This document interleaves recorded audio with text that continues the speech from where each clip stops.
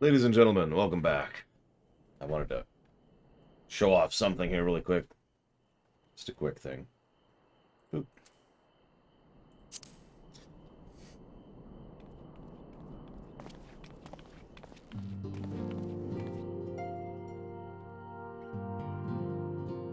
Laleho, stranger.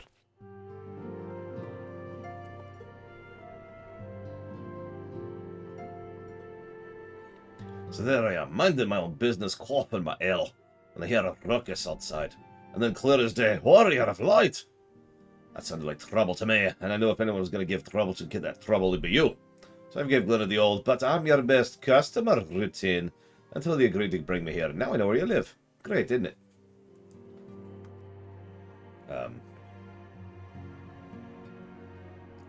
So let me explain what happened. Explain. Elidibus using Ardbert's body. Guzzling ale. Some bastards walking around rearing Ardbert. Lameets Ardbert! Like a second-hand jerkin. I don't know what's more offensive. That. Or you let him leave without a proper dwarven decking. Excuse me, someone never taught me a dwarven decking. Ugh. Ah, and a pinch, an improvised decking would have been fine. Tell you what, I'll show you how to knock that bastard flat in the blink of an eye here and now. Taboos be damned. After all, we ain't about to let him keep on like that, are we? Pretending to be Ardbert. Lameets Ardbert.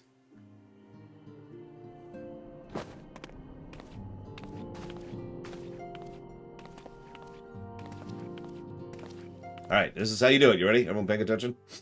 Okay. Step 1, make a fist. Step 2, extend your arm. Step 3, beat him senseless. Got it?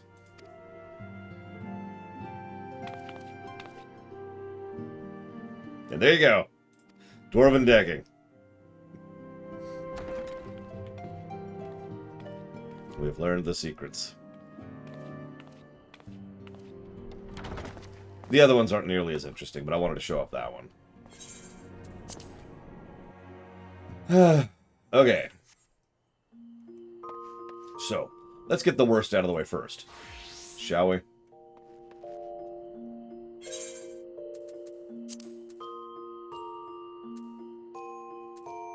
Find it. There it is.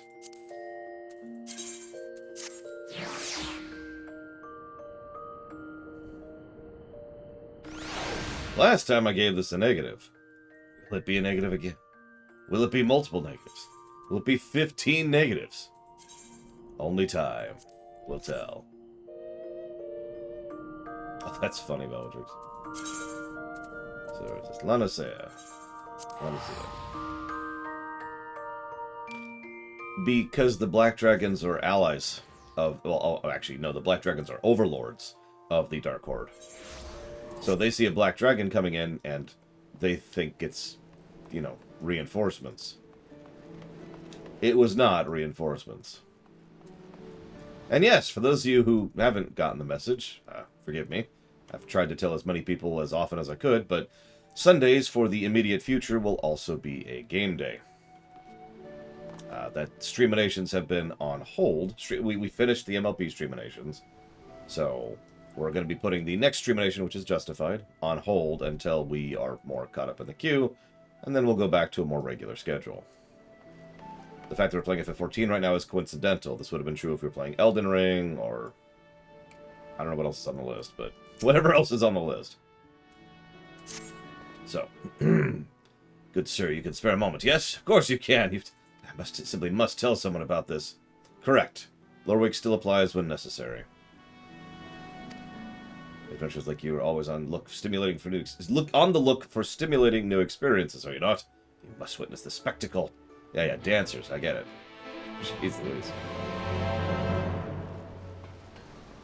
There was actually a extremely small bit of news, but I didn't think it was lore week worthy.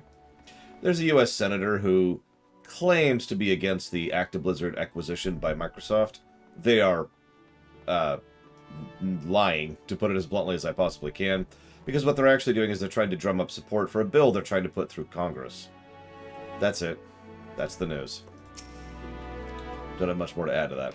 Greetings, traveler. Come to see our show, have you? On behalf of the troupe Falciam, I welcome you. My troop mates are seeing to the final preparations even as we speak. But sometimes we brought our art to these shores, or so our fearless leader tells us.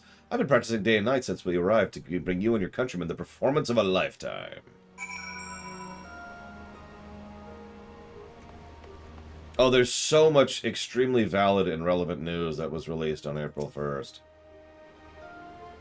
I agree. That bill will not make it out of committee. There's no way in hell. The specific bill is they're trying to make it so that no mergers, and I mean no mergers, over a certain matter level can ever happen. And they're trying to expand the FCC's power a lot. So in other words, mergers over a certain dollar amount will be actually illegal. And then they're adding more power to the FCC on top of that.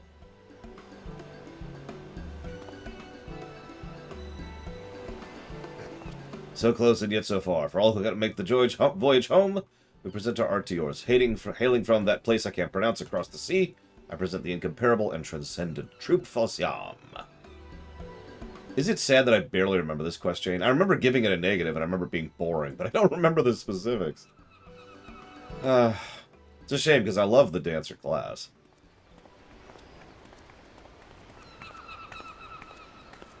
It's all good, Jesse Ward. Like I said, I try to get the news out as often as I can. To try and get to as many ears as I can. I think the bill itself is stupid, but that's more because I think what they're trying to do is apply hard law in a case where soft law should apply, but that's neither here nor there. So you like FF9, right?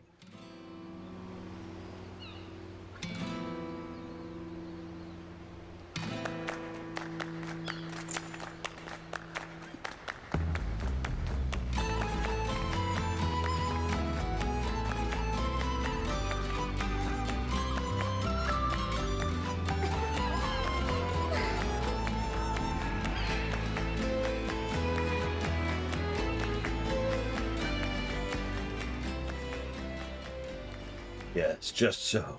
Betray not your trembling heart. Dash them to the lands and let them fall into your spell.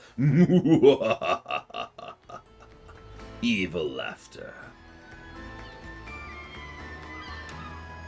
Oh, apologies, I didn't mean to intrude upon your experience. Pray ignore my mutterings and enjoy the girl's performance. She's trained quite hard for this day, after all.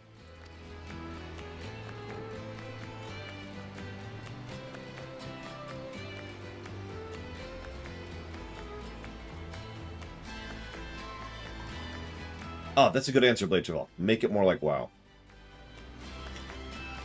Frankly, if they made Tor's gameplay more like FF14, it would be better too. I must say, you carry yourself with a certain grace, don't you? But excuse me, I forget myself.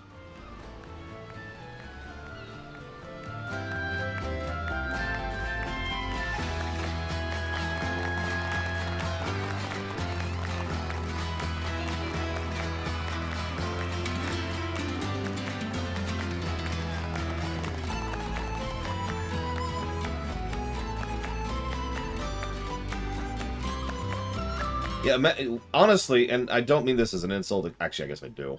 Tor's gameplay is what you get if you bullet point WoW's gameplay. Bullet point syndrome, right? Surface level comparison it's really not the same. It really is just a bargain bin worse copy of WoW's gameplay, pretty much top to bottom. In terms of netcode, in terms of snapshotting, in terms of overworld design, in terms of dungeon layout, in terms of trash design, in terms of class design, in terms of visuals, in terms of audio, just down the board. Now, Tor does have the advantage of having Star Wars audio, so that's a nice bit. But other than that, it's just... Forgive me for not properly introducing myself. I am Nashmira, principal dancer of the leader of Troupe Falciam. Rana, the girl whose performance you're admiring, is my #1 student and protege. This may seem a bit forward, but pray tell, have you ever harbored aspirations of stepping on stage? Yeah, since I was a kid. Of losing yourself in a whirlwind of music and motion. I didn't dance, though. Forgive me, I know this is all quite sudden, and yet I cannot help myself from the moment I say Laudazio. I saw, how shall I put it, a poise that can only be honed on the field of battle. Yes, there's no doubt in my mind you make a fine dancer. I see you're confused, and for good reason. Allow me to explain. There are forms of dance meant merely to grace a stage, and then there's the art of the troupe falciam. We dance the Kriegsdance, a dance of war so ancient said to predate the founding of our city. Our dancers primarily train in 2 techniques, each with applications both ornamental and martial. For one, we are proficient in tossing, throwing weapons, which are most dazzling to the eyes, and even more damaging to any unfortunate foes they strike. The second is, of course, the dancing itself. Perhaps you already felt it, but it is believed there are mystical powers to our movements, which can serve to heighten senses, lift spirits, and drive weakness and worry from people's hearts. In other words, let's summarize this in factual terms. What they're doing is, you know how formulas and movements can accomplish math magic? It's the same thing, it's just, it's in a whole body movement rather than reading formulas off of a book, but it's the same general principle. So what dancers do in lore is actually magic. It is etheric alteration. If our art of the dance might serve in some small way to ease worries and fears and offer succor to the hearts of Eorzeans far and wide, nothing would bring our humble troupe greater honor. So did I decide to lead the troupe falciam on a tour of the realm. There is, however, a bit of a rub. We only have 2 dancers, Renan and myself. I'm nursing an injury I suffered on the voyage. My protege is a talented one, but I can hardly ask her to bear the burden of tour alone, so I felt compelled to reach out to you. I assure you the arrangement would be of mutual benefit. Should you offer us your aid, I will personally instruct you on the art of the Kriegsdance, an art that will avail you not only on the stage, but on the field of battle as well.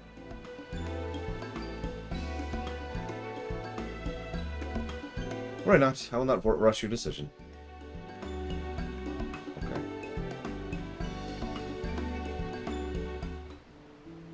You know, I think I don't like this coat. It looks a little bit too frumpy on me. And I think it's because this cape is just adhesed to me, right? Like it looks like it's part of the coat, so I look broader and fatter than I actually am here. Like if you mentally remove the cape from it, it looks fine, but with it, it's just eh. I think of anything else I could use instead. Let's find out. There's the cloak of Ame, there's the gunslinger cloak. That looks like a big fat no.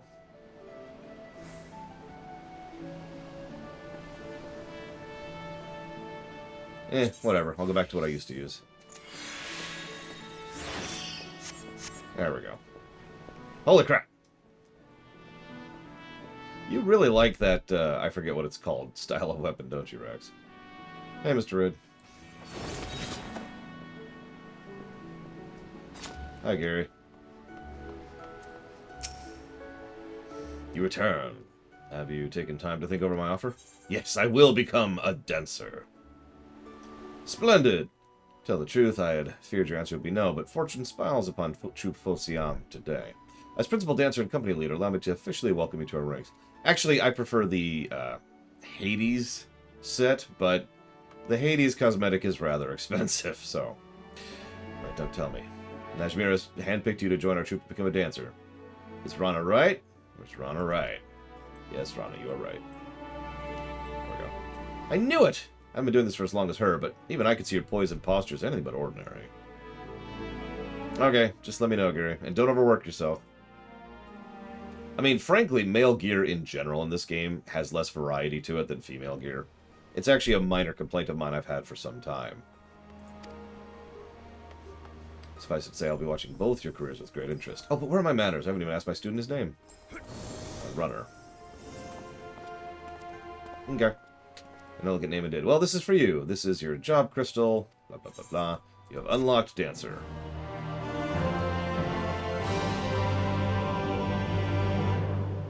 I'm going to admit I don't get the joke, Venters. Which is probably a good thing.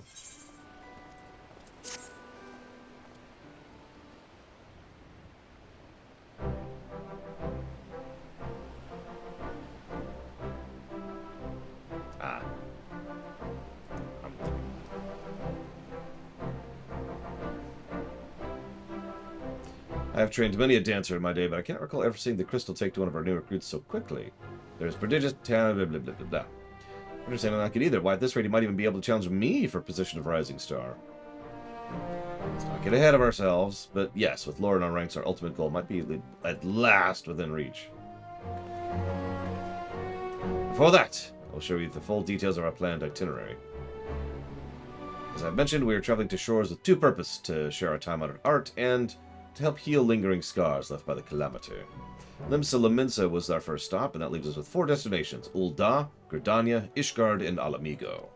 And yet Ishgard is dealing with the repercussions of the Dragon Song War, and Alamigo has recently been liberated from the Garlean Masters, so we're going to put off those performances until such time as our presence will be welcome.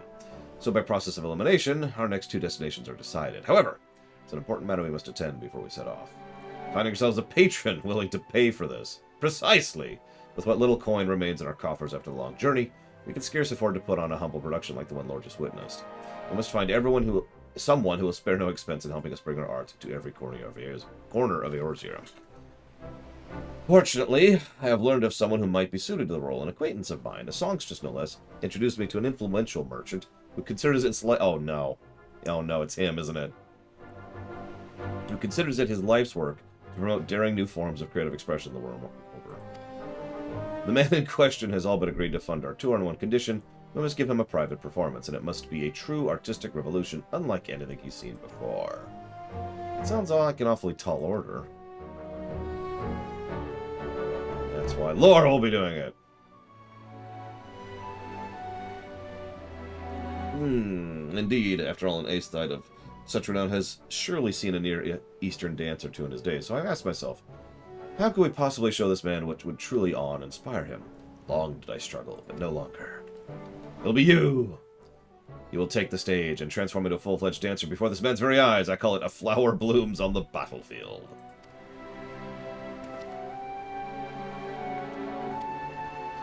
Yes, it's all coming to me now. For the final act, Renan here will play the role of a formidable foe, unleashing a fearsome array of steps and twirls before you. Apparently not, Venters. You'll fend them off, retaliating with flourishes of your own in a dramatic battlefield. Oh yeah, I wanted to bring up WoW today. Don't let me forget. I swear I'm going somewhere with it. I'm not just talking. Laura and I have taken the stage together. My tail is tingling with excitement just thinking about it. And through our battle, we'll show our would-be patron that our art is more than just for show. Why, it's positively perfect. I know it's your first performance, but you needn't worry. Nashmira and I will be right there for you. Just follow our lead. Let the music carry you, and I'm sure a performance will knock this bigwig merchant's socks off. Anna speaks true. I would not have invited you to our ranks if I did not believe, if I didn't know you were capable of what I ask. So let's not delay any further. To Costa del Sol, it is that jackass. I mean, no, Mr. Red. If you're going to make fun of WoW for wearing pink, you better make sure it's actually wearing pink. I wanted to talk about how your premise affects your storytelling, is actually what I was going to go with. It's one of the reasons why, when I sit down and design something, I try to start from as far zoomed out as I can. This is anybody who's seen me knows this is my general approach to storytelling and creative writing in general, but it's also a production question. I wanted to talk about the varying approach to the concept of the player character in an MMO. Because I was realizing something last night, and it was how much I enjoyed being the main character. What the heck? It actually looks pretty good. It was being the main character. Being the main character of an MMO is actually something I rather enjoy. Yeah, speaking of! That's what caught my attention. Speaking of. There's another one, too. Hang on 1 second. I just want to check something. Really read that. There we go. This is the one,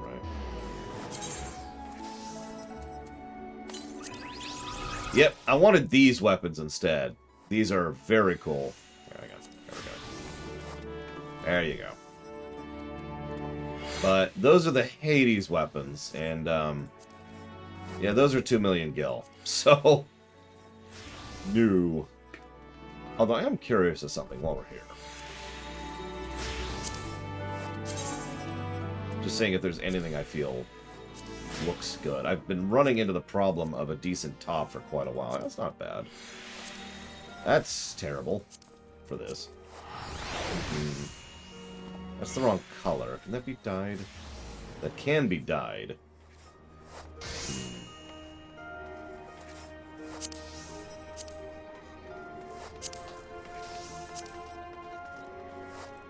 back down to Shadowbringer's gear at this point.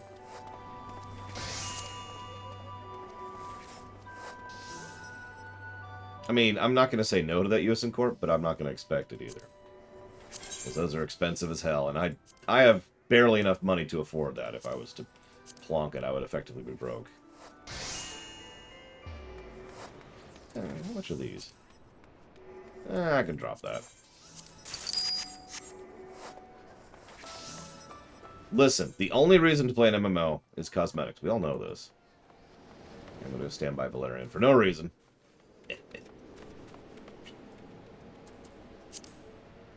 No, don't. Valerian, really don't. Let's find out. What does this look like on males? It looks like that. Not my thing. Not bad. Certainly nowhere near as bad as the actual Dancer artifact gear. But not my thing. But no, I think I'm going to go with the coat we just got. So that would be somewhere in my inventory. Hello? I literally just bought this thing. Where is it?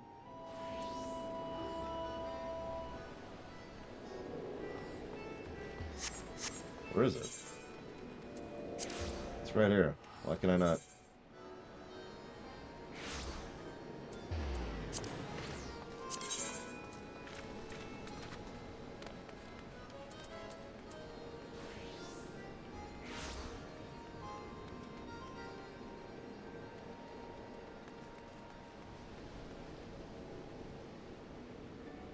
No, it doesn't, Valvedrix. Look. Look, okay. At least I don't think it does. Might explain a few things. Hang on a second. That's a bad example. Hang on. What is this? That's, Warrior. Okay, so let's switch over to Warrior real quick. Yeah, that's Glamour. Yeah, no, there's the Code Offending. Which is in my inventory. Right there. I can just do that. I don't need to put it in my armory.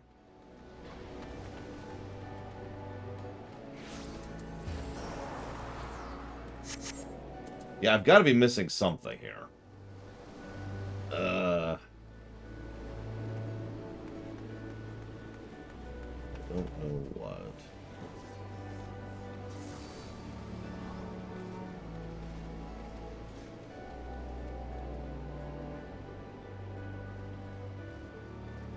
Yeah, I have no idea what I'm looking for. I don't see anything that might indicate that I can't do that.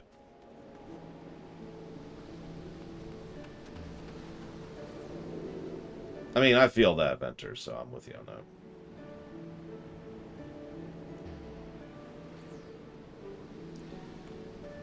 that. Premises. You really zoom out the camera.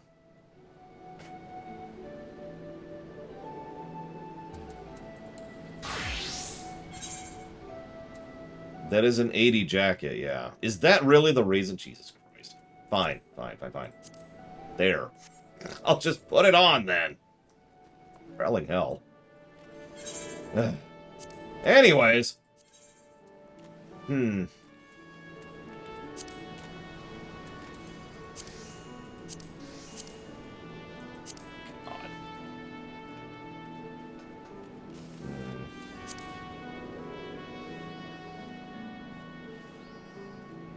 WoW was flawed from a storytelling perspective before they even made the game. That's the summary of what I was about to talk about. But I want to show some of my work on that one a little bit. Because the problem they have is they decided to make a game, an MMO, entirely focused around someone who is not a character.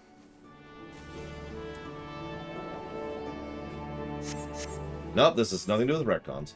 What I mean by that is you are not a character in World of Warcraft in the strictest sense of the word for the most part. Because there's not one PC. By design, WoW was designed to be about a group. In lore, in canon, in story, you are one of multiple adventurers. One of multiple champions, one of multiple whatever. So... Shut up, Lord Aramon. My point here, though, this I swear this is actually relevant to FF14, because FF14 was what made me think about this. There we go. Die. So, let me just tie it into FF14 quickly, rather than giving the full diatribe about WoW. The problem is, if you ever wonder why most of Warcraft's storytelling and cutscenes focus entirely around people who aren't you, that's why.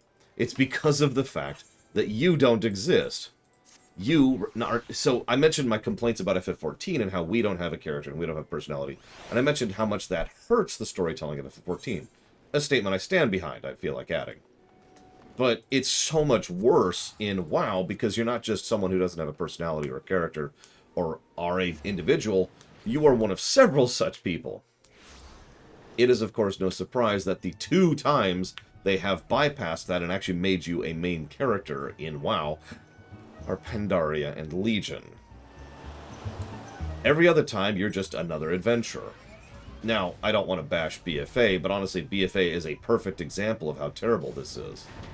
In BFA, we are just another person who is another member of the army, and we're just doing more army stuff like the rest of the army is.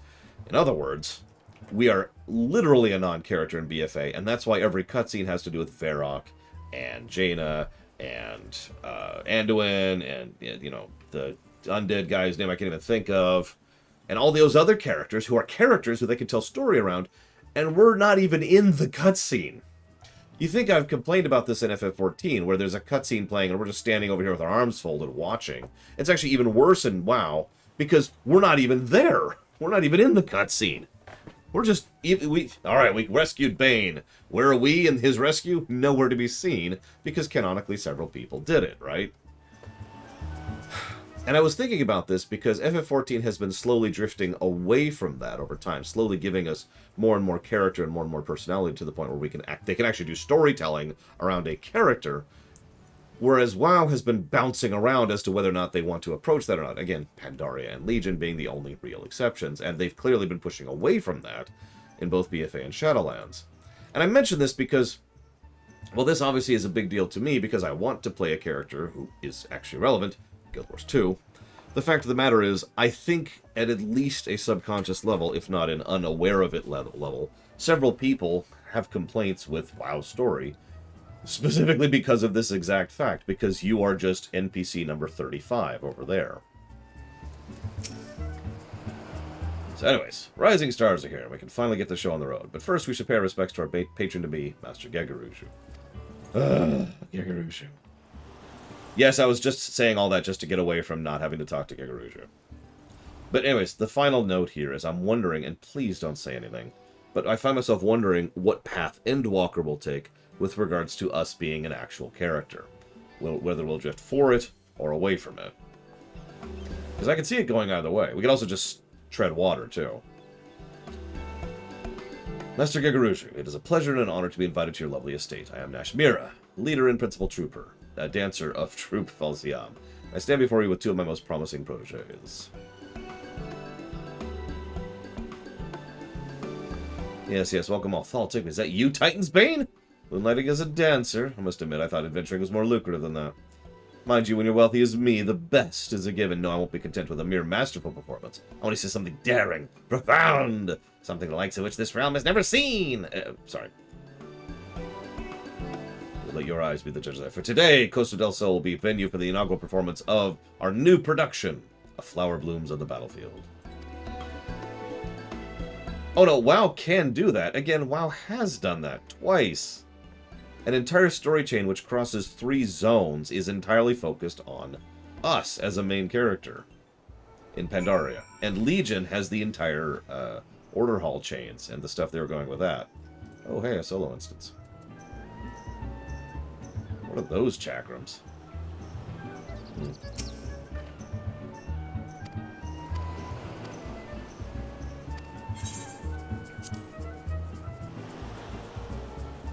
What the heck is a Magane? Now that's a good question, Mr. Red. And the answer depends on how crazy we'll want to be about it. God, I hate that man so much.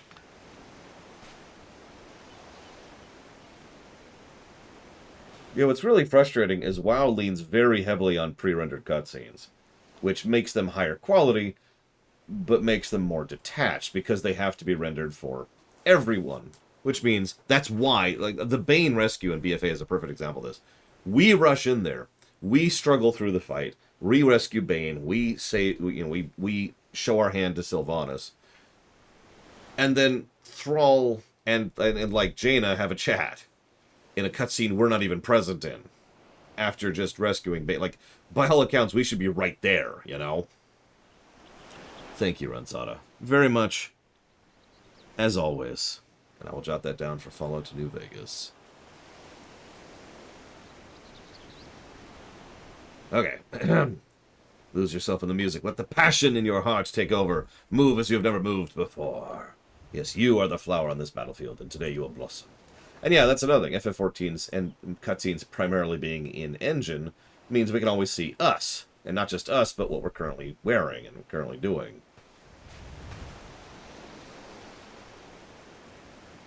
Like our appearance. That's us. Now, I still think FF14 drops the ball on that several times. But, you know, it's still better.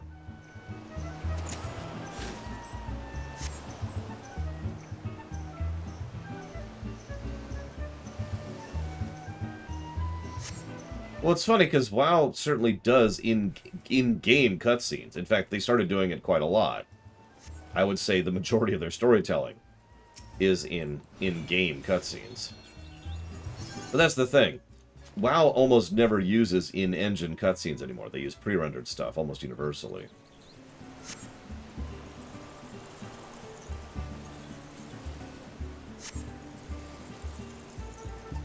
And in-game stuff. In fact, I would say maybe 70-ish to 80-ish% of the cutscenes in WoW are all in-game cutscenes.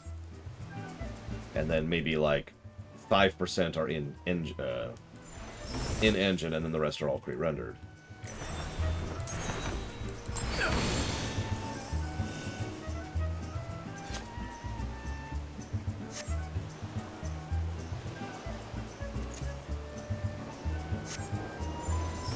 Well, so Mr. Red is correct. They've started doing in-engine cutscenes more recently because of some tech upgrades, which, for lack of a better way to put it, allow them to do what FF14 already does.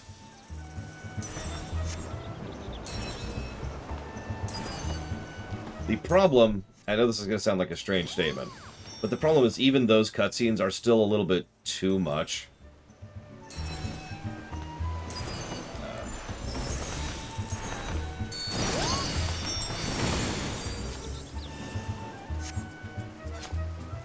What I mean by that is, think about the cutscene that was at the end of Shadowbringers, right? Custom animations, custom camera angles, you know, Thancred using his card at a weird angle, all that stuff, right? Think about that cutscene. Now imagine every single cutscene in all of FF14 is like that. And that's WoW's problem, is every time they use the in-engine cutscene, they go to that level. And you might think, but that sounds like a good thing. Well, it helps to explain why they do it so infrequently. Because that's expensive and time-consuming. You have to do a custom rigging, custom animation set for every single cutscene. And yeah, it's a huge resource drain, exactly. As much as I raise an eyebrow a little bit at some of the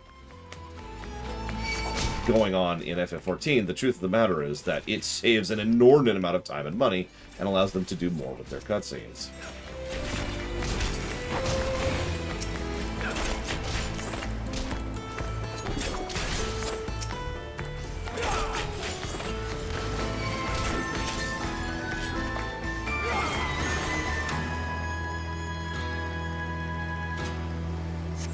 Yeah, there's a reason Shadowlands is 4 zones. Well, 5. Like, think about that for a second. The whole expansion, 5 zones.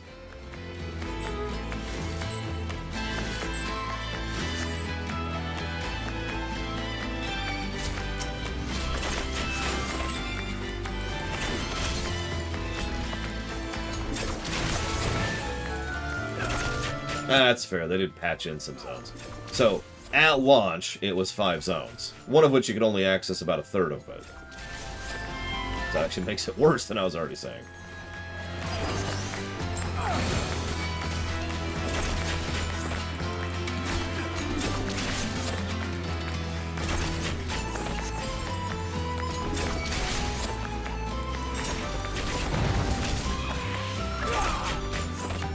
Now, several people, including Omega Legion, have mentioned a potential solution there, but honestly, and I know this is going to sound a little bit weird, but I really think that WoW should be discontinued. I think they should put it into maintenance mode, and I think they should make WoW 2 and start from scratch. And do so in a way that kind of etch-a-sketches the board and allows them to, from word go, change their premise, change their concepts, and make a better game. Ironically, what the hell? Okay.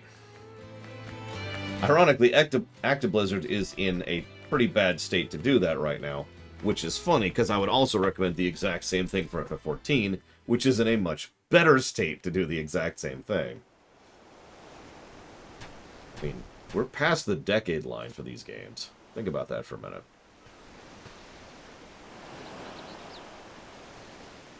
Are you sure that was your first time on stage?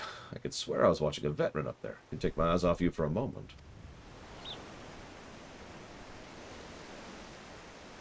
But hey, my moves were nothing to sneeze at either, right? Of course, all the flashy lights were just for show. I set them up beforehand to liven up the performance, you know? But enough about me. It's your day to shine. That meant me playing the villain, so be it. I'm proud to have played a part.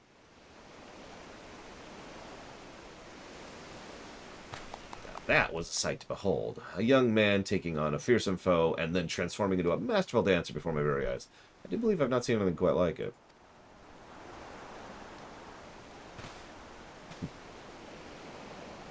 See, I thought you were going to hold off on that a little bit longer, but...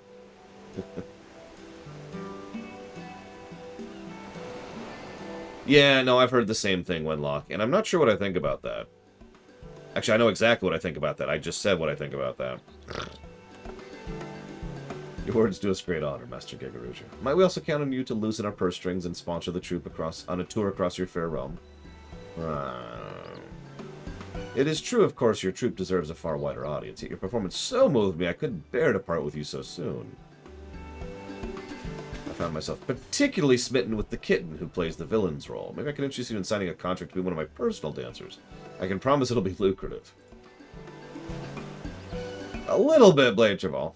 You flatter me, but my training is incomplete. I can't leave her side until the tour is completed.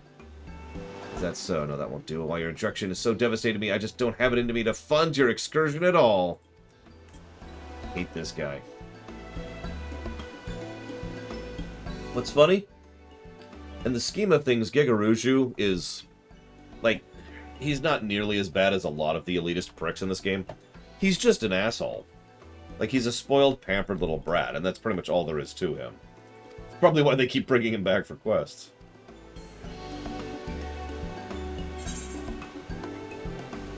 So, are you altering the deal? Pray I don't alter. Oh, sorry. What's that supposed to mean? Stop looking at me like that. You're scaring me. I jest. I say I never took your dances to be such a bloody serious lot. All I meant to express how enthralled I was by your peerless performance. You have provided me with precisely the sort of bold, audacious artistic revolution I sought. As per our deal, I'm more than happy to offer you the financial backing you so clearly deserve. We are most grateful. Truly, your aesthetic sensibilities are matched only by your boundless generosity. And by your leave, we shall prepare for the forthcoming performance in Ul'dah. Wait, I mean, can I make one small request?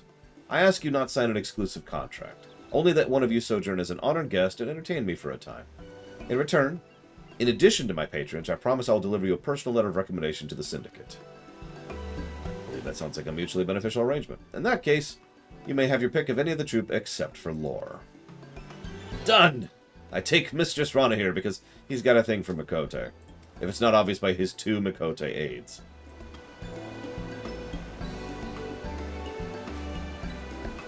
And by aides, I mean... you know.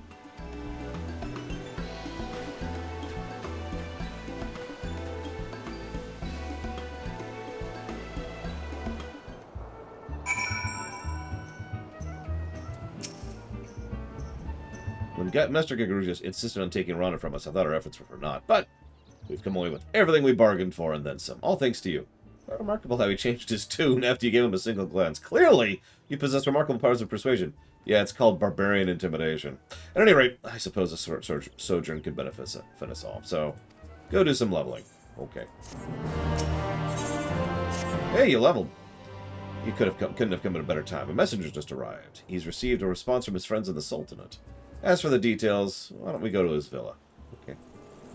So here's a question. Well, I guess it's not a question. Here's no question whatsoever. I don't know why I was calling it a question. I've been thinking long and hard what I would do at 14 if I was given the reins. And the first thing I'd do, more bunny girls. The second thing I'd do is I'd do a feasibility test.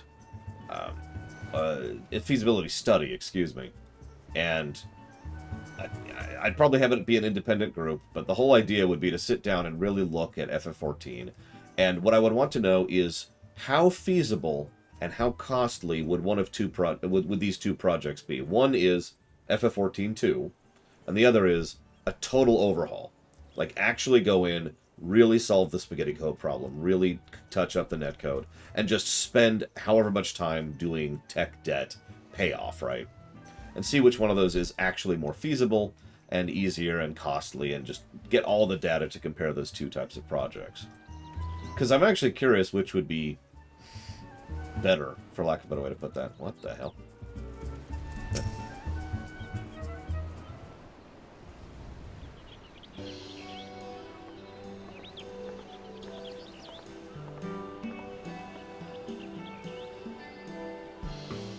No, that's why he's got the palm tree. It prevents the sun from reaching him, Blade Troll. Hello, my second favorite dancer. Good news, my boy. Thanks to the highest recommendation of yours truly, my friends at the Syndicate will be more than happy to host one of your performances.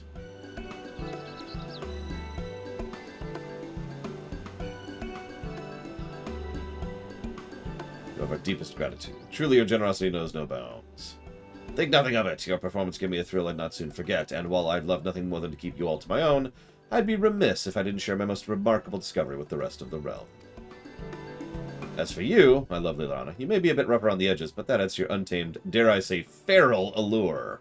Nothing would make me happier than go down in history as the man who introduced your beauty to Eorzea. You're making me blush, yeah. Don't take me, I simply can't bear the thought you performed on my stage for the last time. Surely you'll grace me with one final farewell. Surely. Our apologies. We must not keep our audience in the Sultanate waiting. After all, this is but our second stop on our journey. A journey we must see through to the end. Besides, all your words do Rana and us all great honor. I would remind you the girl is still an apprentice. Excess pride can lead to overconfidence, overconfidence to carelessness, and carelessness to an untimely fall. Do you hear me, Rana? No matter what glowing words your admirers may heap upon you, remember your journey as a dancer has only just begun. Of course. I got this. I don't mean to make light of your achievements, just, don't let it go to your head. Okay. With that, we take our leave. If you need not feel compared to travel with the troupe. Oh yeah, actually that's another thing I wanted to bring up. So I keep talking about FF14 2/FF14 tech debt. But I will admit, at least partially, what's with the crab? That's in ignorance. So what I want you to remind me, and I think I will remember, but just in case I don't, is when we do the QA stream, we're gonna come back to that topic and see what I think of it, post Endwalker.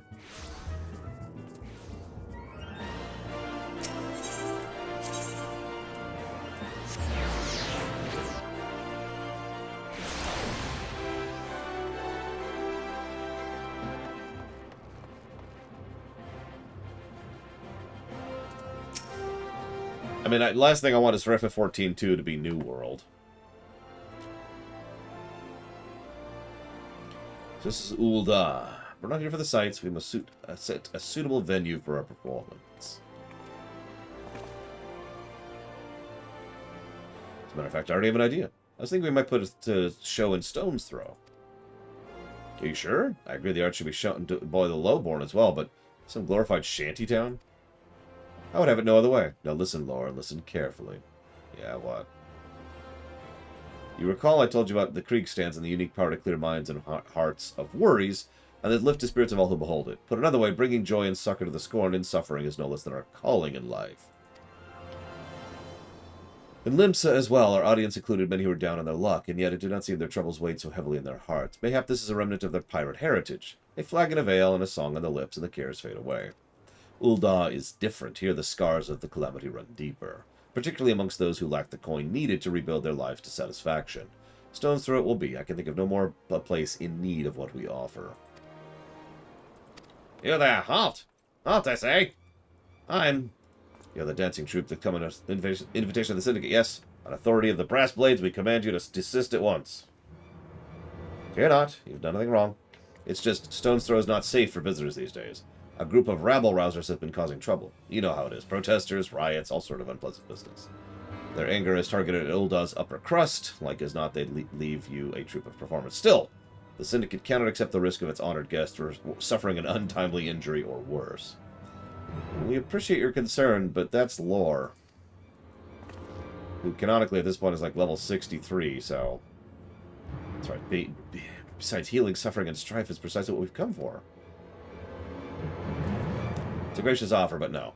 Keeping the peace is our duty, one we cannot impose on a guest. Besides, we're trained soldiers, and you're not... For your own safety, you should leave this place at once. You realize I'm more than a dancer, right? Adventurer. Maybe you could fit to investigate the matter after all. Very well. You and your friends carry on. Just promise you won't go looking for trouble, alright? Listen, I have never had to look for trouble.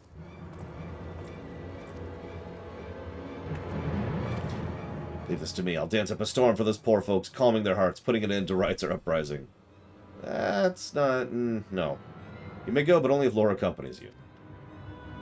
Okay. Alright, more the merrier.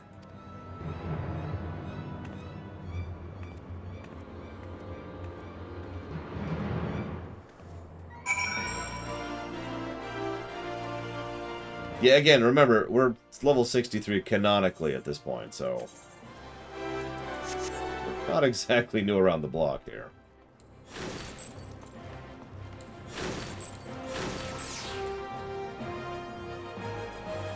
And yeah, how many of you remember, I actually ranted about this on this very show, when Idiot Boy, Wada, was like, we need to have as many competing MMOs going at once.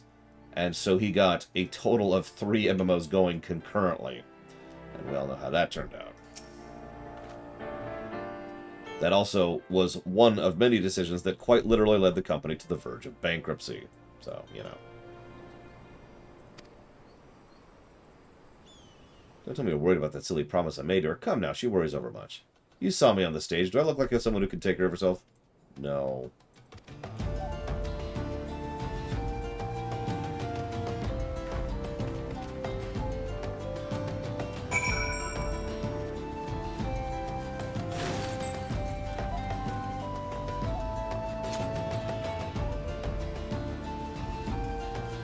Yeah, one of those questions, because I'm stupid, that I like to ask of myself often is, okay, I'm total creative lead of Square Enix. What do I do with X, Y, and Z? And I have to admit, I'm not sure what I would do with 14. I would do that feasibility study. No question. But that's just because I like to have information to make decisions. I'm not sure what I would do, though.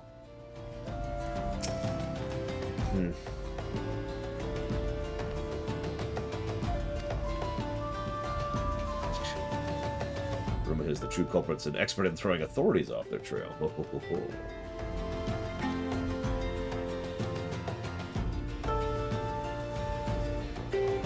Probably, Blade Travel. Listen, we didn't kill the Sultana. Oh my god.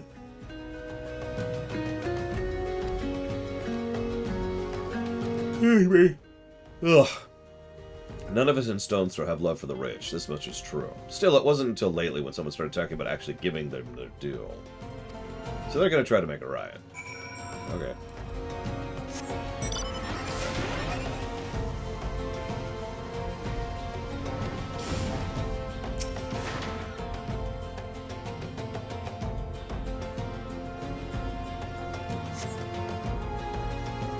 Hey, friend. You one with the Makota girl? One with the fancy dress? She was asking about the riots. Would you believe I talked to one of the blackguards responsible for it all? Last thing I saw was hitting her somewhere. I'd go after her if I were you. Well, I wouldn't. I've never had the nerve, but I reckon you should. Thanks for the info.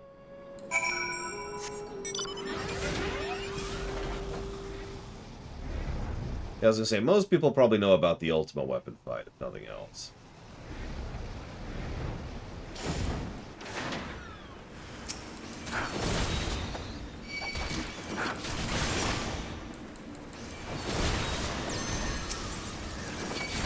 I mean, let's be 100% honest with ourselves, Mr. Red. Shadowlands is good. And I just lost my entire viewer base.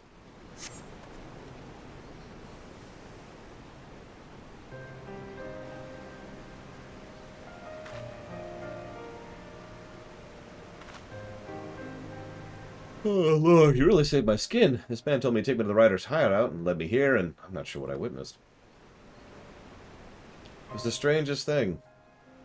As soon as he brought me here, his body began to sway and spin in the strangest way. If I didn't know anybody, I'd say he was dancing. We can talk about that in safer environs. Meanwhile, could you return to the seat to let her know I'm alright? Tell her I'm sorry for breaking my word. Or I could just not tell you that.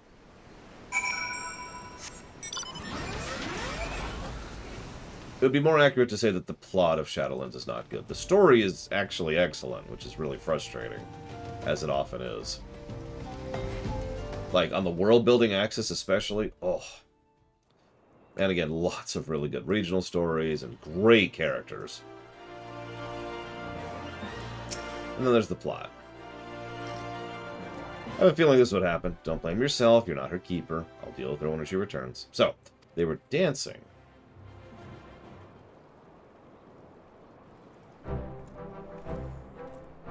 But that is my answer to you, Mr. Ed. Even Shadowlands, the expansion which all of us have trouble with, including me, an unabashed WoW lover, has issues with Shadowlands. But the fact is, Shadowlands is still a good game. No, that's not the problem. And we've actually talked about this before, because we've talked about this about FF14. Shadowlands is merely good. And that's the problem. Good news, friends. Thanks to your efforts, we have apprehended the firebrand. Peace should return to Stone's Throw for now, at least until the next rabble-rouser decides to fan the flames. Still, there's one part of the story that does not sit well with me. The girl claims saw her captors dancing, but those we took into custody swear to the last man they remember no such thing. They deny they were dancing, but why would they need to lie about something so innocuous when already convicted of a far more heinous crime?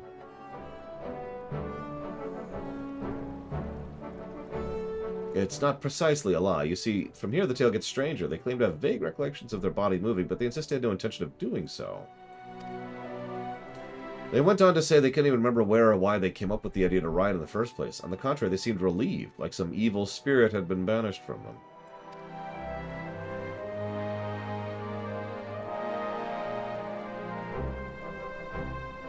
Sounds like our friends have been partaking in a particularly unstable and unsavory alchemical concoction, which we have history of in Ul'dah.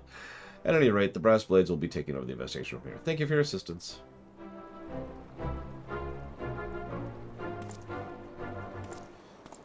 And yeah, I agree with that, Rax, and it's, I mean, the current creative lead of WoW is Ion, who, if you don't recognize that name, ignoring the fact that I disagree with him on a huge amount of game design, the fact is he's one of those people who was a raid leader who that got promoted up the ranks into being a developer.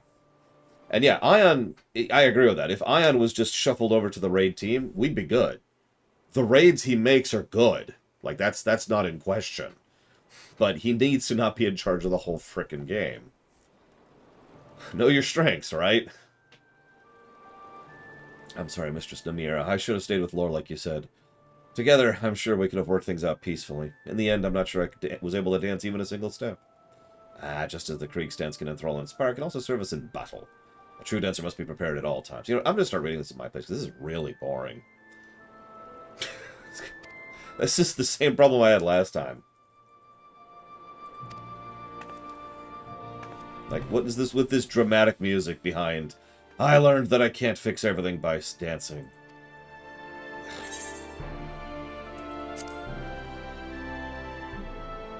No, I agree, Von Falkenstein. I mean, I'm just going to be as blunt as I possibly can about this. You know what WoW needs? WoW needs their own Yoshi P.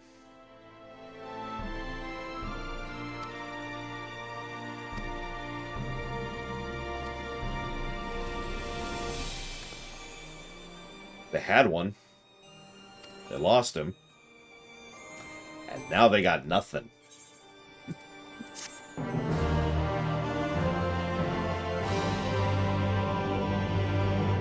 Yeah, they had at least two, actually. You're right. And both of them quit.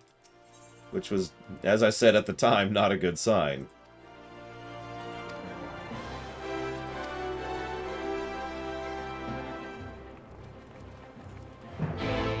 Yeah, how many people would... Well, okay, so... Hear me out for a second, because I wasn't just speaking Yoshi P in terms of quality, in terms of both manager as creative, because he's good at both, a rare exception. But think about this for a second. How many people would accept being given a rotting ship that's sinking and saying, here, fix this? Oh, wait, that sounds familiar.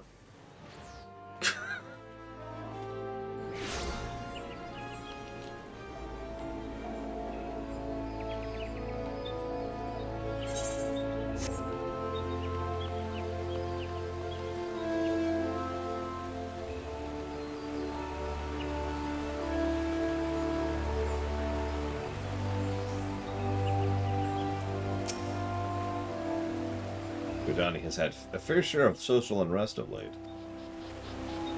Now, you're familiar with the Duskwite. They're a clan of Elizon who eschew the shackles of urban life and choose to live in isolation. That's why nobody plays them. Anyways.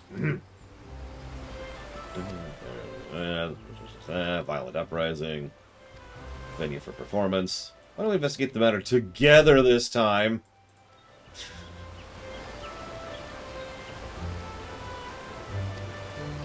I'm pretty sure I'm not a Duskwite. I'm not actually sure about that.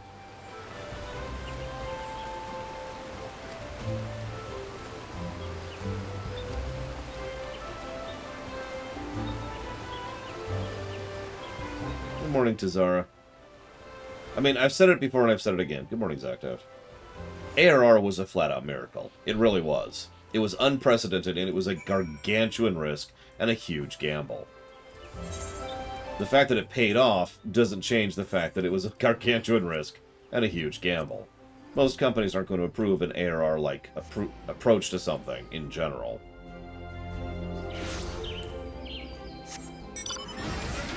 To this day, I couldn't even tell you exactly why they did it. Even having studied it a lot. Like, the real reason, the actual internal mentality that was going behind the minds of the money people to get them to say, we're okay with doing this massive overhaul while we are massively in debt. Let's burn more money on this thing. In order to make this out, like, I cannot even begin to imagine what was going through their minds, and I'd love to know. Was it, screw it? Was it, we believe in this? Was it, this is a Hail Mary pass? I mean, what was going on there, you know? Anyways, it turns out that some of the people who are stirring up problems here have also been gyrating and undulating.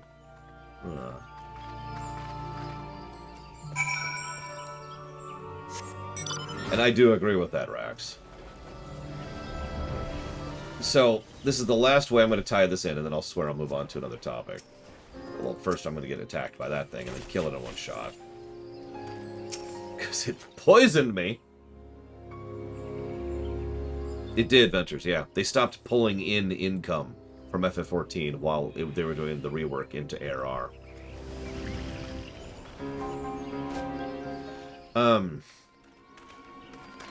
Oh. There's the dancing. Reunion.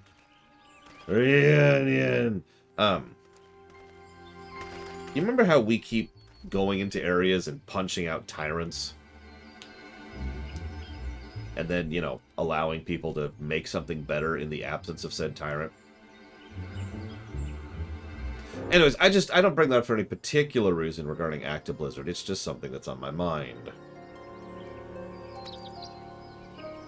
Dance of the Damned. Yes, it's actually called the Dance of the Damned.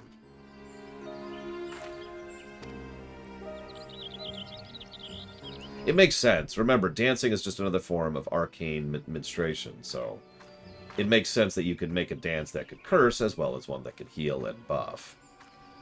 Point in fact, I'm a little surprised they've never given dancers debuffs. I agree. I'm really happy with this coat. Like, I'm liking this thing.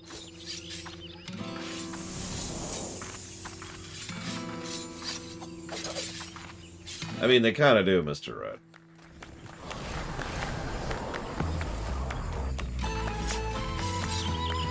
So heaven help them if I ever take over the world. My legs, it's as if they have a mind of their own. No! Ugh.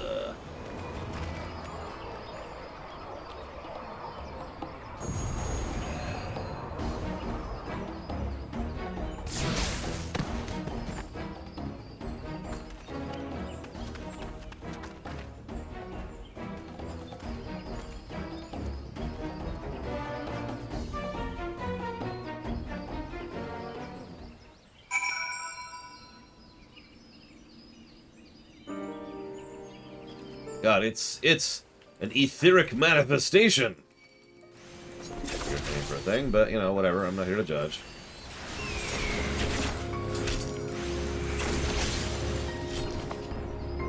God, I love playing Dancer. It's a good thing I love this class so much, because these quests, you know.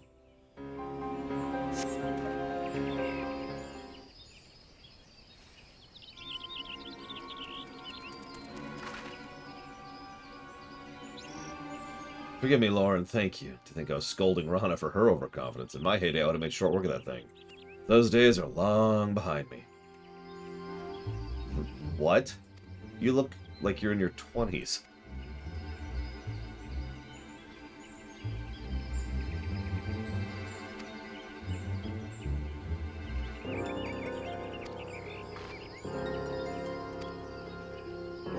Oh, that sounds like a cool idea, Blade Traval.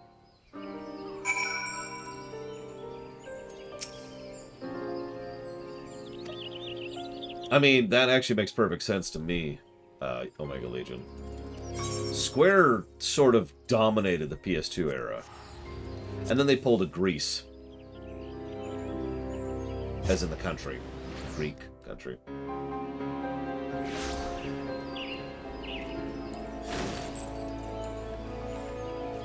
Because, yeah, Square was just absolutely on top of it. And a huge number... Like, Square put out multiple record-breaking games during the PS2 era.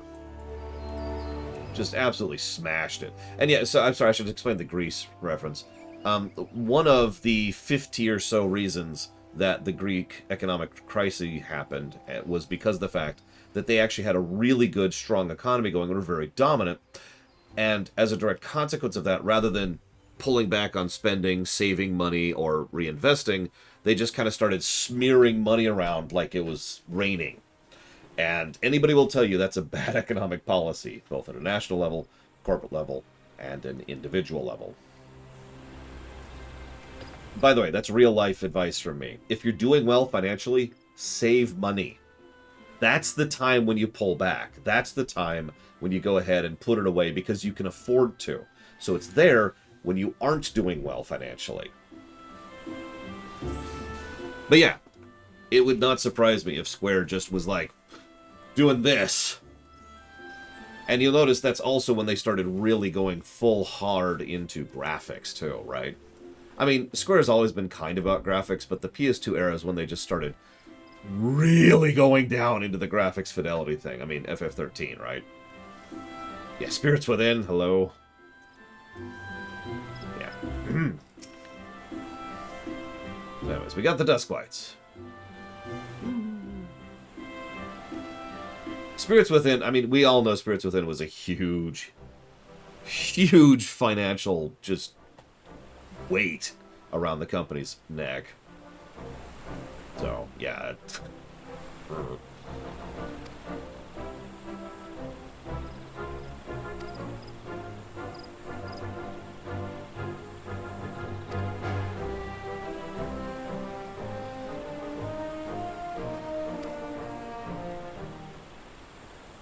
You ever see that YouTube thing where it's like, Sakaguchi, I just want to make movies. And he's, have you seen that sketch? Like, he's like, all right, I'm going to make a game about this. People love it. Okay, fine, I'll make something stupid. People love that too. All right.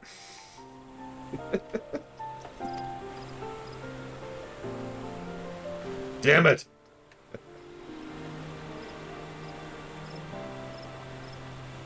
Anyways, the Dance of the Damned. Mission, what are you rambling about? I thought our mission was to lend strength and succor. Well, the truth is, we have a much darker history. Dun dun dun. When the war and calamity ravaged the land, fear and anger fill men's hearts. These emotions fester and turn into Shaw. Is this a Shaw storyline? It is a Shaw storyline.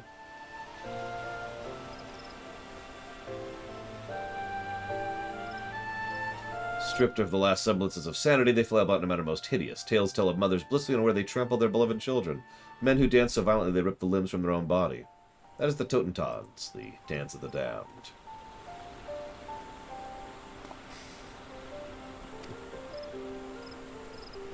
Trip to the moon! I need to watch that again. Hang on. I gotta find that. I'm not gonna watch it now, I just don't want to bookmark it for later. It's the true truth of the troupe that we need to fight this evil ether. Yep, okay.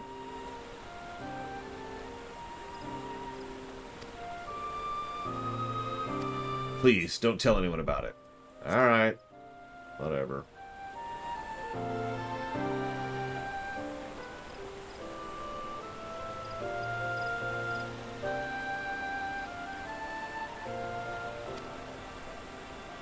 Damn it, I don't know what to look for. What's the name of that video?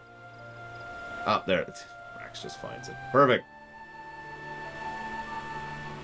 Sakaguchi's Final Fantasy. I wasn't going to find that. So after all my harsh words and hidden truths, you're far too kind. Whoops. I'm struggling to understand this, but one thing's clear. This dancing epidemic. We're going to fight a dancing epidemic.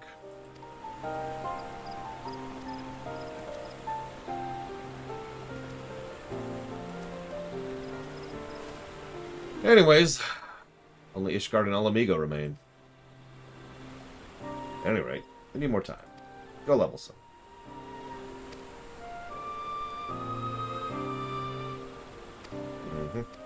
Yep, I'll go level.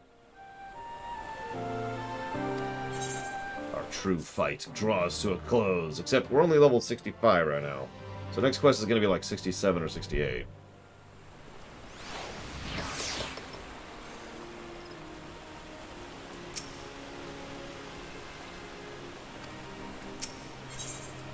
Yep, there you go. I'm afraid I don't have that situation, Von Falkenstein. My biggest issue is that over time, several pizza places started calling their pizzas mediums and larges, and then slowly shrinking how large each is to the point where a medium is a pan and a large is a medium. If you want an actual large pizza, you have to order extra large. Which they can charge more for, of course.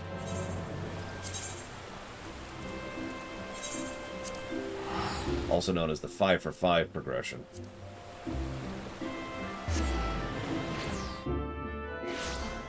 Oh, yeah, or the family sized, yeah, that's another one. Hey, look, it's Amaric as a bunny girl. I don't know.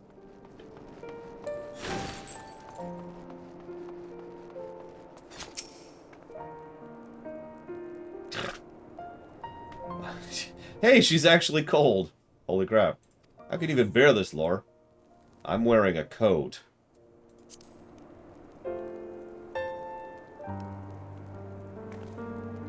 Suppose travelers like you get to experience all sorts of climates. Maybe I'll get used to it too. Or you could wear a coat. No? Okay, okay.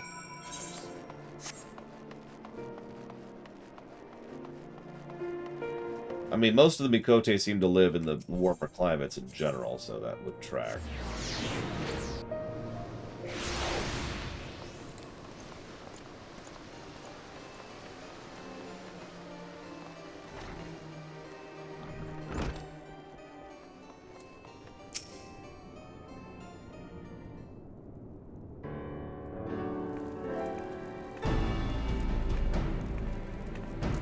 Well met, Lar. Always a pleasure to see you. I didn't expect you to return to us as a member of a traveling dancing troupe. Just wait till you see him on stage. He's a sight to behold. Oh, forgive me. Sorry. Thank you for opening your city to us. Oh, the pleasure's ours. I must confess, when I found the reports from our friends the Twin Adder regarding the Dance of the Damned, somewhat difficult to believe, but if even a hero like Laura here would come all this way for this purpose, I would be a fool to dismiss the threat. You're welcome. So, what's the purpose of this thing? Well, it's a way to sing and make people get rid of evil ether. Oh, okay, that makes sense. Very well. You should go to the Gates of Judgment and dance there.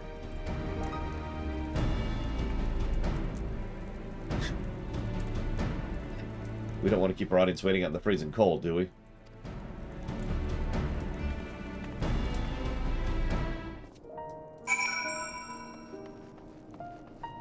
Oh, it's actually over here, isn't it?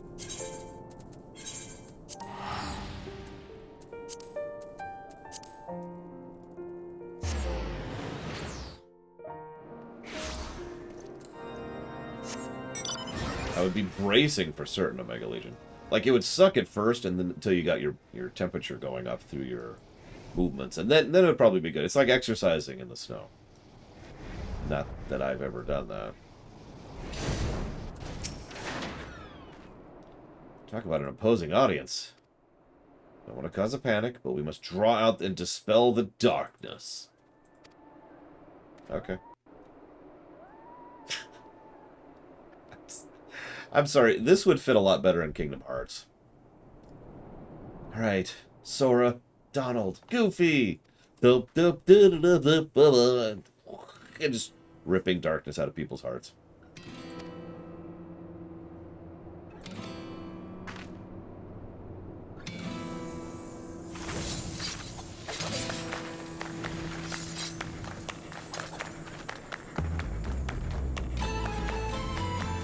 Seen people dance like that before. It stirs the very depths of my soul.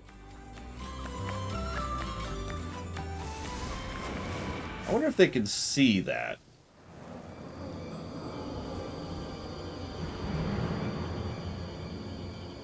Well, there's the darkness of their souls. Yep, nope, they can see it.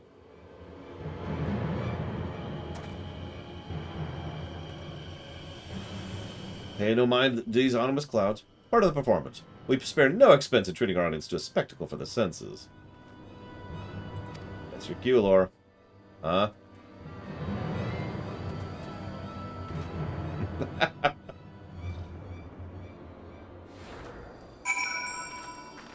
And now to kill all these people. Evil. Pure evil. Oh, it's dead. I did, yeah. I've done these quests before. And the Gunbreaker quest, and the Red Mage quest, and the Astrologian quest, which is all the first stuff we're doing. Because after that, I believe everything, and I mean 100% of everything after that is stuff I haven't seen before. So we're getting the stuff I've seen out of the way first. I expected a sudden invitation. I didn't know what to... Or when I received a sudden invitation, I didn't know what to expect. But that was remarkable. Ever since the show ended, my mind is clear. My troubles don't seem as bad anymore. Still, that last scene was dramatic, invigorating. It's the strangest feeling. Even though my lot in life hasn't changed, I feel I'll be able to face tomorrow with my head held high. Aw, you're too kind, but thank you. Never in my life have I've been so proud to be a dancer.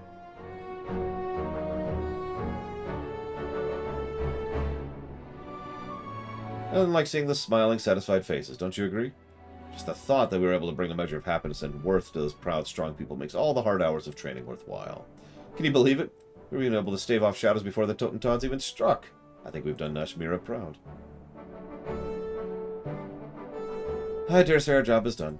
Let's head back to Gridania.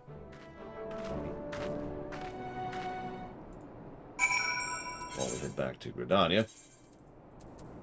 Let's see. Questions.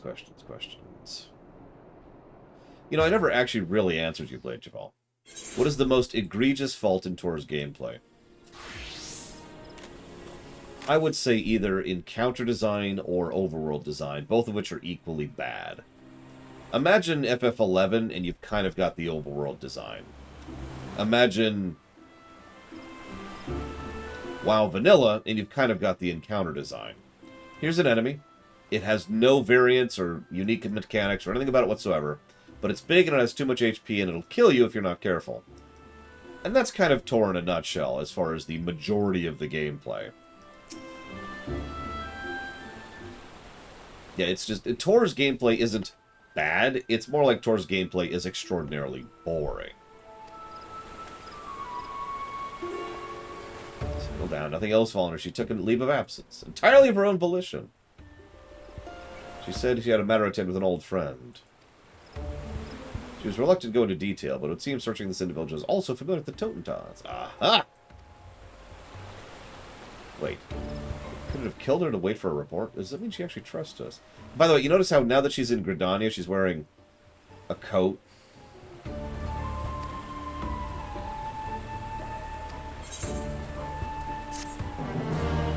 Oh, I know, right, Valerian? Which is funny, because that's kind of how it is by default, and then, you know, they nerf it into oblivion for the other one, but whatever. Oh, it's extraordinarily repetitive. Imagine every class in WoW, damn it, in FF14 at 50, and that's every class in Tor at 50. I don't know if Tor classes get better later on, because I actually haven't been past that point.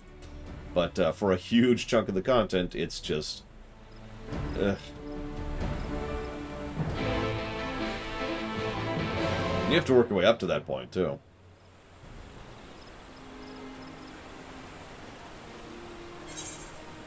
Now, I don't mean to bash Tor too much.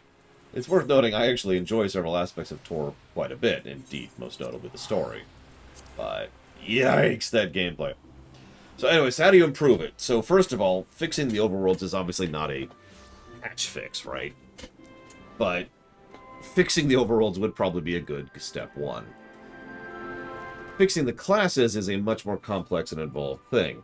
And again, not an easy thing to do, not a quick fix, but making the classes actually fun to play would be a good first step, because most class design in Tor is just use buttons when off cooldown, and that's it. There's no other layers to it. There's no comboing, there's no priority order, there's no layering, there's no resource mechanics to speak of. It's just use buttons, done. And every class plays that way.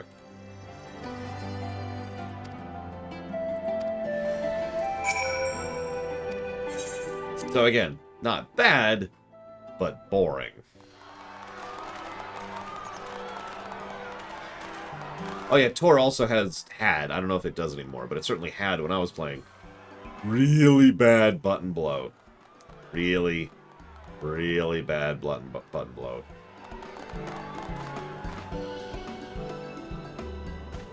So close yet so far. For those who cannot make the voyage to home, we hail to show you the troupe, the music, the dancing. Today we perform an ancient dance, the Krieg stands. And yeah, do keep in mind some of my info on Tor is out of date, because I haven't played several expansions at this point. All those expansions.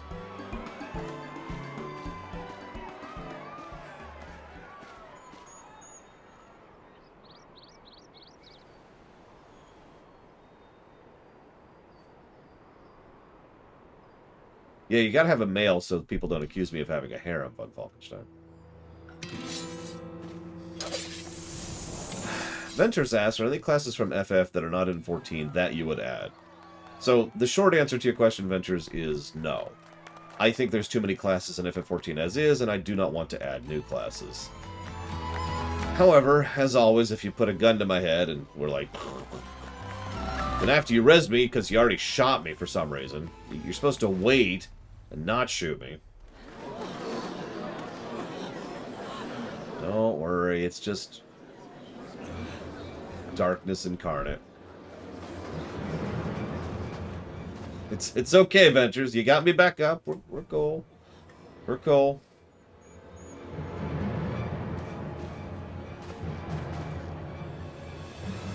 Don't worry, it's all part of the show. It's all part of the show. Yeah, that's a good point, Valerian. Take the hostages. Alright, so...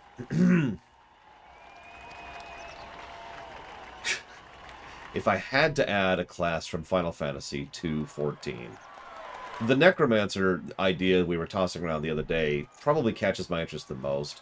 There's also the Alchemist, which I've been building in my head for some time. The Chemist, excuse me. And I've actually already told you how that would play.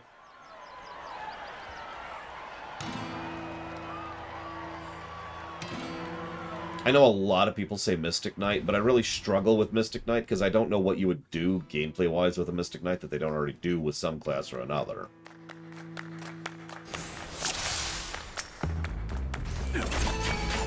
So I'm like,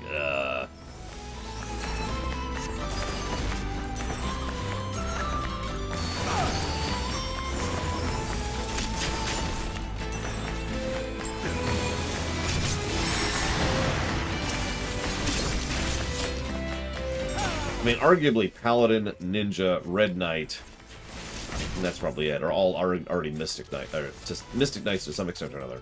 Frankly, you can make an argument that Dark Knight has a bit of Mystic Knight into it. MP bar, use MP to do big off-cooldown attacks, you know.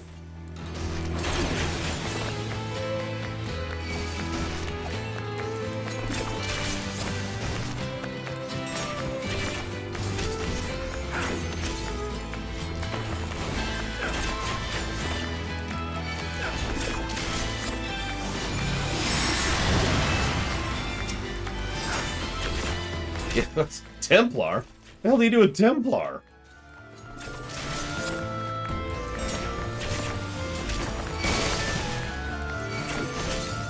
I mean, don't mistake me. I, of all people, understand the desire to have certain things that are just there because they're cool. That's the basis of most story and game design, after all. But, like, you still need to do something with it after you get past the cool factor. So what do you do with a Templar?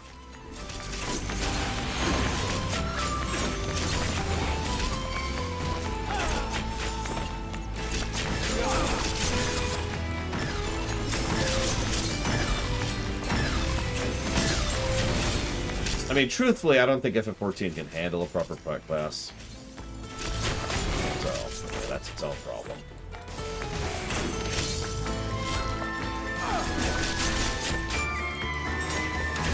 It's not a dig, it's just, you know, limitations, code, tech debt, etc. I'd love a good pet class, because I love good pet classes, but I don't think that's on the table.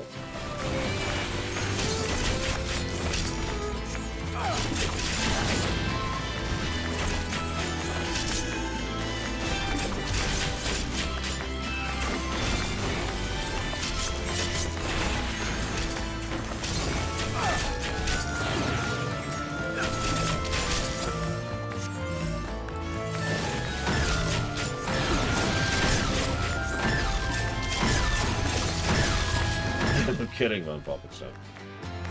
The problem is making sure the pets have an AI that's worth a damn. That's really the core issue there.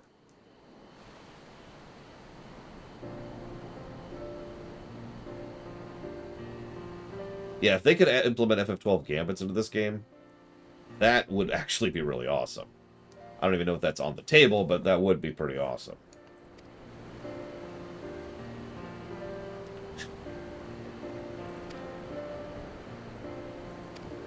Oh, excuse me.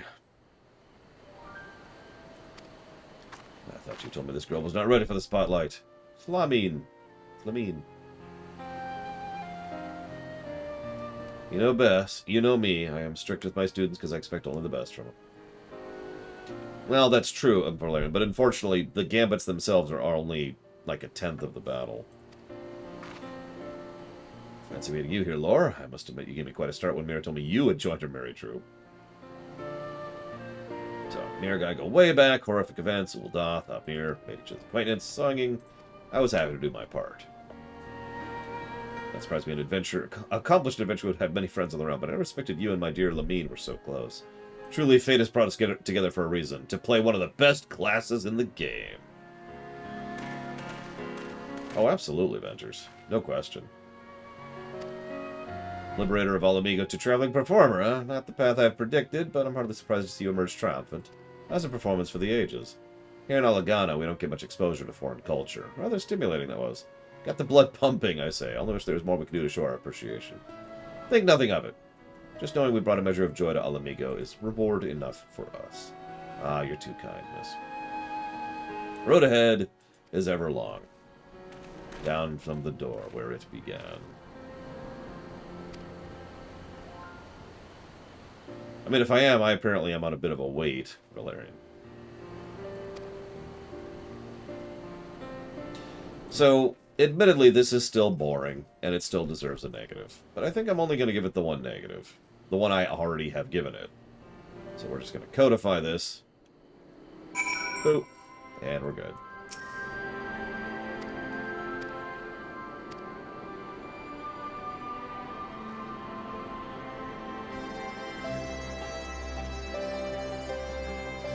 Oh, no doubt, Omega Legion. And even if they don't go full offline version, as I've said before, putting an MMO into maintenance mode is a thing. A long since proven thing, I feel like adding. So, making the game more playable in single player is a very good move for when, inevitably, this game goes into maintenance mode. Well, I shouldn't say inevitably, because there's only 2 fates for MMOs. There have only ever been 2 fates for MMOs. They either go into maintenance mode, like Guild Wars, or they get the plug pulled, like Star Wars Galaxies. I'm not even sure what other possibility there is there, but so far that's the fate every MMO has had.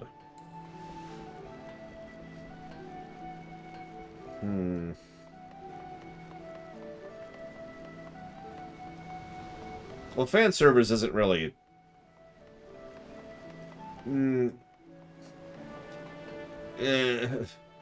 Very few game companies have ever openly supported fan servers. So that's not really something on the company side of things. But I will agree, obviously fan servers are a thing. And most of them are incomplete because of the aforementioned lack of support.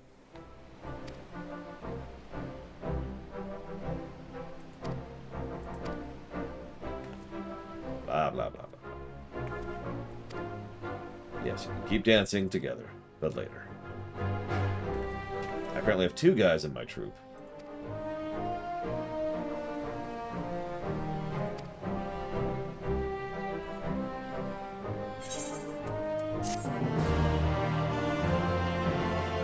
I mean, that's true of Unfalkenstein, so bad example, but it's still a truthful example. The plug was pulled, there you go. I've learned. Technical step, woo!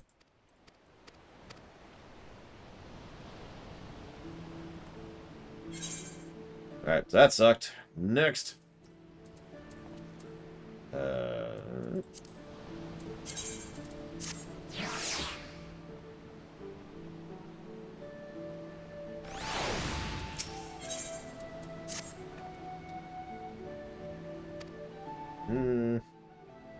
They continue to fight against the Totentas. You know, given how, like, it's literally negative emotions given physical form, you'd think the Totentas would be really, really common. Like, you know. Meanwhile, I've been to another world. I thought your voyage to distant shores was a long one. I see you've had quite an adventure, but full import of your tale is beyond my comprehension. Still, this bounty hunter you befriended put you in quite the predicament. Reminds me of another troublemaker I used to know. Me? I may have been immature, but I only have my friend's best interest at heart. Isn't that right, Lore? Besides, the bounty hunter came around at the end, right? Indeed, there's something about you, Lore. It's like you're the PC. There's a dilemma that's been weighing heavily on lately, but I believe I finally found an answer. Pray accompany me. I wish to talk you away from the crowds. Okay.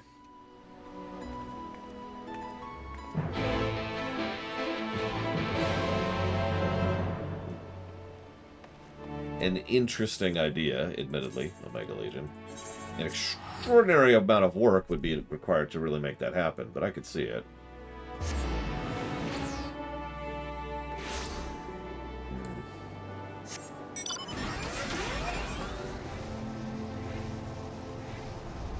Listen, we all know that nothing exists outside of Japan. Duh. Just look at Capcom. So Evo asks a question, speaking of main characters. What do you think of games, not just MMOs, where your PC has no backstory whatsoever, or is entirely irrelevant? How would you fix this if you agree it needs fixing? So let me start by saying I don't think it needs fixing, but its application is certainly its own thing. Because, I mean, Final Fantasy 1 is a perfect example. What's the backstory of the characters of FF1? Don't answer that. I know the answer to it. There's actually 2 answers to it. But the point being, it's a relatively common thing to just plop down a character and say, hey, what's up? And never really address their backstory. They're just there, and now they're part of the plot. Now, this is going to sound weird, but I think it's more problematic the more of a character they are, and less problematic the less of a character they are. Let me use probably the example of this, any Elder Scrolls game. What's our backstory prior to the game starting? We're in jail, and that's about it. That's about the extent of backstory we get. The rest is entirely up to us. Now, that is by design. And so in that case, it works fine, because the whole point is you decide who you are. You write your own backstory. But if you're going to do something a little bit different, like, say, playing Geralt in Witcher 3, par exemple, then he needs to have that backstory, and it needs to be fleshed out. Imagine if Geralt had no backstory whatsoever, and he just is plopped in and you start playing him. You can see how that would be problematic. So in short, I don't think it needs to be fixed so much as properly applied.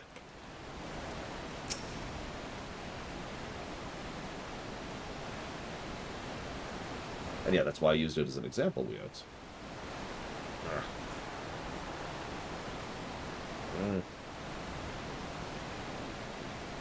God dang it. European RPG. There's JRPGs, WRPGs, and ERPGs. And there tend to be fine but distinct differences between the three. I could dance on the same stage as someone who's hosted the most renowned parties in the Far East. Someone pinch me! When do we leave? As soon as we're able. But the Totentas still looms. We cannot abandon these shores where our life work remains undone. So, you have blossomed to a fine dancer and a capable leader. I would have you assume my role as principal and oversee the tour of Kugane.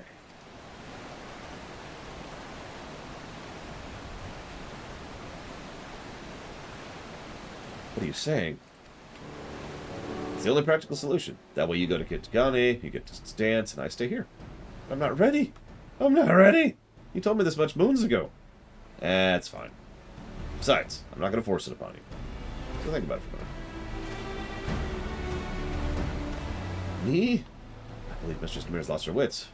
I still remember the days I would trip on my own 2 feet every time I took the stage. Yet she seems intent on remaining in Eorzea.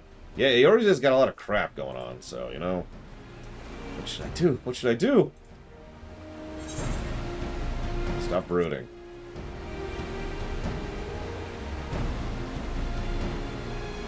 I suppose you're right. I've always been the type to act before I think. I should start thinking about my problems and getting nowhere and start moving and going and doing and dancing. Dance with me. Do I have to?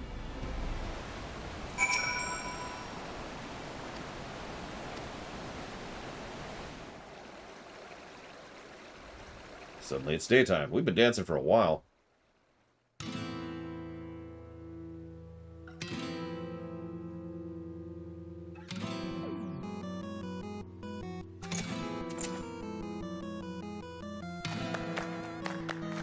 Very appropriate timing for that.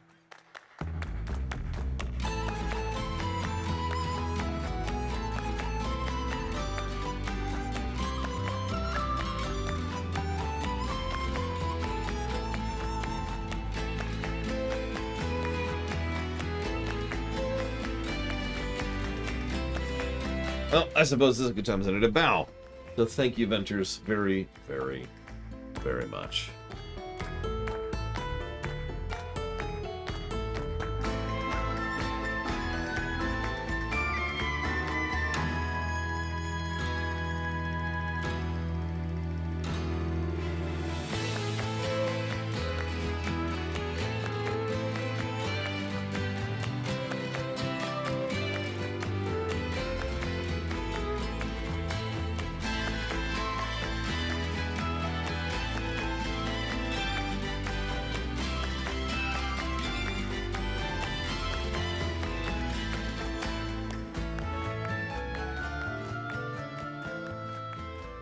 always and ever. Very, very, very much appreciate. Thank you, Ventures.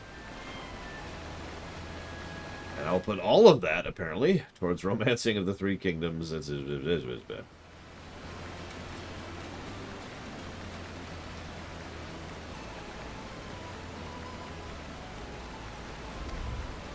Yeah, it's from FF9.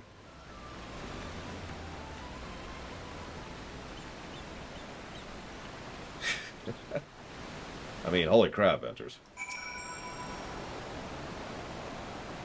My first step, I couldn't take my eyes off you. Before I knew it, I'd forgotten myself. My worries carried by the wind. You were watching me, yes? What'd you think? Have I come far? I think you'll go even further. So, you're saying there's still room for improvement? Well, consider challenge accepted. Yeah, ERPG stands for European RPG.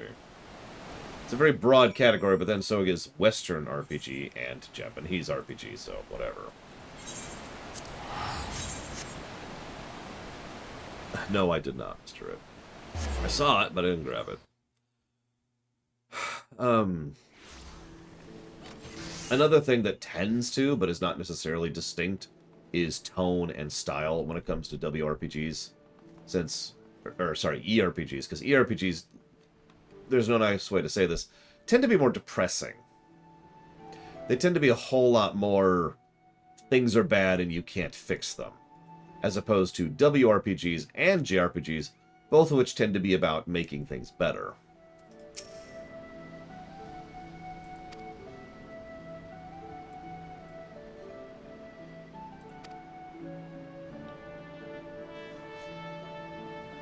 And yeah, there's obviously some blur, as with every Witcher 3 Evo. As with every example of genre, there are subgenres and there's sub-subgenres, and there's blurring of lines and so forth and so on. We just danced. Ah, so it was actions you spoke to the girl. As I thought, your very presence is as a mirror that helps those around you discover their true selves. In any event, Rana owes you much.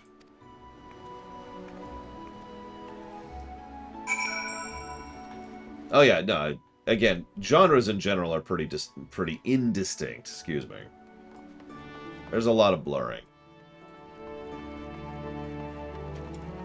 I don't know if the Gothic series would qualify as ERPGs. There's one we played on camera I can never remember the name of, but it was like the example of an ERPG.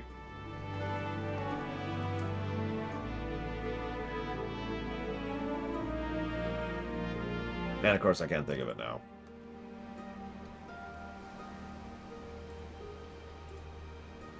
No, Kingdom Come Deliverance is kind of an ERPG, but it's not the one I'm thinking of. It was a top-down, turn-based affair. Oh, whatever. Doesn't matter.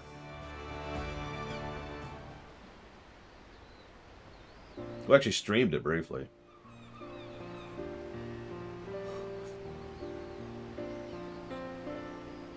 Ken says prepared, but if this is how she would have it, we got this.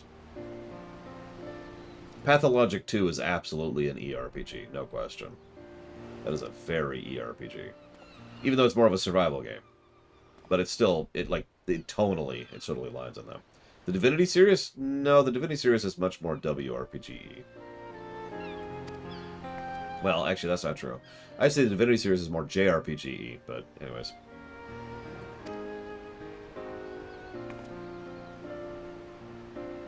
You have your own adventures to return to, but don't be sad. Even if we go our separate ways, we'll always be united in our passion for dance. Dancer is an awesome class. On this, I can agree.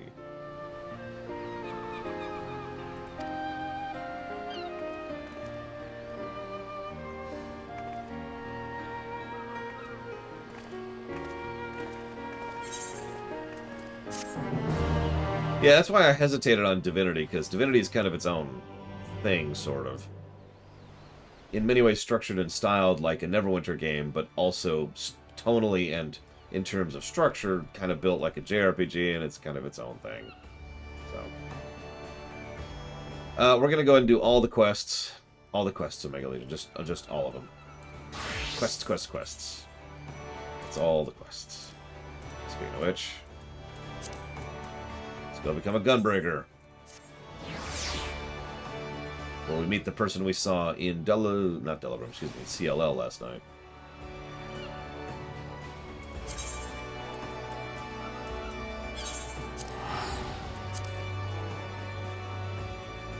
You see, I would answer you, Omega Legion, but secretly I hate you.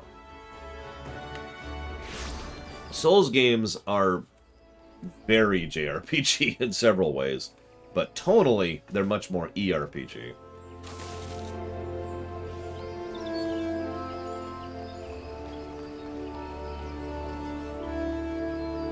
I'm sorry your desktop actually exploded, Emperor Valerian. I apologize.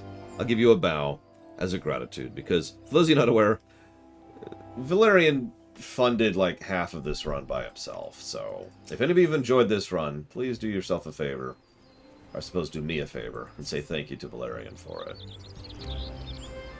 So there's a gang of highwaymen that's been applying their trade around here. We need to flush them out. They're slippery buggers. So, we're going to set a trap for them. Oh, yeah, sure.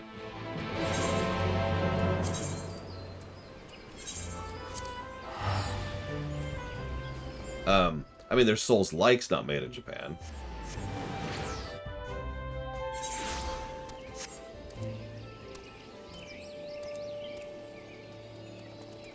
Oh, good, Disco. Sorry, it took a moment to parse. Oh, yeah, so for those of you not aware, I'll go ahead and repeat myself again to make sure everyone gets the news. Lore weeks have been on a as-needed basis for weeks now at this point. That's not changed, and that's going to be the process going forwards. But for the immediate future, until we get more caught up in the queue, there will be no streaminations on Sundays. Sundays will simply be allocated for more game streaming. And that's just going to be the format for however many months it takes. Or years. Or decades. We will catch up, by God! Anyways, it's a good time to announce that the very next stream we'll be doing will be the entirety of WoW. And Warcraft 3, and Warcraft 2, and Warcraft 1, without cheats.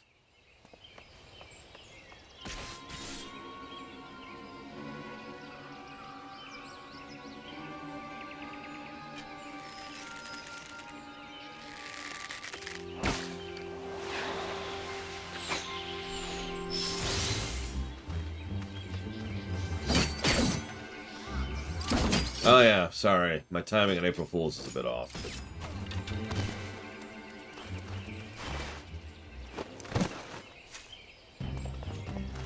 Oh no, I'll help you.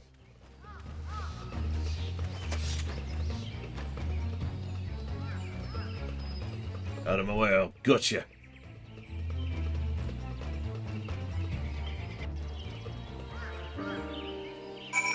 Where was Crosscode made? Because Crosscode's very much a JRPG. I mean, actually it's a puzzle game, but, you know.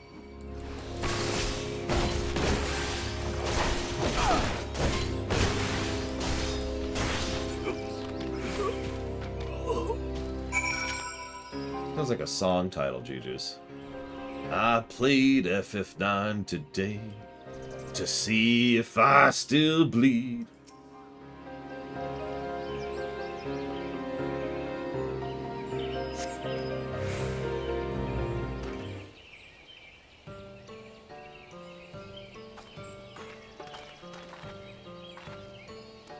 You have my thanks, stranger. And mine. If you hadn't shown up, things could have gone very badly for us. My fault. I'll be more careful next time. Truth be told, I thought we'd have an easier time of it this side of the wall. How wrong I was. I think we'd be caught unawares by a gang of common thieves. Ugh.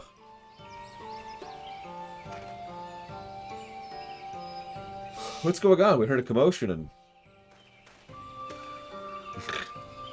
That's one of them, just like the witness described.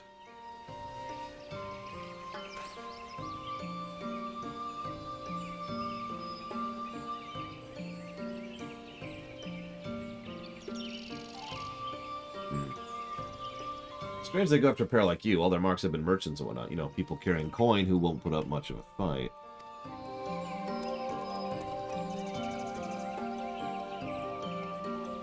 I reckon if any of their cronies are still watching, they'll think twice before crossing you lot again. Might be an idea to see if these travelers to Trigania. Me and the others will keep lookout for the rest of the highwaymen.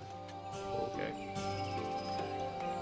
Well, you notice they're also a Gunbreaker, so it's a new class, new race, new race. Bandit, something about this doesn't sit right with me. We barely have a fistful of gil between us, and I a couple of fulms of edged steel strapped to my back. We're not the likeliest of targets. And that's why they went straight for the kill. They might have succeeded if you hadn't stepped in. I'm Radovan. This is Sophie. We traveled here from Ilzabard to the north, where I once served as a soldier of Garlemald. I had no choice. My family was taken hostage. Well, it's true I have fought and killed for the Empire. I've never done so willingly. Although I freed myself from their shackles, the life I'd known is known. But that was another life, one I would sooner put behind me. I came to Eorzea in the hope that I might start anew here. As for me, I also escaped from the Garleans. I was part of the resistance movement until we were rounded up or killed. The Empire took everything from me. Family, homeland. With nowhere else to go, the two of us decided we stand a better chance of surviving if we stuck together. So, here we are. To see me now, you'd scarce believe I once served as personal guard to the Queen, but in the end, I couldn't protect her. I couldn't protect anyone! Not even my wife and son! Well, I would have gladly given my life for theirs, it was not to be. Even so, there may be use from the skills I spent years honing. Those whom I am yet delivered from harm. That's where we looked for employment as a bodyguard, and Gridania seemed a good place to start. I know you've helped us already, but I have a proposal. Will you consider working with us? Now. It's a rather lot to ask, don't you think? But Lore has what it takes to become a Gunbreaker. Whose acronym is not GUN as it should be, but GNB because they're stupid. Seems my gunblade has caught your eye. You have seen the Garleans wielding something similar, but this is the genuine article. The ones used by the Empire are simply edged weapons with a firearm bolted arm, and vice versa. While they have their uses, they pale in comparison to those my clan forged for generations. Our gunblades are used ethereally imbued charges. When you pull the trigger, the powder crystal within ignites, releasing the ether. They send powerful shockwaves through the blade, releasing its destructive capabilities. The cartridges can even be fired into the air to create defensive barriers. Maybe you should save the lectures until after you've heard his answer. Oh, right, sorry. Join us! I will teach you to be a Gunbreaker. I don't know. It is only probably the actual best class in the game. And what I consider to be my main. But, okay, I guess. Although I've recently decided I need to find a new coat. So, one thing I've noticed recently, as I've been doing cutscenes as a Gunbreaker, is my neck looks wrong. Now I thought maybe I could fix this in the character creation screen, but actually I can't. The problem is, it's this specific outfit that highlights my neck too much, like almost every other outfit I have. As you can see, the neckline is up here, so my neck looks fine, right? Okay, bad example. But there, see? There again. You see how the collar goes all the way up to here, so there's no issues. And this is true for basically every single cosmetic I have. You can see how that's a consistent line up here. So for some reason, for Gunbreaker, it's all the way down here, and all of a sudden it looks wrong. So, I need to find a new coat. Now, that being said, I'm looking forward to seeing the 90 artifact gear for Gunbreaker. But anyways. So, let's go do this. Let me teach you how to be a Gunbreaker. Tell me, Laura, are you familiar with adventuring? Yes. It's a minor issue, but it bothers me in cutscenes, and, well, cutscenes are where cosmetics matter most, to me. So, I'm gonna find another coat, like I said. So, on the plus side, I don't have to do Varus Extreme.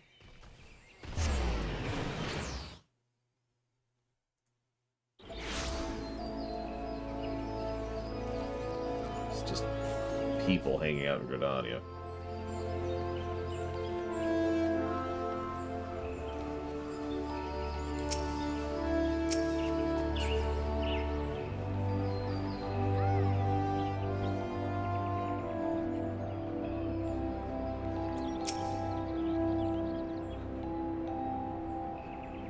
I don't want to look like a hero. First of all, I'll be short, and that's just unacceptable. Second of all, we all know if I was going to be anything else, I don't know what it would be. I don't have a joke to finish this up here. Oh, no. I would be a Lalafell. There we go. Now, Mother Mune has made formal members of the Adventurers Guild. We can start accepting assignments. In fact, we've already been given details as a potential client in need of a bodyguard or two. Well, let's go be a bodyguard, then. A Lorafell. Even better.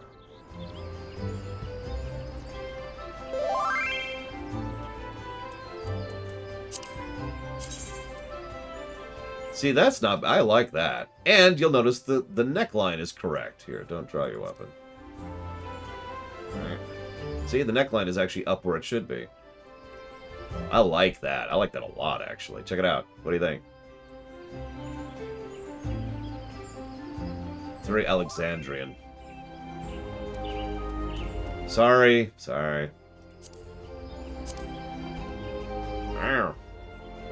And there's the blade, which is okay, I guess. Sorry. It's my own fault. I know. I get it. Well, no, it's actually bad design's fault. But it is also my fault. Yeah, that's 90 artifact. I like that. I might actually stick to that. That or the Savage Eden gear I hope to get someday, because I'm still not sure what that looks like exactly. Like the full suit. I'm going to repair at some point. Seems to be the ones the Adventure Cell Guild sent. Yes, oh, thank goodness, something dreadful has befallen, well, threatens to befall. Editha! You mean to say you don't know who it is? Well, she received a missus, a death threat. There was a stone thrown at her during a recital. As my manager, I've canceled public appearances. We need to go find this person. Yada, yada, yada. We should take her walk in a public place.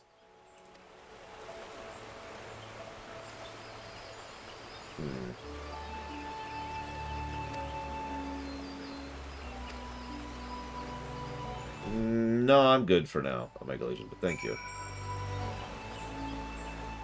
If only the collar wasn't so low. I do like this suit quite a bit. It's actual armor if you're paying attention. It just happens to have the trench coat on top of it. Alas and alack.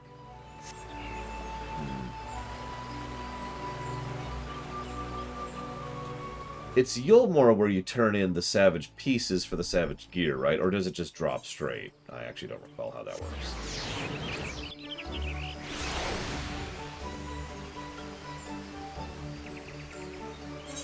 I wonder. Oh, so, okay. That makes sense.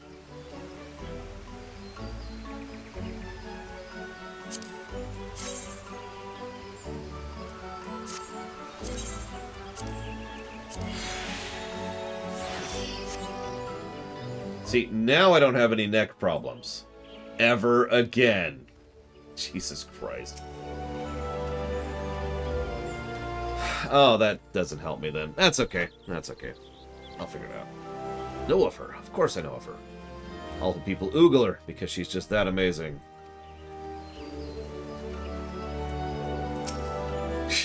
I need to see this thing in a cutscene.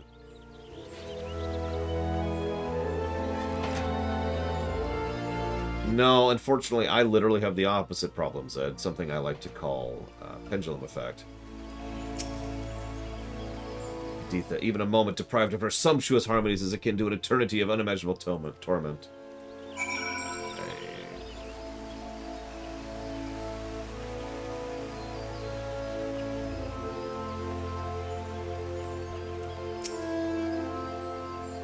So if you met her, she's a harpsichordist like Editha. The poor girl, what's the world coming to? A beautiful, gifted performer must hide away for fear of her life. It must be one of her followers. I've seen the way they look at her. It makes my skin crawl. With fans like those, who needs enemies? Yeah, I should put the sunglasses on really quick. That's what the other locals have to say. Yeah, she's pretty awesome. Yeah, I think one of the admirers is to blame, but I think there's more to it than that. I think until we have more info, we should treat everyone with equal suspicion.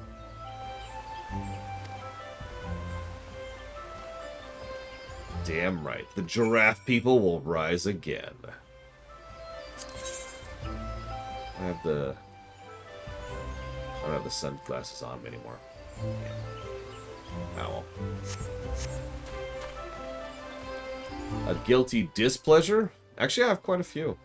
There are many things I don't enjoy that it kind of bothers me that I don't enjoy, and I always feel bad about it. I don't like anime, I don't like Amano, I don't like Mitsuda, I don't like Xenogears, I don't like Chrono Cross. I can name a lot of popular things I don't like. And it's just kind of whatever. We are on schedule overall, but behind in the individual sense. I actively dislike Chrono Cross. I have trouble thinking of even a single positive for Chrono Cross. But I also haven't played it since, you know, well, actually, since I beat it the second time, so. You're...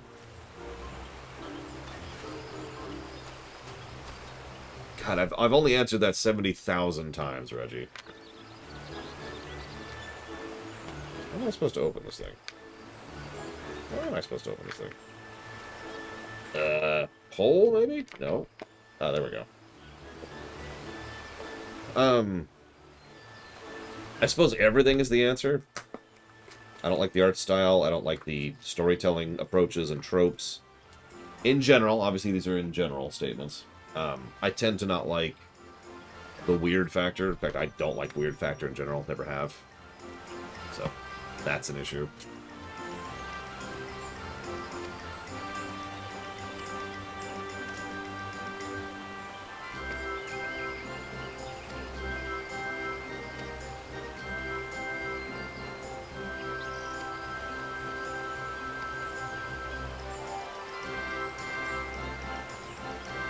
By the way, I think I said this last time, but I'm going to say it again. That is an ugly dress.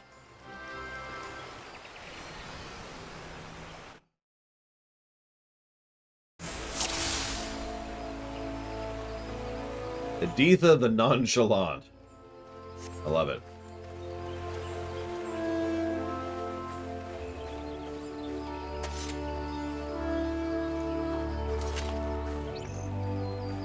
Aha! I knew someone...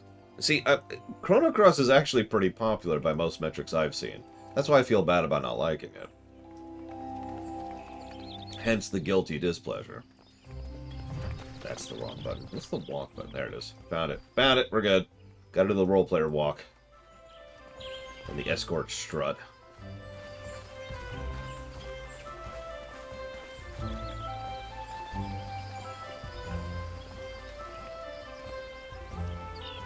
Gosh, it's Editha. Apparently, even Y'shtola's sister is a fan of Editha.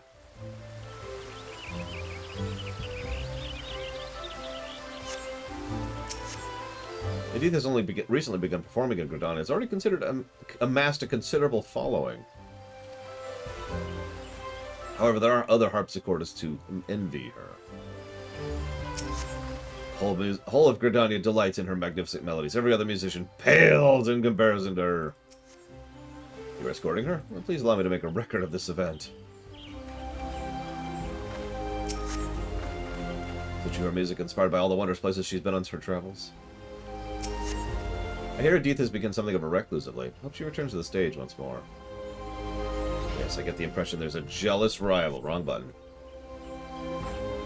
There she is with the rabbit ears.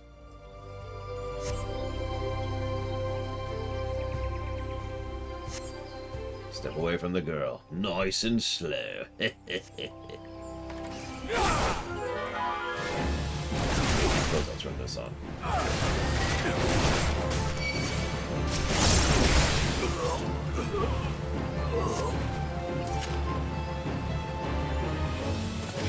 So, how many of you have ever been bothered by the fact... I love how Yumitra is actually helping, by the way. Have been ever bothered by the fact that escort NPCs move slower than your run speed, but faster than your walk speed? Anyone in chat ever bothered by that?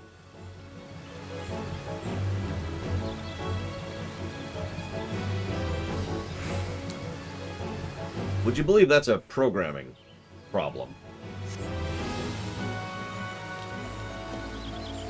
Here's the thing. The reason that's done is because it's easier to program a set route for an NPC to follow than to have them follow you. So, this NPC right here, you know, she gets to a spot, stops, and then another event happens. So she's following a path that has been set for her. So because the NPC is following a set path, they have to decide what speed she moves. Now, if she moves your run speed, it's possible for you to fall behind and stay behind because you will never catch up because she's going as fast as you. If she's going too slow, then that's the opposite problem. It'll take so long, it's actually ridiculous. WoW made that mistake once, so badly they made fun of it themselves. So the reason that they move in that weird in-between space is because it's a better solution. That way, you can always catch up with them, and they're not going so slow as to be overbearing. Now, of course, the real solution here, the actual choice, is to go ahead and make it so that they can follow you. And if they just follow you, well then, all of those problems go away. They move at your speed.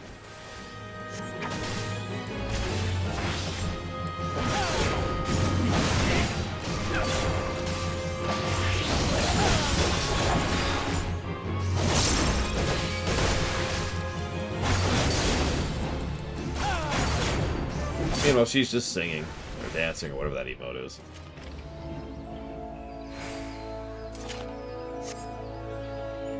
And no, it was specifically the Bronzebeard escort in the dungeon, Halls of Stone. Yes, Halls of Stone in Wrath of the Lich King. Yeah, and then there's just some rando. Yeah, what's up? Don't mistake me, this bothers me too. Because what it boils down to is you're either doing this and then stopping. Or you're doing the exact opposite, where you're run, walk, run, walk. I just thought I'd explain why MMOs do that, why games in general do that.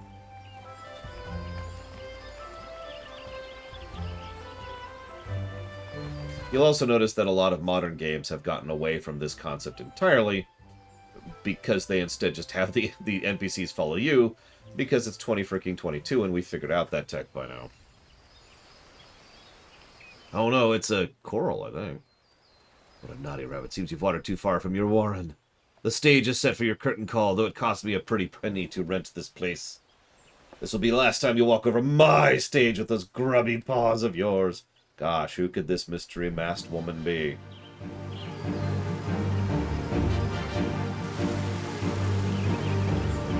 I want that talent sow's head on a platter. And save me the bunny ears.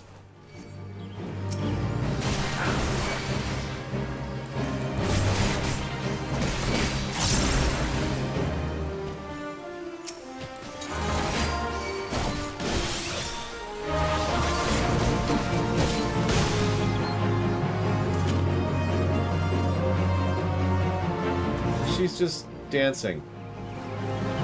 I guess she earned her title.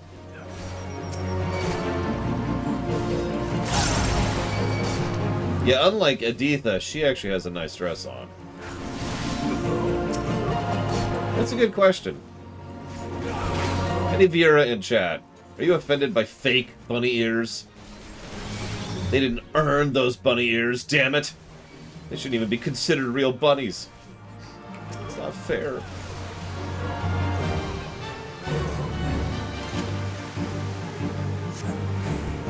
Now there's an interesting idea. A Viera who wears bunny ears.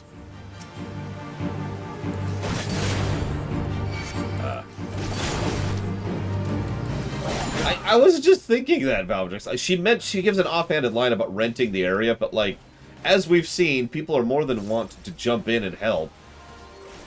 So we're just here. And it's just deserted.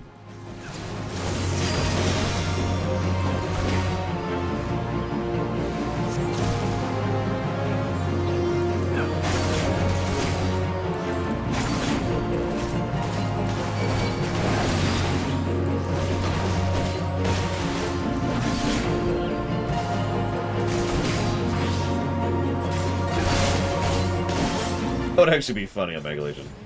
Just have a Viera in the corner with one of those little idle dialogue bits just saying, I'm not wearing that. got the rest of the suit on. That's a good point, Blade Traval. Clearly, Vieira are the true fake bunny ears. They were born into bunny ears. Down with the 1%.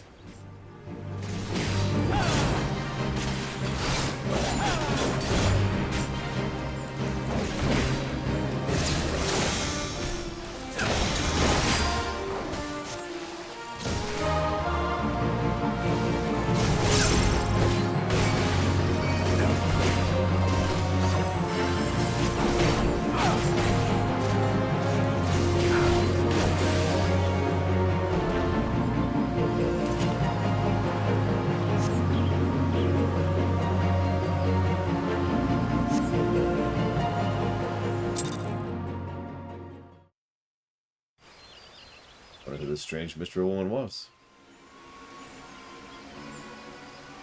Now take off that mask before I cut it from your face. Oh my god, it's the person who looks almost identical without the mask. Who could have perceived this? Miss Ondine. I might have guessed. But what has she ever done to deserve this? That harlot doesn't know the first thing about real music. Thinks she can steal my fans, my stage, with that appalling outfit of hers.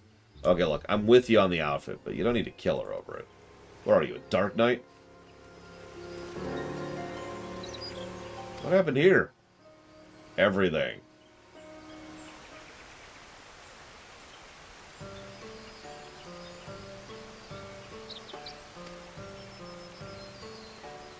Oh my god. There you go. Parasite Eve FF14 crossover. Let's make it happen. Call the name of the quest the Powerhouse of the Cell. Why did they attack us in the woods? Was it because of your ears? Oh, these aren't real Vieira ears. At least I don't think so. There are 4 of us. Yes, but only if I include you, which I'm not. What have I done to deserve such treatment? Well, you're wearing that armor, first of all. Oh god, it's gonna be 3rd birthday. Okay. No, we're good. We're done. We're done.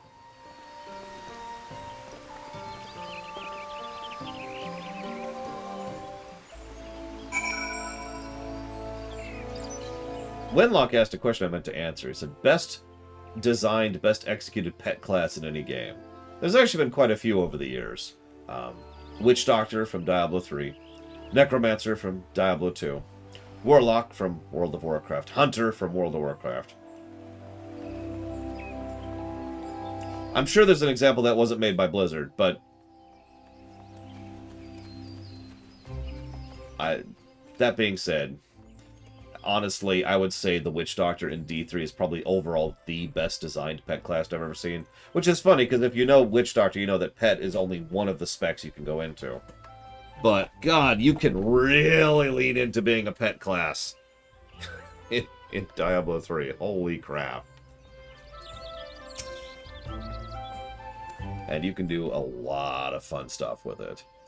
Just swarm. You can do either. You can either have a whole lot of stuff, or you can really buff one thing. And both of them are viable builds. And there's gradient, obviously, in between the two.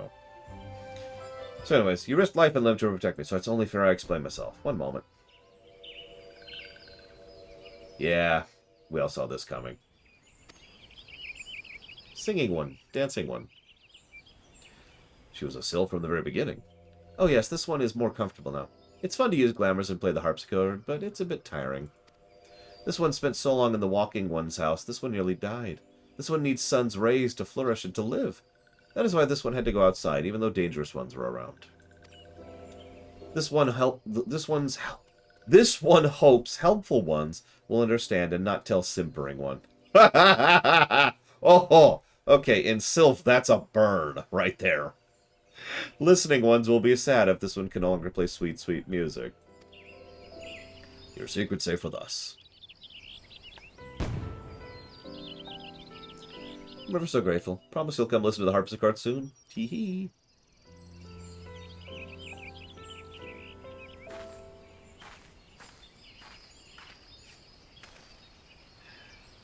Not quite the conclusion I was expecting, but a satisfactory one nonetheless. You've quite acquitted yourself rather well.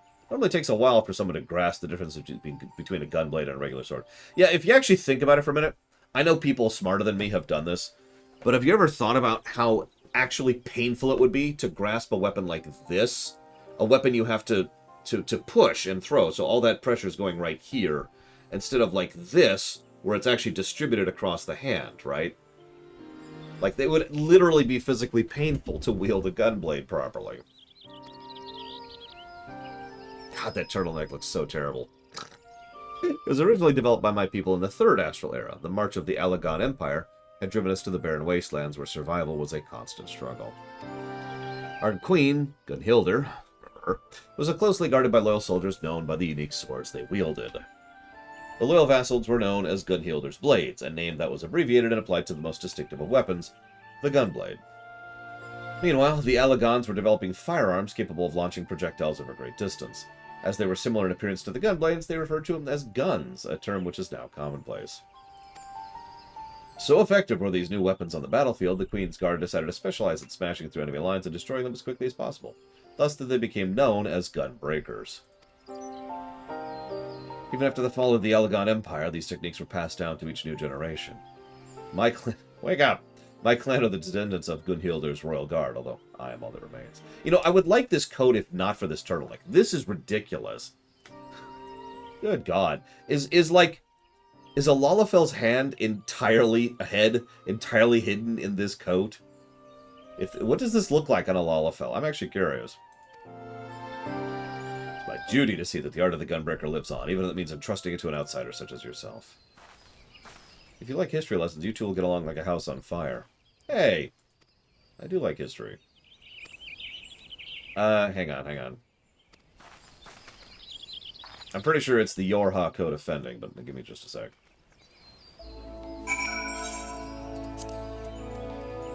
Yep, type 53 specifically. Code of Fending. Right there.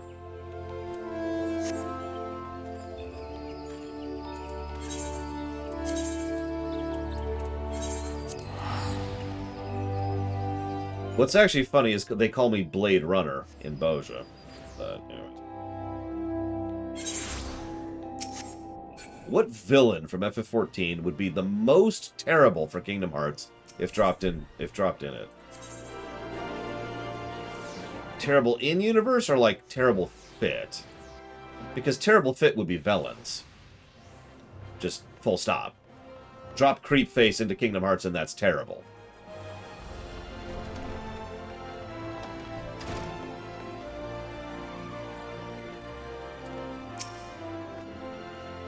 Good to get someplace away from the noisy marketplace. Not that this watering hole is much quieter. Still, a paradise compared to living in the Garlean territory. I think he's just in a sour mood because he can't find any work. You're not wrong there, Sophie. I'll keep looking. You go get some levels, okay?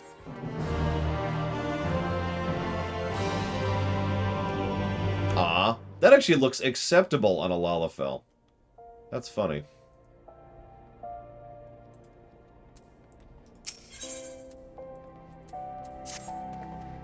The walls that surround this city remind me of my homeland. We built it as a fortress to keep out invaders. Not that it made much difference in the end. Oh, not this again. Maybe we can lighten the mood by sharing a bit of good news.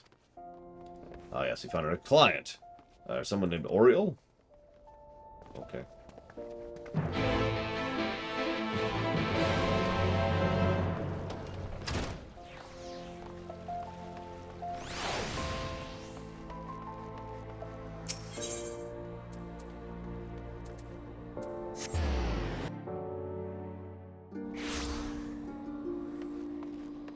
Let's see here. Do you think a pet class could work in FF14? No. Sorry, I'm just going to chop off that question right there. No, I really don't. I think there are too many issues getting in the way. Now, that being said, if they keep developing the Trust AI, maybe. But to be perfectly frank, the Trust AI in Shadowbreakers isn't quite there. It's a good first step, but it's not to the point where it needs to be in order to really function as a pet AI. The bodyguards, right? We need help. It's my husband. After he walked out, I thought it's on the last one, but now you got to keep him away from us. We're not qualified to settle domestic disputes. And this sounds serious. Ugh, okay, apologies. Please continue.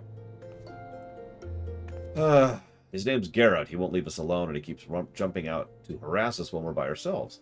If we were to go out the city gates, I'm sure he'd follow. And when he does, I want you to scare him off. Yeah, exactly, Omega Legion. Like I said, not quite there. I doubt he'll show himself when you see a bodyguard, so we'll wait somewhere nearby. When the moment is right, we'll give him a fright. He won't forget. How did it work? It's time that bastard Smelling Language learned his lesson.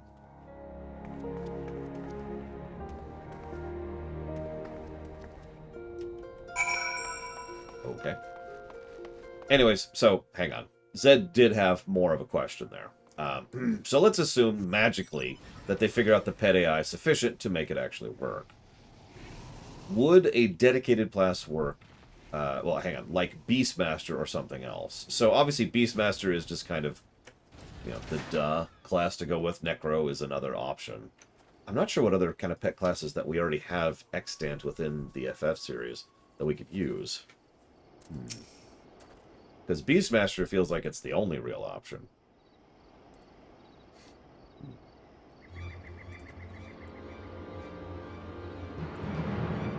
What's a Puppet Master in Final Fantasy? Oh, absolutely, Omega Legion. Get away from her! What the bloody hell's you? Friends of Oriel, now walk away while you can.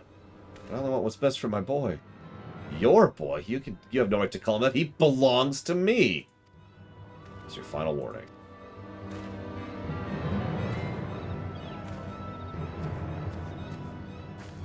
Painter. That'll teach him. You're wonderful, worth every gil. Thank you so much.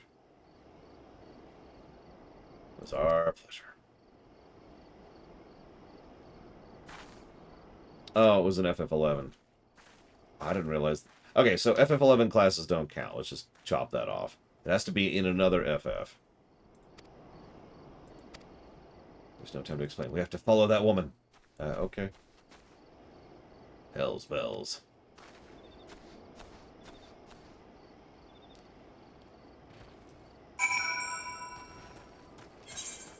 Right. Uh-oh. Nope, that's okay. I can do this. No, I can't do this. I can't apply a glamour plate here. Whatever, we're stuck with the turtleneck.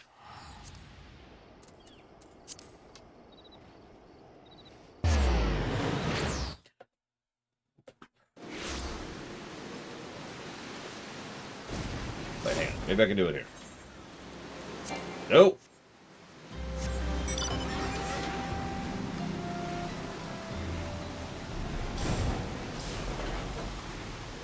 Whatever.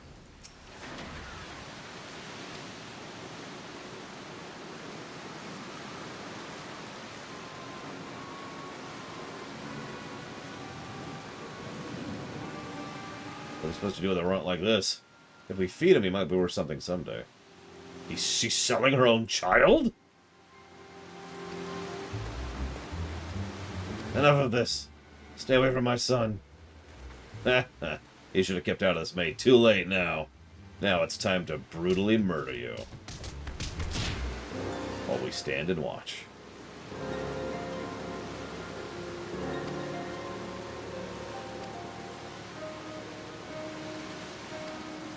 Lord, it's up to you. My turtleneck has got this. Ugh.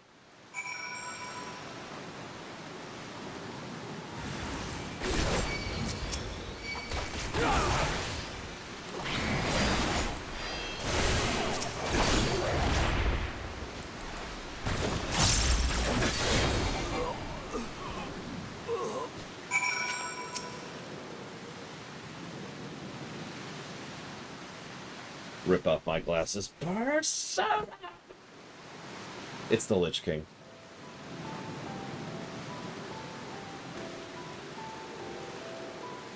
You saved us. How can I ever...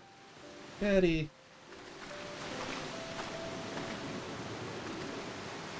Lore, I let you down. I let everyone down. But what happened here?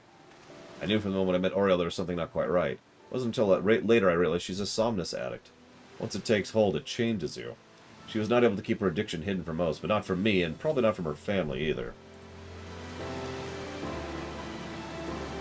Yes, I've known for a while, but I had no idea she'd do something like this.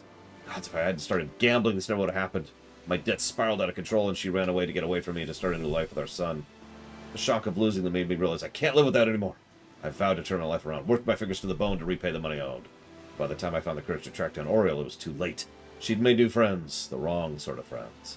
I had to resort to God's knows what to make ends meet. It became too much to bear, and Somnus was her only escape.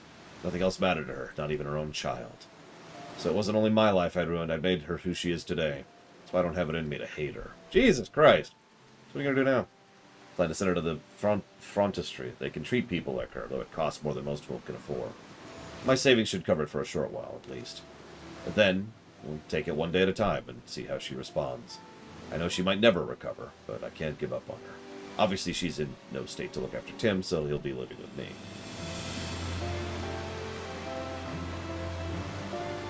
You could have been killed confronting those slavers. If you wind up dead, there's no one to look after the boy. From now on, you'll have to think before you act. Turtleneck.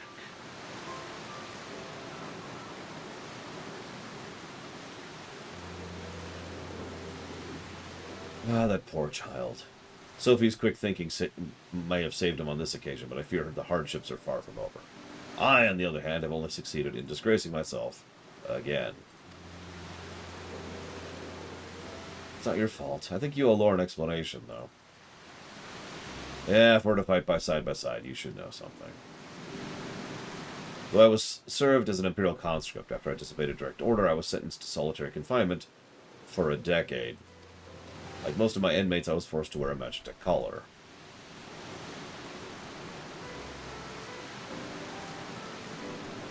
The wardens would use them to administer a severe electric shock anytime they pleased, and please them it did.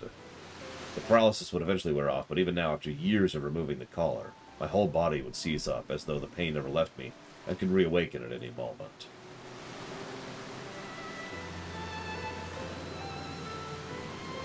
Thankfully, my condition appears to have improved somewhat since leaving the Empire. Maybe one day I'll be free of it, but until then there's no telling when it might strike. Yeah, this is all extremely dark and messed up. Paladin saved my bacon more times than I can count, so it's only fair I do the same for him. We've been through thick and thin ever since the first time we met in that Garlean jail.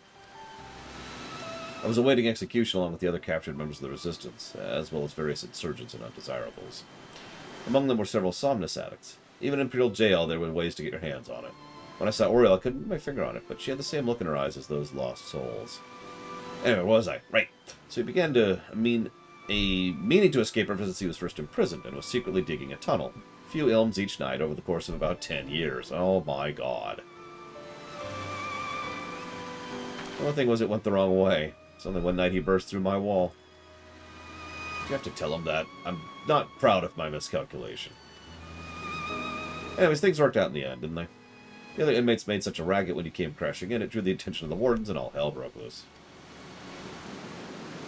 In my confusion, Radovan and I forced our way past the guards, and by some miracle we managed to avoid the searchlight. Free to return my wife and child, and to my homeland, or so I thought. While I'd been running away in a Garlean jail, everything I knew, everything I loved had been taken from me. I should have been there, but I couldn't even...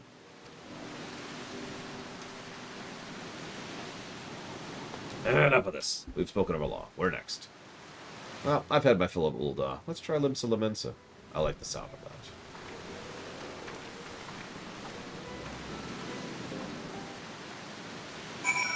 that. Okay. Interesting. Horrible.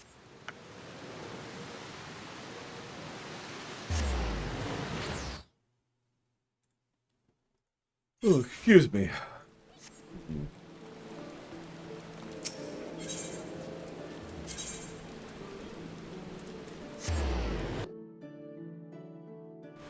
Somnus has actually been mentioned a few times before, Mr. Red. But yes, it's literally a sleeping drug. What's funny is, to my knowledge, that's it. It's a sleeping drug. But you could probably imagine how that would be addictive just based on the face of it. I like how she changes outfits every frickin' city we go to. God, Sophie. City founded by pirates. There's a terrible idea if I ever heard one. I mean...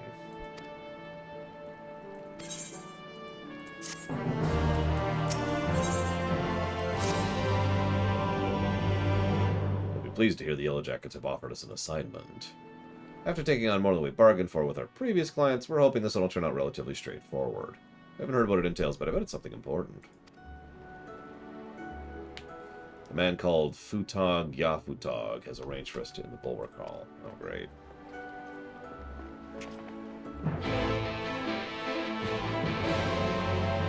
Listen, cities founded by pirates are like 4 white mages. It'll never work.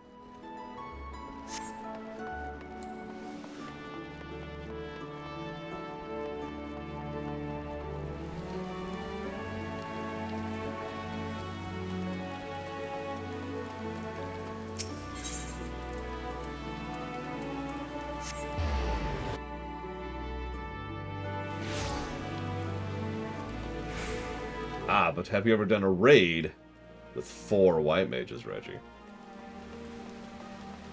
Synced. Which is impossible, but whatever.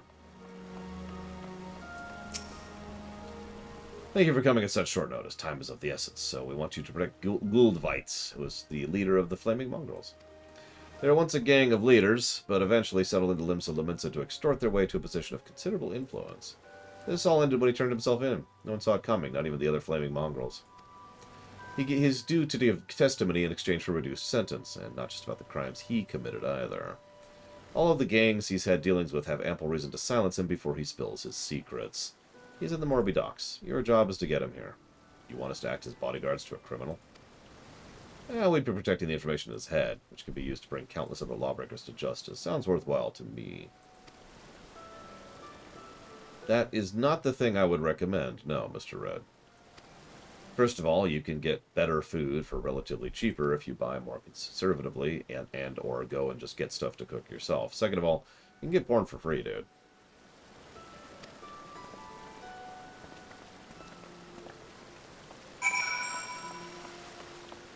It's called Google.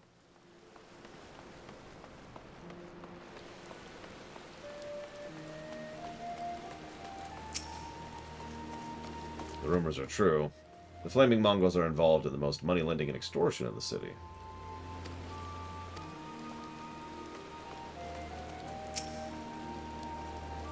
Oh yes, everybody. Oh yeah, let me explain to you what safe search is, Mr. Red.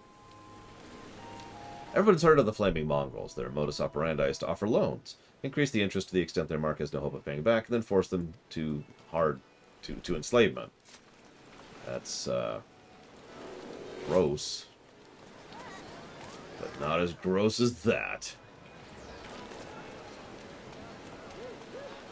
Listen, all I'm saying is death to Patreon. Please subscribe to me on my Patreon.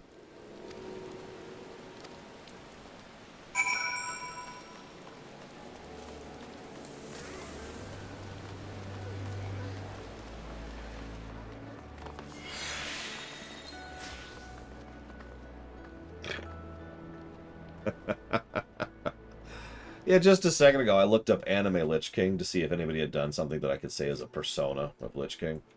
I didn't find jack except for some interesting female variations on the Lich King. Hello. There we go.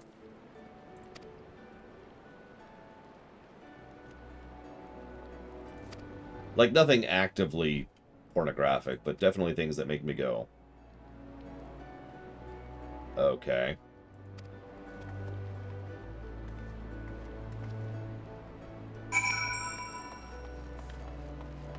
I'm actually a little surprised. I figured someone had done an anime-style Lich King drawing by now. I mean, it's not exactly an unpopular character from an unpopular franchise.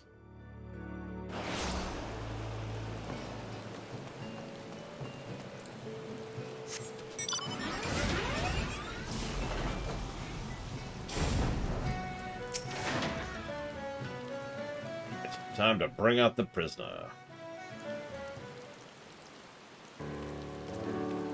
Oh god, I'm not even going to search for anime Sylvanas. I present Guldvite, Scourge of Limsa Laminsa. His life in your hands. Guard him well. Thank you kindly. You sure you got the right man? Quite sure. Now listen carefully. This is important. We've scouted the road and spotted a couple of unsavory figures lying in wait. Plan is, put them down and rush past before anyone realizes what happened. Well, if that's how you prefer it to handle very well, but we'll need someone to take the lead. That would be me. And my turtleneck.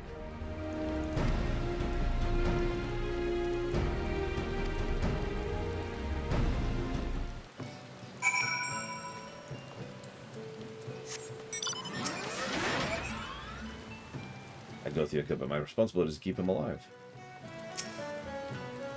Gotta get swath through enemy lines where they're striking when they're most vulnerable. This is where Gunbreakers excel. I thought we were tanks. Ah, whatever.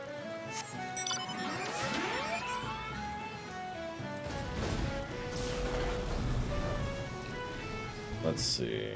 I see a Chibi Sylvanas. I see something I'm not going to repeat out loud.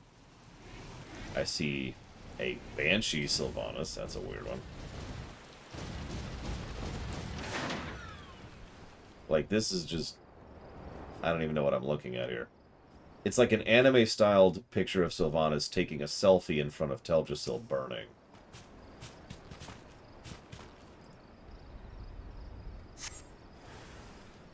Oh no, assassins!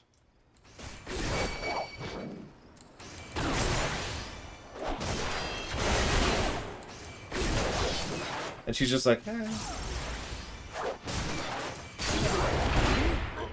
No, you can Google it yourself. Google responsibly, Tara. All I did was look for anime Sylvanas, so there's the search term. Where the hell?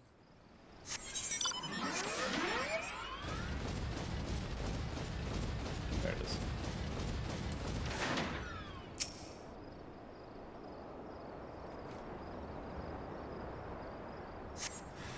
Yeah, I also do not recommend doing that at work. For no reason.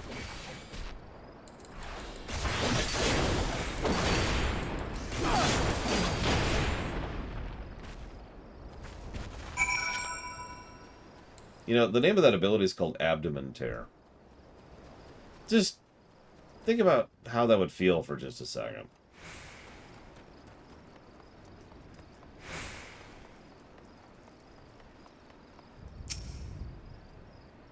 So I'm going to be ignorant here. What is Saitama?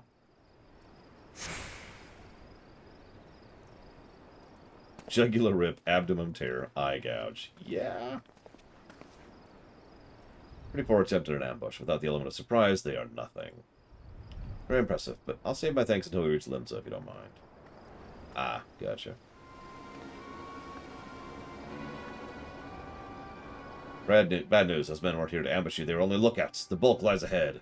We'll take the prisoner for safe until those rogues have been dealt with. What? Why wasn't I informed sooner? We only just received information ourselves. Hold on a moment. Look, you got a problem, take it up with Commodore Rayner. They're his orders, not mine. Alright, you made your point. Well, that's that, I suppose. Nevertheless, I'll see you receive full amount as agreed. Pleasure working with you. Are you really?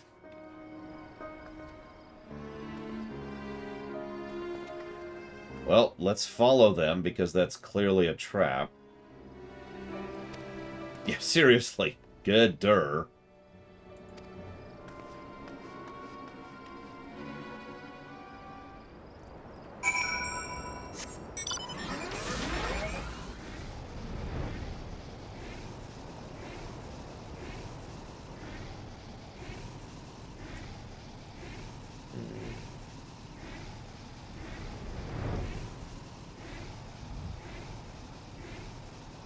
Much as I hate to admit it, I think I'm going to go ahead and go with Emmett Selk.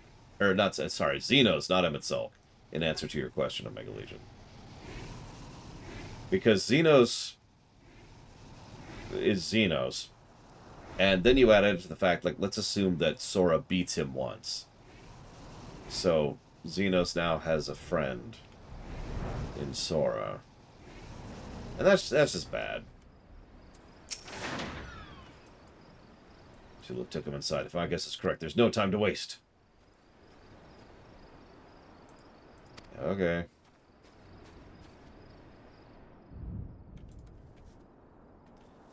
I mean, anything I can do to get Xenos out of existence is good by me, but, you know.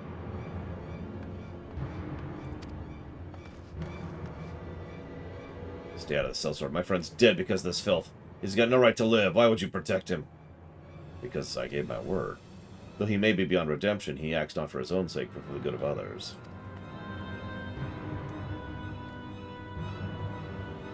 His testimony will make Limsa Lominsa a safer place. Now lower your axe.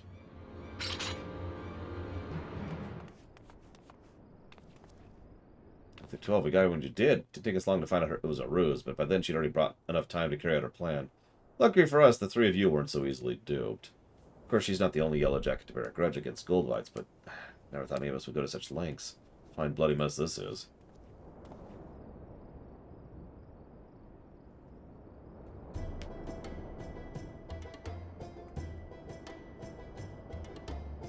While we may have been waylaid somewhat, our orders to escort him still stand.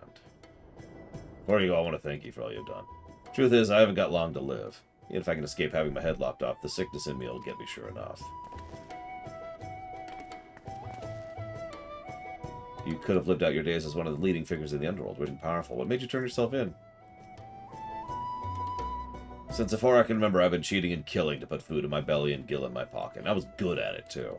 Worked my way up to the top. Top of what? Liars, swindlers, and murderers. When I found out I only have a few moons left, I realized Limbs is the way it is because of people like me.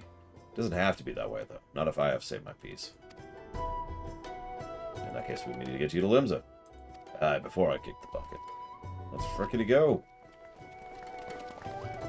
See, I'm trying to think what the worst character, other than Valens, who is the worst character, but the other worst character would be for Kingdom Hearts.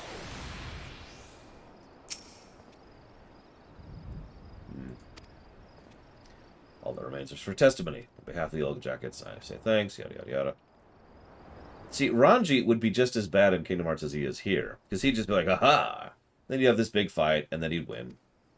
And then you'd be like, ah, no. And then, you know, we'd have this big fight, and then he'd win.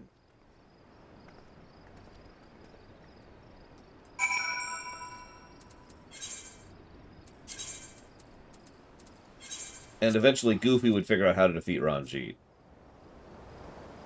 Because he would. Because Goofy's the smart one. And what it is they wouldn't fight Ranjit. They just play silly games around him, like blah, blah, blah, blah, blah, blah, blah. And they would embarrass Ranjit to the point where he'd fall off a cliff and die. Which, I mean, I'd pay to see that, honestly, but... Hey, new outfit! Actually, I like that outfit. I admit it's a fair bit colder than I was expecting. Not that anything to be concerned about. Easy for you to say. You'll get used to it. Anyways, lore, it seems that instead of offering work as an adventurers guild, the Temple Knights issue levies, so we'll figure it out. In a few levels. See you around, Devo. We Hrothgar are quite used to snow and ice, and we forget the problems it poses for other races. This morning, a homeless Huron lad was found lying stone cold in the street. When they came to carry him away, he was frozen solid like a statue. Poor thing couldn't have been more than 20 summers old. We asked the Temple Knights for something we could do, and we were told who had the perfect assignment for us. Reese of the Garland Ironworks. Their founder, Sid Garland, is one of the few Garleans to have turned his back on the Empire as a hero to many living under the rule. I wonder if I might have the honor of meeting him in person. Anyway, to the Sky Steel.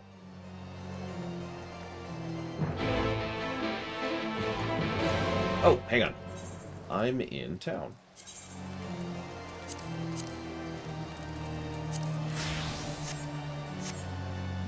Get rid of that stupid turtleneck. It's faster. Elidibus? First of all, I'm not sure he could do that in Kingdom Hearts. And second of all, I mean...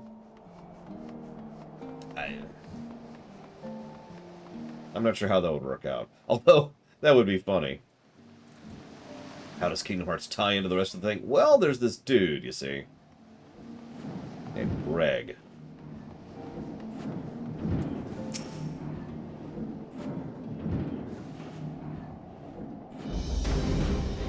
Good evening. I take it you're the bodyguard sent by the Temple Knights.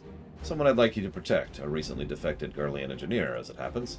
I'll not bore you with details, but he's to oversee the installation of a cerulean heating system, hoping to avert tragedies like the one that recently occurred in the Brome.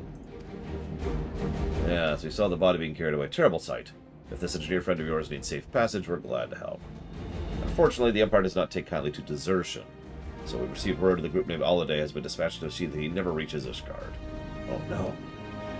I've heard of them. Prisoners offered an opportunity to reduce their sentence through loyal service to Garlemald. They fight like men possessed, desperate to earn their freedom. Worst of all, they're led by Vitus Co Masala, a man whose cruelty knows no bounds. As a soldier, he reached the rank of Pilus Prior, but was relegated after butchering a village of innocent civilians to sate his own bloodlust. Even his fellow Garleans are disgusted by these barbaric acts, but that did not to damage his reputation as a skilled warrior equal to Gaius himself. During my imprisonment, Vitus came to enlist me. I told him I'd sooner rot in jail and serve a rabid dog like him. So, he tried to persuade me with the Magister collar to admit countless electric shocks. I'll never forget the look in his eyes as he pushed that button over and over. Of course, not everyone's as resilient as Radovan. Many who fight for the Holiday do so against their will, though they're no less deadly for it. By the Fury. If I'd known the dangers, I would have called the holding off. It's too late now, though. The airship's on its way to Kurthus. Well, let's frickety go, then. Jesus. Why are we standing here talking? You think you can take them on without me there to heal you? Don't get me wrong, I'm grateful, but against foes like that, Laura and I will struggle to protect you and the engineer. Protect me? Look, we protect each other, remember? Or maybe you see me as nothing but a burden. Fine, have it your way. I'm going to take my new outfit and go. Not to rush you or anything. Yeah, we're literally on the way. Let's go. Before we leave, I want to make something clear. I didn't mean what I said to Sophie. She's an excellent conjurer, more than capable of taking care of herself. But this is Vitus Quo Marcella we're dealing with, a monster who delights in toying with his prey. I can't let her face that kind of danger. See, she and I have been inseparable since we escaped our Garlean captors. When I discovered what had befallen my family, I came close to taking my own life, and I might have gone through with it if she hadn't stopped me. There's our daily suicide mandate. She's lost loved ones too, but never gave up hope. She helped me realize there's still a place in the world for me. In fact, it was her idea I become a bodyguard. Although no one will ever replace the family I lost, she helped fill the void in my life and gave me reason to carry on. If she were here now, she'd tell me to stop being a sentimental little fool, or words to that effect. But anyways, let's go. Let's get this mission over with so I can come back and apologize to her.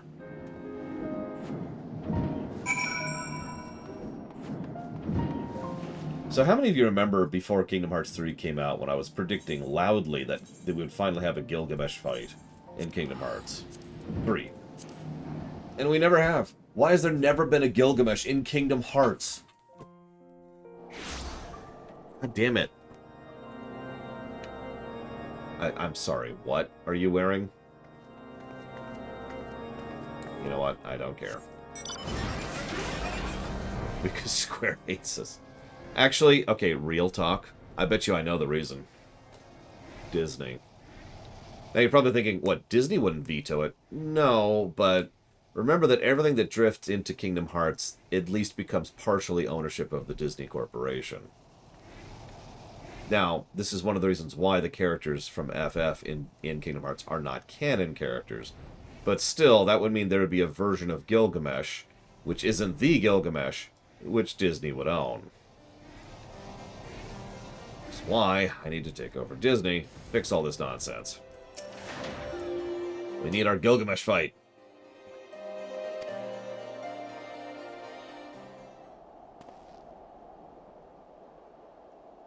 So, hi, Kato Mamula at your service, now that I'm in Ishgard. Something the matter?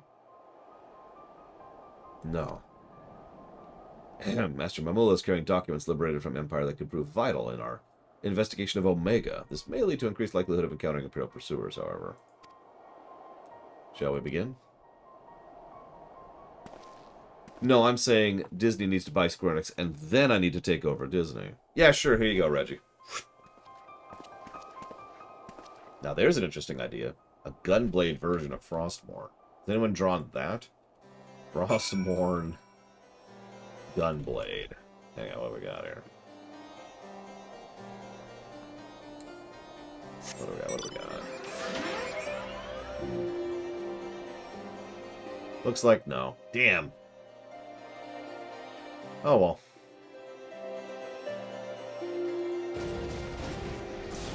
Frost gun. It's just Mr. Freeze's gun. With a little bit of styling on it, you know. Nice to see you. The Paladin knew we were coming. Hell's bells. They must have seen the issue from Malms away. I'll stay with the engineer. You go ahead. Okay.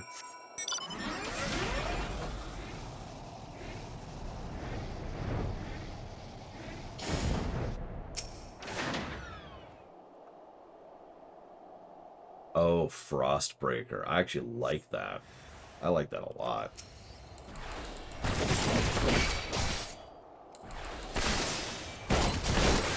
Build the dinosaurs. The Ice Age! Abdomen tear.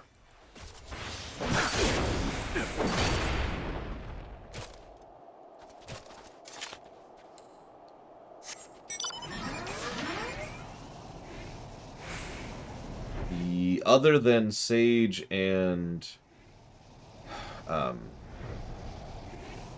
No, let me walk that back. Yes, I have covered all of the jobs that I'm going to cover in this stream. Because I'm not going to review the jobs until we do the Patchwalker content at 90.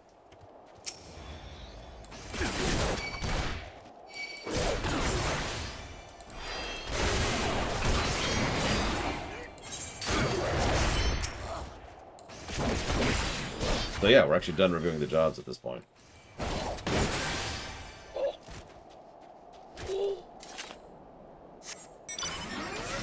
Ooh, yeah, Dargo's Gunblade. That's a good way to go with that.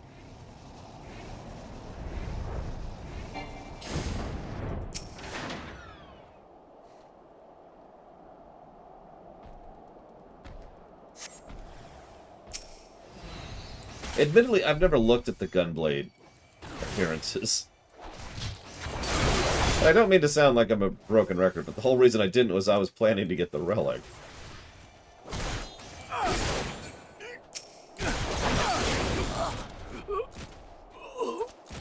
Like, why bother even looking, you know?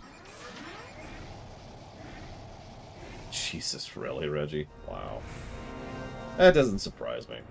I was looking at some Sage cosmetics, and none of those were really much either.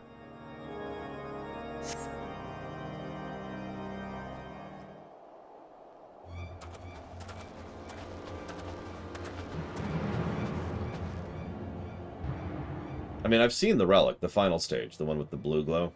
Blue and black, I think. Once one of them got to Reese. He's hurt, but it could have been worse. I'm sorry, they caught me by surprise. We've been at this before, but Vetus is still out there. If this is just a taste of what the Allied have in store with us, our best option is to avoid confrontation together. I will sneak past. Two of us have a better chance than four. We should probably stick together. I know how you feel, but sometimes discretion is the better part of valor. You see the sense, don't you? Yeah, alright.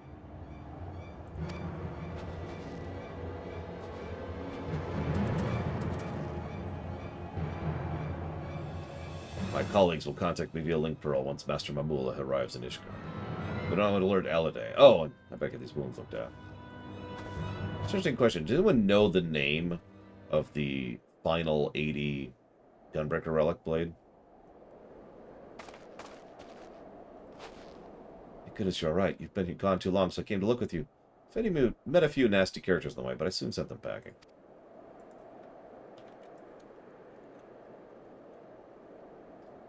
Wait, where's Radovan? And the engineer is supposed to be escorting. Well, you see. Hato nan Mamula. Blade's fealty is apparently the samurai one. The two of them are together. Radovan never talks about it, but he came from a place called Boja Citadel.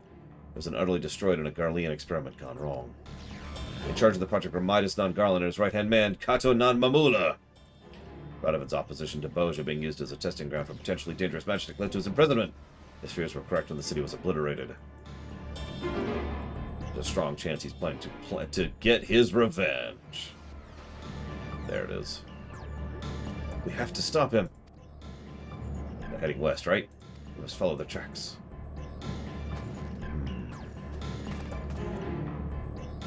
Oh yeah, lore shocks, alright. So, in some MMOs, you can type in an item code from, like, text in-game, and it will produce an item link. Does FF14 do that?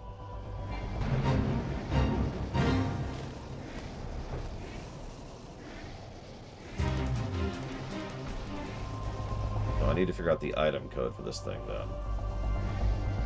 I'm staring at it.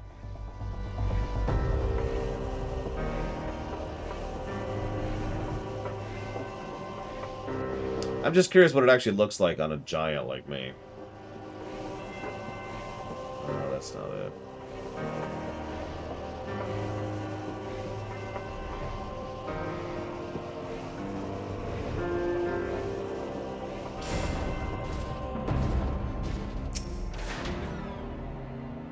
I'd say I don't own it, obviously. I'm on 2 steps from the end. 3 steps from the end? Try that in a bit.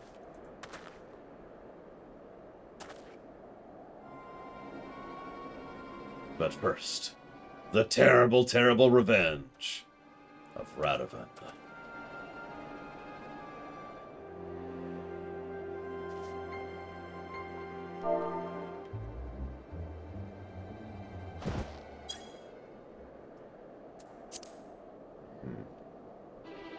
For my homeland. For my family. Osha.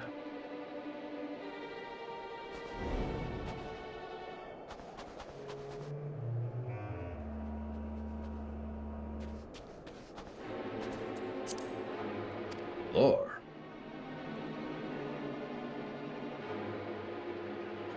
Stay back. This fiend has robbed me of everything I held dear. Don't deny me my vengeance.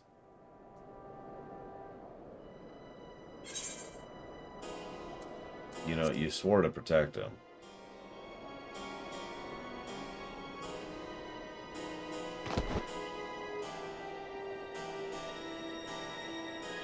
I will not beg your forgiveness, but I ask you to hear my final words. Midas and I knew there were risks involved in the experiment, but we did not foresee it would fail so catastrophically. I have lived with unending, agonizing guilt ever since. From that day forth, I have sought redemption, a chance to somehow right the wrongs I have committed.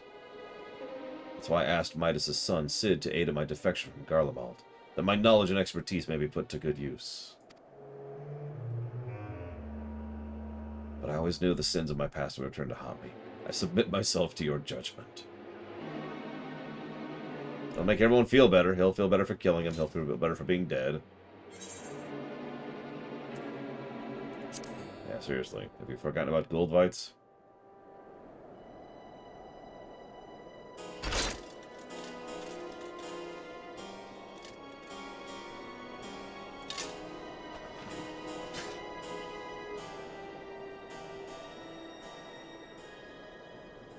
What have I become?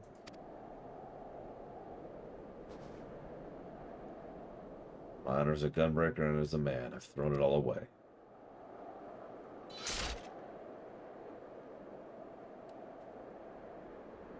You're the last of us now.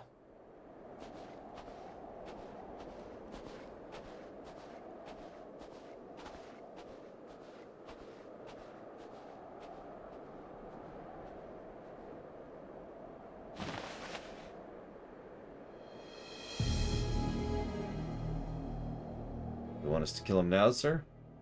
No. The old goat can wait. It's the prowling lion I want. Evil, evil, evil. And they're gone. How do they always do that? God!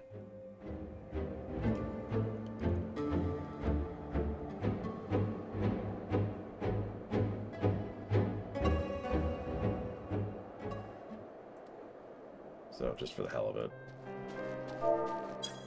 Nope, that doesn't do anything. Oh well. Is Mamul alright? Where's Radovan?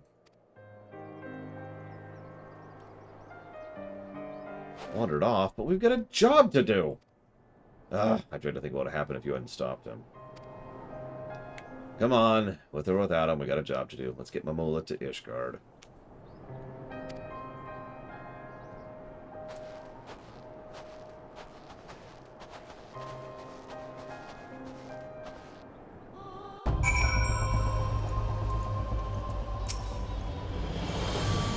For all the trouble you had, I'm pleasantly surprised the rest of the journey was smooth.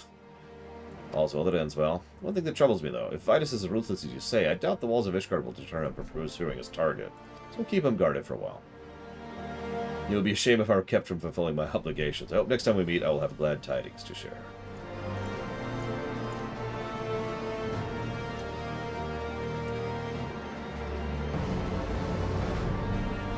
I managed to get my mullah here unharmed, but in doing so we've lost sight of Radovid. We've been through too much for me to turn back now, so we must do the final Gunbreaker quest. Well, second and final Gunbreaker quest. But first, thank you, Deathloop. Wow. Thank you, Dawn, the Deathloop. That's your name now, is the Deathloop. I will put that towards Deathloop.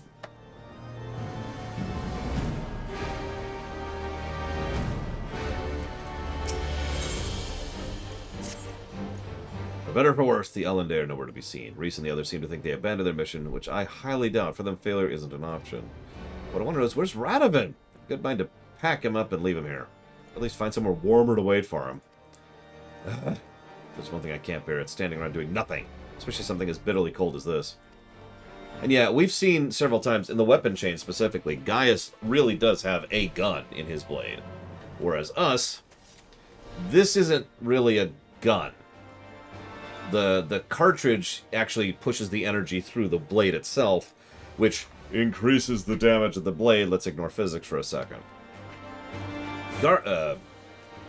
Gaius uses a gun, which has a fancy bayonet attached to it.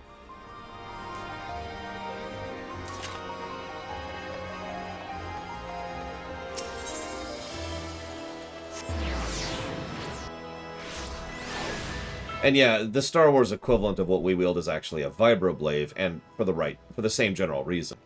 The impact, the vibration, whatever, makes it saw blade through things without actually having a chainsaw attached.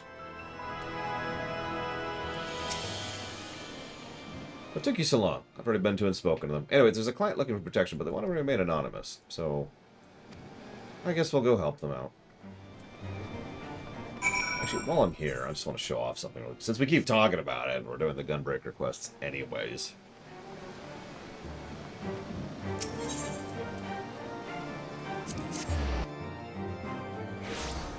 Now, obviously, this is nowhere near all of them, but you can see some of the cosmetics for Gunbreaker. Right.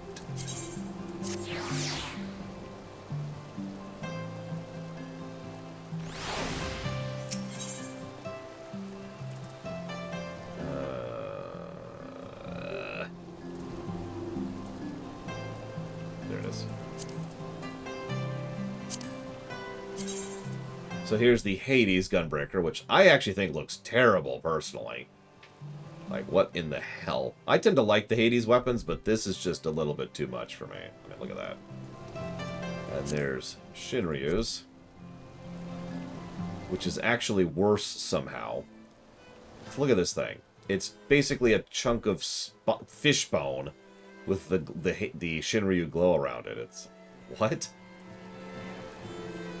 And that's kind of it, as far as gunblades. Like, there's a couple others. There's the one that Rax is so fond of, but I'm not really fond of that.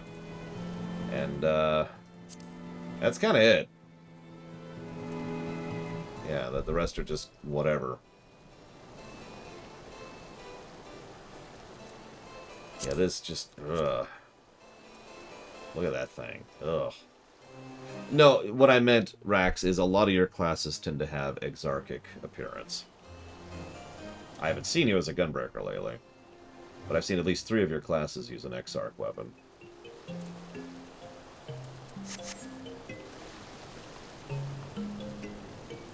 Listen, we all know that it's impossible that you don't actually cosmetic your gear. That's not feasible.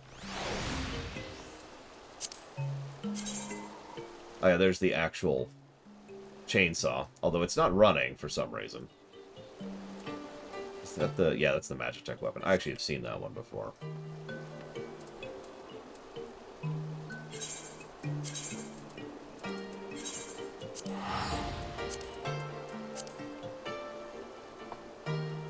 Hi, Zero. I mean, I don't mind the appearance of the one I'm using. It's practical and it's functional. And I've been using it for a really long time at this point. What do we got? Alright. How would you do a Suikoden FF14 crossover?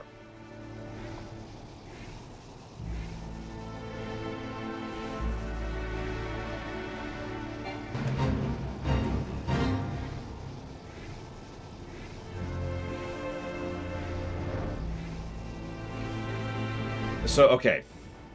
The best way to do that would be impossible. So let's just kind of eject that from the equation for just a second. But I think you could do a Luca Blight fight in FF14 and make that work. He is, for all intents and purposes, a barbarian, and in many ways a Xenos-type character. So that would work out pretty well.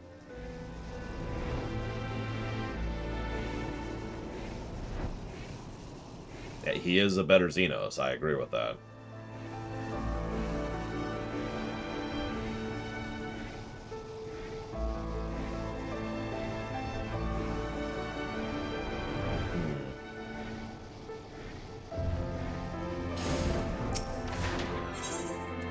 Oh, hey, it's prospective client who wants us to meet us in the middle of the frozen wastelands. That's not suspicious at all.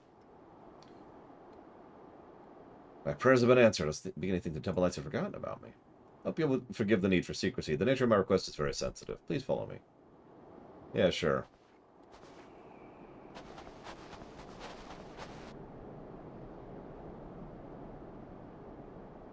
Yeah, make sure to always pay your fixtures. Pay them well. Otherwise this happens.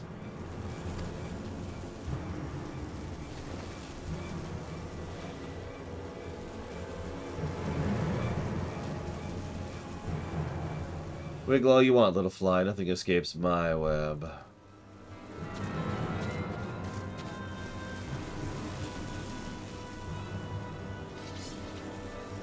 It would be a shame for you to die without knowing the name of the spider who ensnared you. I am Vitus Cor Marcella, commander of the Alloday. When we came to collect the old goat who'd strayed from the herd, I never expected to find a prowling lion, or should I say the warrior of light. There are many in Garlemald who'd be delighted right to present your corpse. And I doubt that restoring me to Pallas will suffice. No, Legatus would be more fitting. Vitus von Masala. There's a wonderful ring to it. So close I can almost taste it. Yep, we're totally about to die to this random loser nobody's ever even heard of before. Oh no, we're turbo dead. Okay, so pure headcanon. Pure headcanon. But I'd like to think that we heard Radovan and we knew he was coming, and we were like, okay, I'm just going to let this happen. I'm just going to let this play out. Prisoner 1441, if I'm not mistaken. First you refused my offer, then you have the audacity to escape, and now this. What am I to do with you? But no, it's cutscene incompetence. Let's just call it what it is. The only one with a few tricks up his sleeve.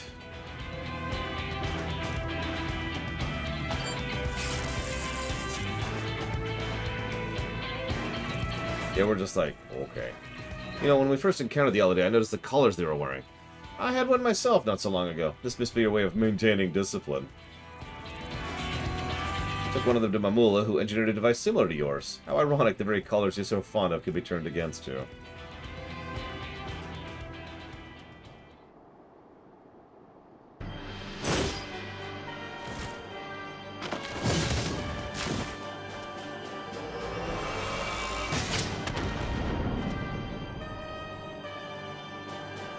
Worthless dogs! Of course, I never needed the Alloday or those magic traps to slay the likes of you, but I prefer to leave nothing to chance. No matter. We'll have to settle this the old-fashioned way. Speaking of which, where did you find those antiques? You think they can compare to a Garlean gunblade? You are wrong. Very wrong. As much as I wish to find them alone, there's more at stake here than my pride. Okay.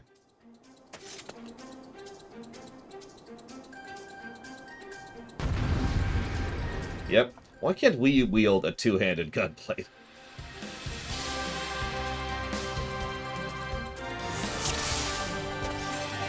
So, one of the questions I've been asked in one format or another many times is, if we're so powerful, how do you design gameplay around this? So, you see what we're doing right here? Eject us from the equation. Make my headcanon canon. We were just kind of letting Radovid have his moment, because we're decent folk and we heard him coming. We were in no danger, and we were pretty sure they were going to go for us first, so we were in control of the situation, right? What's the relevance of that? Well, gameplay-wise, make this playable as him. They already have the roleplay concept. Make this particular quest done as Radovid, fighting Vitus Kul Masela, his tormentor and torturer. I mean, come on. It writes itself.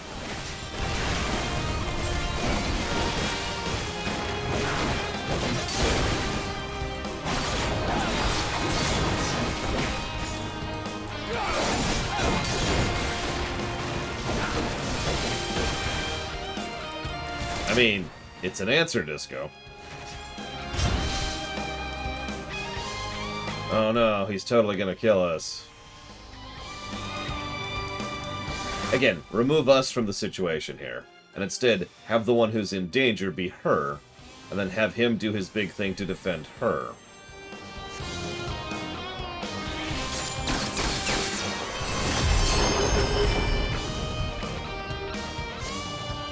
And if you really absolutely need us to be involved, have us show up after Radovid has effectively already won and done his due diligence in defeating the enemy. The guy's like, ah, ha, ha, but now I'm gonna win, and then we just move in and we crush him. Yeah, I know, the camera angle was literally like, we're playing Radovid. Come on!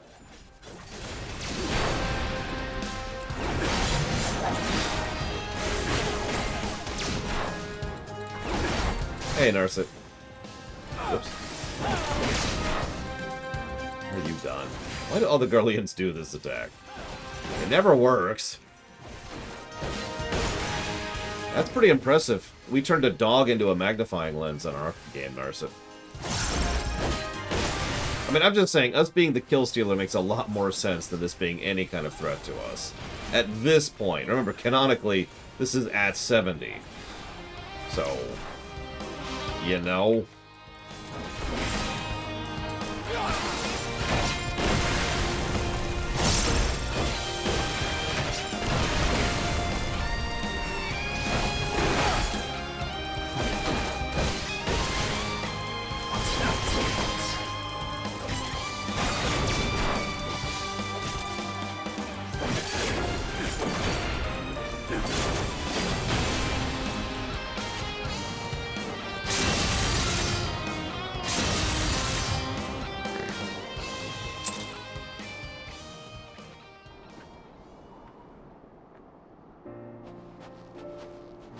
No, said Slayer. Yeah, exactly, Blade Turbo. I never thought I'd live to see that Vitus Kul Masela met his match. You're a better Gunbreaker than I ever was. For what it's worth, I'm sorry for all the trouble I've put you both through. You're sorry? I should bloody well hope so, you great oaf. What are you thinking, threatening him like that? Not to mention leaving us to escort him to Ishgard. When Lord found us, I noticed the Alade watching us from a nearby cliff top. I thought it was strange they'd pass up the opportunity to attack us, so I made it appear as though I'd abandoned you. That way I could lure them in. Anyways, we totally had this. So, sorry for deceiving you. I thought you needed time alone to think about what you'd done. Ah, the remorse I felt for disarming myself was no act. When I realized his identity, I wanted to confront him about Boja, but I needed to get him away from you and Reese. I never had any intention of killing him. I just wanted him to admit his crimes. Still gave me a sick sense of satisfaction to see him on his knees. That's when I knew I'd betrayed the ideals of the Gunbreaker, that I had abandoned my honor. I want to thank you for guiding me back to the true path. Yeah, sure. With Vitus gone, any members of the Alade are free of his control and likely to be treated as fugitives running from the Empire. I almost said refugees. In any case, we got this.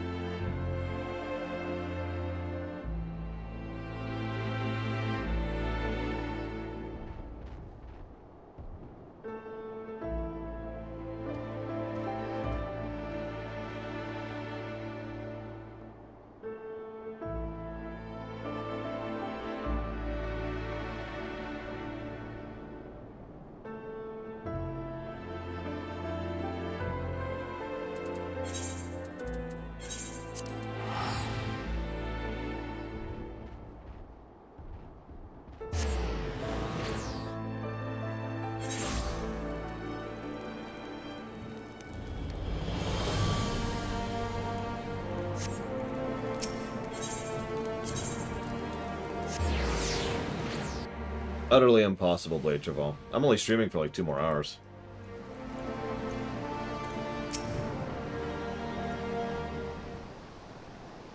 I mean, I could skip getting groceries this week. Allow me to express my gratitude for vanquishing the Aladay, which I understand is no small part to his marvelous idea involving the Magitech collars. I'm glad the device I cobbled together functioned as intended. Yep, they are turbo dead. Killed by their own leader, if you can call him that. All things considered is the least I could do. A remarkably simple matter, in fact, compared to my next endeavor, Ishgard's ceruleum heating system. While I may never be able to adequately repay the kindness I've been shown, I must begin somewhere, until we meet again.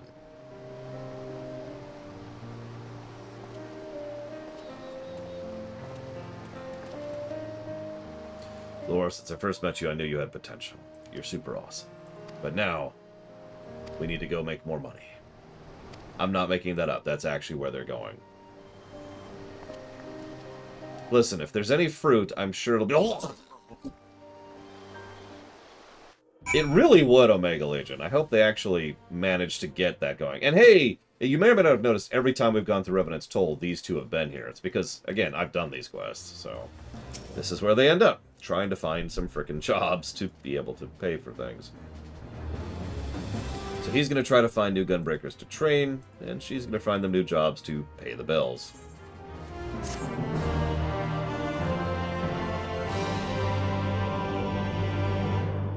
I learned a new ability. This power. It is the power of continuation. Yeah, that tracks.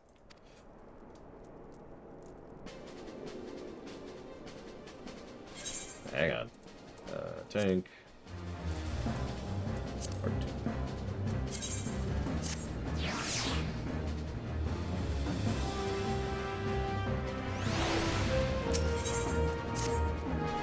Ah, Laura, good to see you again. Since we last met, I've been introduced to a fair few adventurers who hope to earn the art of the Gunbreaker. Although having taught you, my expectations were perhaps a little bit too high. Radovin's been so preoccupied he's hardly taken any of their jobs, leaving me to have plenty of time on my hand. The woman who worked for Rowena had been running after bookstones. Stone tomes? Anyway, what have you been up to? I had a friend who became a Gunbreaker. In another planet. How can that be? Well, you see... I learned it will in Imperial territory. Well, that doesn't change the fact that I'm the only Gunbreaker who has survived the destruction of Tvoja. And if I didn't train him, who did? One or other must still be out there. Now that you mention it, adventurer from Gridania told me they met a man in Carline Canopy carrying a weapon like your gunblade. Hrothgar, too. I know, right, Rex? I thought they were talking about you, so I didn't pay it much attention, but... You haven't been there since we moved to Revenant's Toll, so I wonder who that could be. Why did you tell me sooner? There's a fellow Gunbreaker. I must find them. You should probably go after him.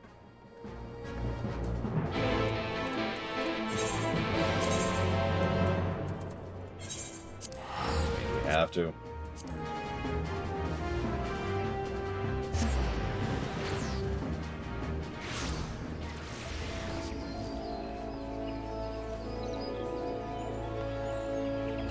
You know what? I take it back, Von Falkenstein.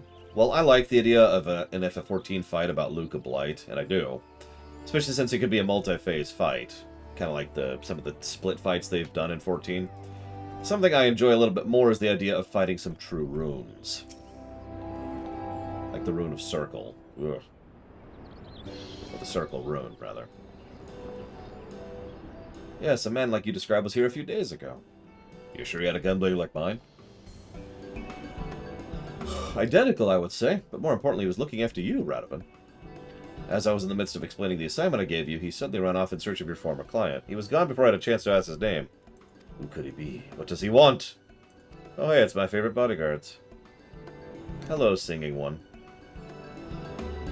I'm surprised. I was hoping I thought we'd never meet you again. Since our last meeting, my sweet Marigold has returned a thrilling audience with her upbringing performance. As a matter of fact, we came here to drink to her continued success. Your timing and choice of venue are impeccable, for we have need of your help. Do you remember a Hrothgar man looking for Radovin? He may have asked you about the assignment to guard Editha. Yeah, we heard he had last seen him making a beeline for Ul'dah, so we told him as much. He won't stay for long when he realizes I'm no longer here. Best move him. Best go and find him. Damn it, Casual. If he follows a similar line of questioning, it'll lead him to our former client. Since Oriel is most likely undergoing treatment, he'll end up talking to Garrett instead. I must say, he was a rather fearsome-looking chap. Not the sort of person you want chasing you. Make sure he doesn't kill you. Bye. Have fun storming the castle. Bye. I just noticed she's in a different outfit again. Sophie.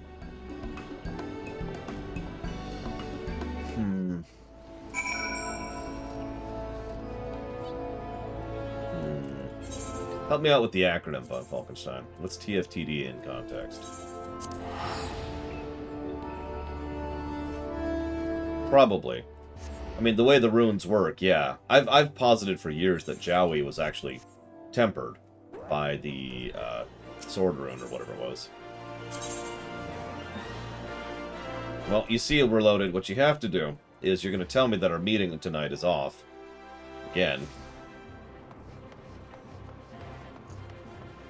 So that's what I'm expecting. Ah, terror from the deep. Listen, real life is RL. I get it, lore reloaded. It's all good. It's all good. I'm cool. We're cool. Everything's cool.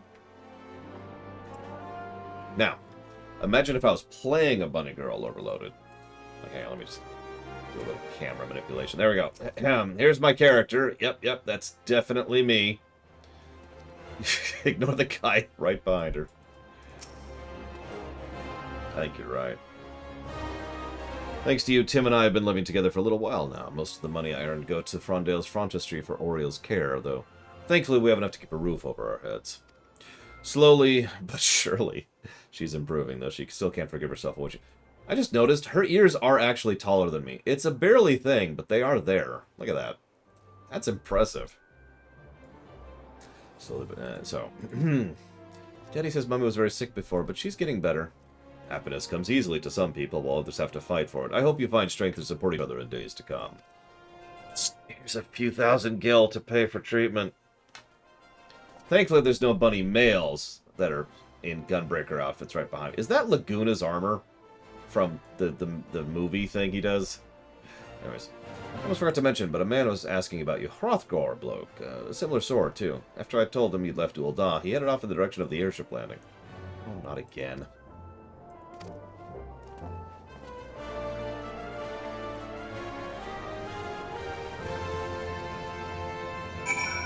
Yep. There we go. This is my new character. Wow, you are much shorter than me. My God.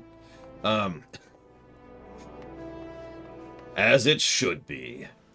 Must be tall. Must be... Sorry. Alright, I'm going to Limsa. Pay attention, Laura. I'm honestly impressed her ears go above my head, really. I'm just shocked by that.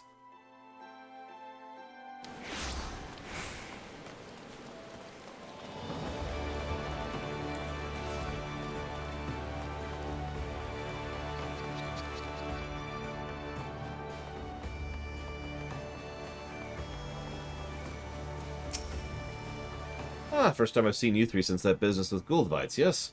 As planned, his testimony led to the convictions of several high-profile criminals. Then a few days later, he died peacefully in his sleep. Wow. Even though he knew he was beyond forgiveness, his final deed made Limsa a safer place. If only he'd seen the error of his ways sooner. There's one other thing. A fellow awfully like yourself came through not long ago looking for you. I told him you'd moved on. He's probably in Ishgard. I'll bunch him away to Reese, who's keep him busy. Come on, let's go. Bye. Actually, he died screaming in his sleep, but they don't want to, you know, hurt morale by admitting that. So I have to make a Terror for the Deep equivalent for modern XCOM. So my very first thought is, how do I make underwater mechanics interesting? Like, it's easy to make underwater mechanics that are not interesting. You know, interruptions in movement speed, or reduced probability of dodging attacks, or enemies that can reposition you against your will, and all sorts of fun stuff like that. But actually, I like that enemy repositioning you against your will bit. But other than that, I'd have to think about that.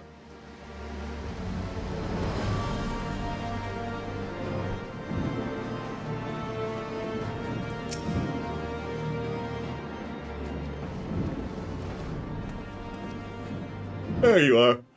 We're just discussing this Gunbreaker fellow you're chasing after. He's looking for you, but you just missed him. Ah. Hold on. When I mentioned Master Mamula, the Hothkar seemed rather taken aback and asked where we could find him. I didn't see any reason not to tell him. Oh no! If the Boja survivor's looking for him, his life could be in danger. He could die screaming! No, Sid's not here.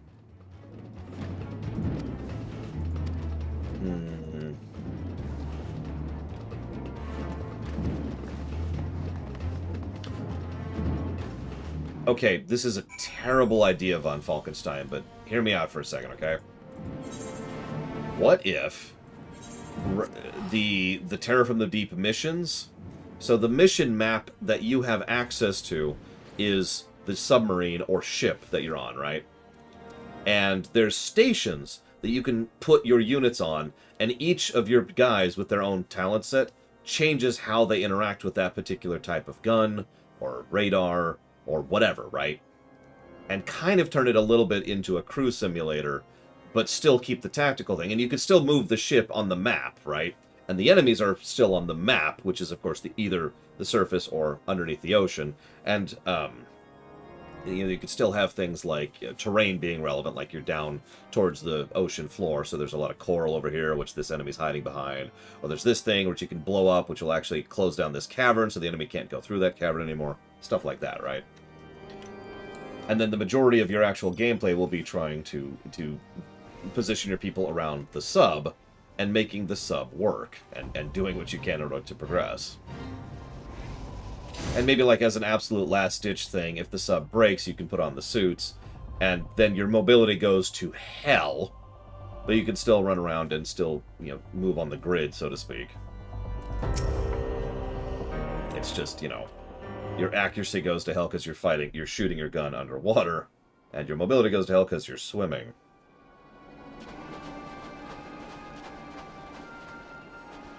Yep, there he is. You may remember him from the Boja stuff we've already done. Yeah, maybe have a special unit that's specifically better at maneuvering underwater. Or maybe have an equipment slot that you could put on that gives them, like, you remember that thing in Subnautica where, it was our first vehicle, and you could grab it and it, has a propeller and it pulls you forward, right? And so you could, have that be an equipment you could put onto one of your units, so they will have substantially more mobility and speed while underwater. Maybe give them, a charge attack, something like that. The Sea Glider, that's it.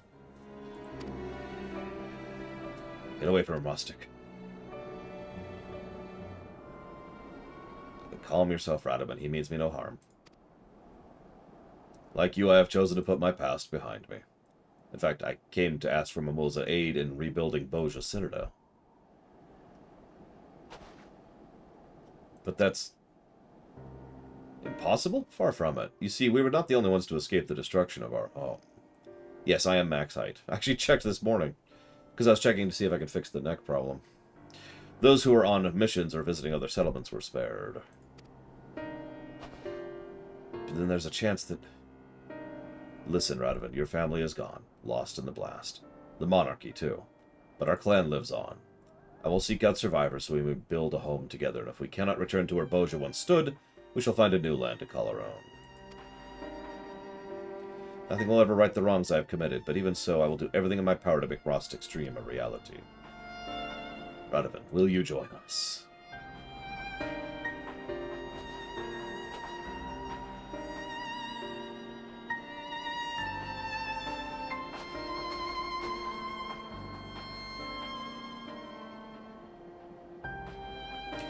I am sorry, Rustic.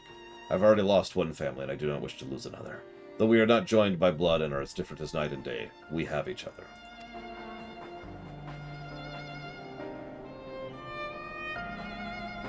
And that is not all. I have passed on the ways of the Gunbreaker to Lore, the first of many, I hope. I, too, taught someone from outside our clan how to wield the gunblade. You have much in common with him, Radovan. He is someone he wants to keep by his side. Family. Yeah, that would be Thancred. If you meet any Bojans, tell them I would welcome their help. Perhaps one day our paths will cross again.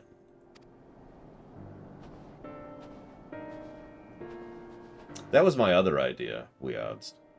Make it so that instead of using your troops on a ship, make it so that you're using ships. So each square is actually a single ship, and each unit is actually an entire ship.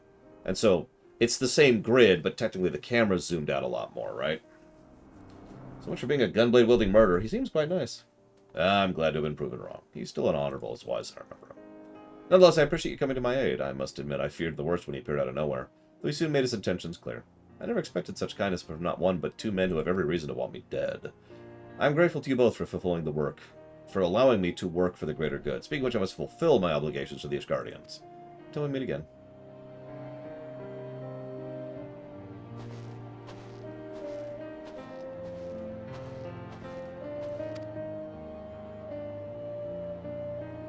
I don't know if I agree with that, Von Falkenstein. In fact, if anything, just replacing the units with other units is pretty much a straight-up reskin, and that's the reason I didn't suggest it earlier. It's too little change. It's too little different. It's just cosmetically variant. The actually running the crew idea is actually changing up the gameplay to accommodate the new setting.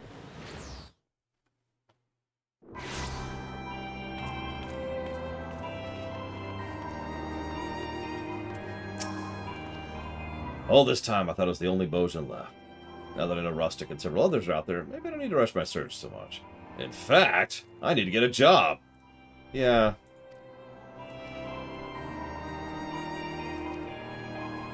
Oh, did I tell you? I'm originally from Rabanastre, the capital of Dalmasca.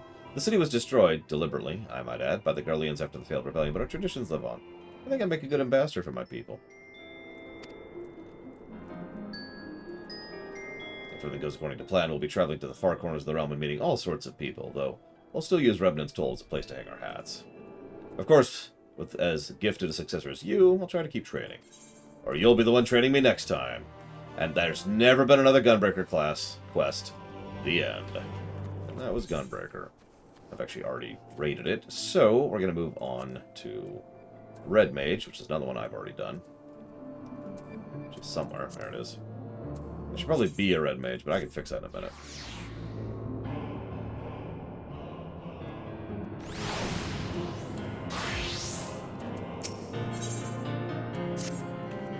Hey, Lore. I was just looking for you, and I saw you over there. It's weird. I've had a letter from Zerun Tia, excuse me, and he asked me to pass on a message. Let's see here. Arya, hope this missive finds you well. Should you come across Lore in Revenant's Toll, send her to the Alamigan Quarter. I have need of his help. What could be happening in Alamigo, I wonder? I guess there's only one way to find out. Let's go!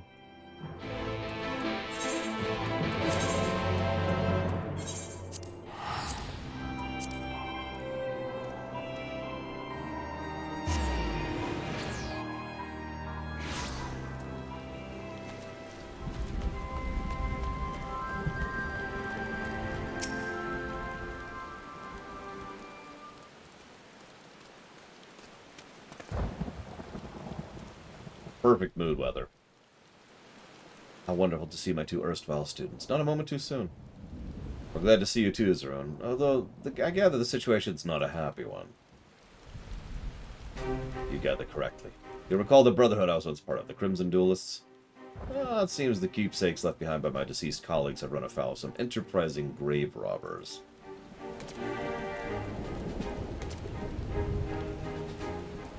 When my duelists met their end some 2 decades past, I was too deeply engaged in my own battles to give them the proper burial they deserved. So I did what many had before me. I collected the blades of the dead and interred them within the tomb of the errant sword.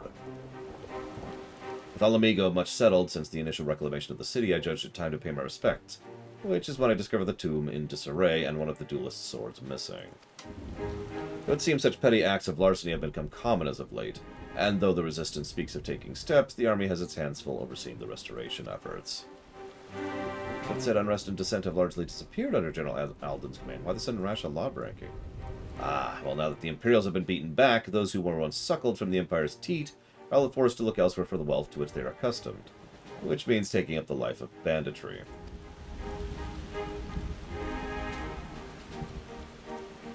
And for the lowest amongst them, it means ransacking the resting places of their countrymen. Crime I do not intend... That's right, banditry is not as bad as tomb robbing in his work, but anyways. So, this particular gang is of uncommonly swift foot, and I must temper my attacks lest I slay them ere learning the location of their stashed loot. Thus do I turn to you for assistance. Capturing these thieves alive will be easier with an extra pair of hands. If it's an extra hands you need, count me in. But without red magic at your beck and call, 'tis too dangerous for one still relearning her art. I've been practicing against the creatures of Mordona since we parted ways. My magics may not be what they once were, but I can cast the initiate spells well enough, I promise. Monsters in Mordona are not to be trifled with. That was a risky path to take at this stage of your training. I mean, I took risks, yes, but not foolhardy ones. If I don't push myself, I'll never catch up to you in lore. I lean in. You're never gonna catch up to me. Lean back out. I don't pleasure you not take no for an answer. Very well, but do not leave my side, understand? Thank you. You won't regret this.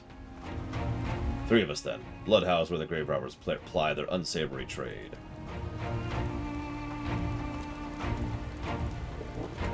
I was about to say, that's like level 50 stuff, Omega Legion, so not exactly shabby.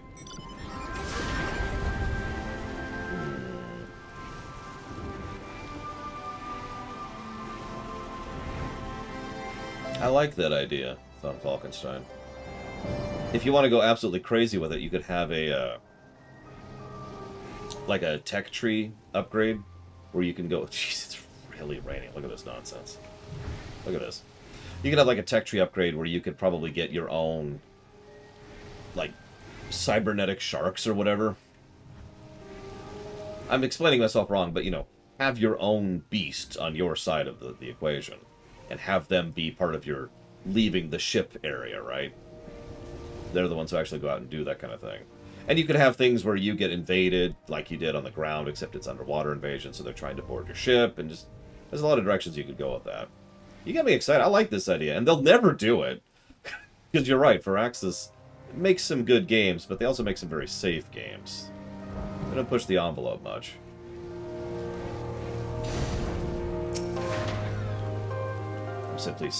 I'd like to simply snatch up these grave robbers, but they've proven an infuriatingly slippery foe. A foe who now knows my face. Which is why you must play the role of deceiver. Search the graveyard, and convince them to spring the trap. Okay. So, she was cursed. She was part of a literal centuries-long scheme by a particularly powerful void scent, which cursed them to a specific form of etheric vampirism. Let's just call it what it is. Now, we have killed that void scent and cured her of her curse, but as a result, her metaphoric etheric battery shrank substantially, and so she lost a lot of her magic capacity. So she's been trying to train herself to make up for that ever since. Looking for trouble, mate? How big a fool you gotta be to just wander up to a gang like this? Shit, eastward, I saw a patrol sweep around to the west. Soldiers, huh? Best moving on. Thanks for the warning, friend. Oh, and not that we doubt your word or anything, but you better come with us. Call it a show of good faith. Yeah, sure. You don't recognize me, do you? Well, that works out for me. You know, one of the common questions I've gotten this entire run is how do you do storytelling for someone as physically, well, as literally, personally powerful as we are? There's an actually interesting idea, which I don't think they've done before. Have us interact with people who don't know who we are. I don't mean by going to new areas, I mean, like, what if we literally glamour ourselves? And so you could, like, you could have a whole thing about it if you want. You could set up a complete second appearance and go to the character creation screen and everything and make up a second appearance for these cutscenes. So you're walking around as a Lalafell or whatever. Like, da, da, da, da, da. You'll never stop us, friend. We're grave robbers of the 14th tier and blah, blah, blah. And then, you know, the grave robbers accidentally summon a primal, and then we lose the glamour and go into our normal form and just beat the crap out of the primal.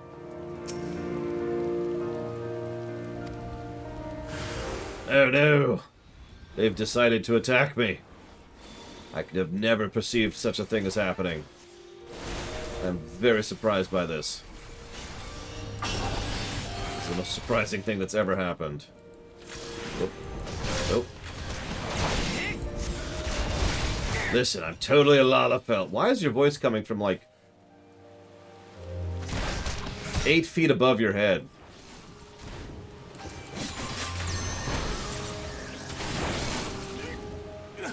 Listen, I'm really good at throwing my voice, okay?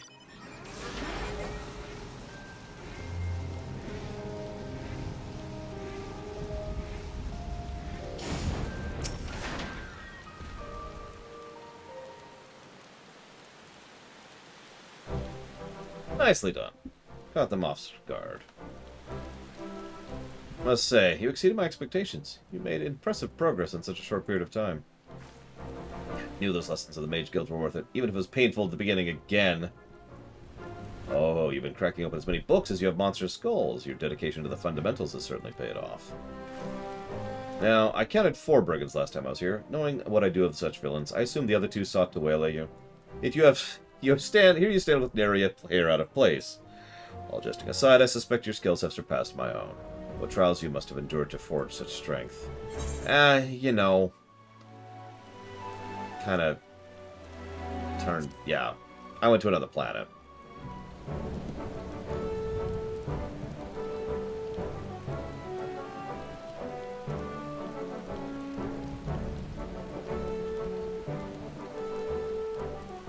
Another planet? Even your adventures play out on a stage beyond my wildest imaginings. And talk of sin eaters, ugh.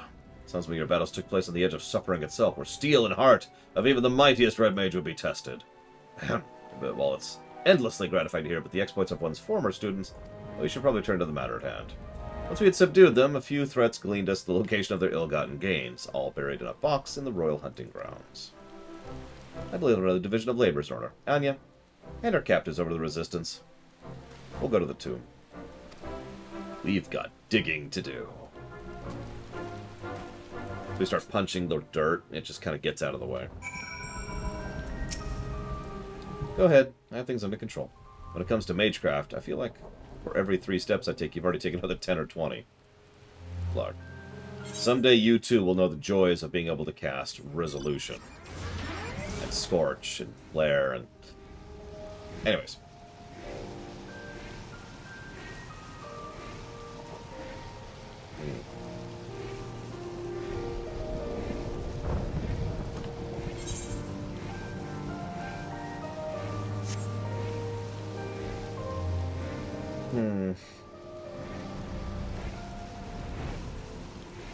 Oh yeah, Cashel, are you there still?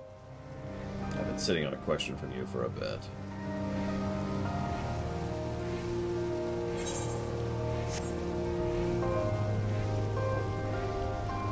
Alas, there is no Cashel. God, why are there so many mountains here? Oh my god.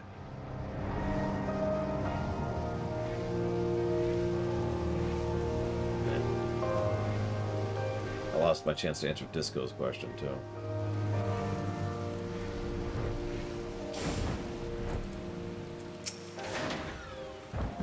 Okay, the ground is soft. Certainly not as packed down as elsewhere. I think we found their cache.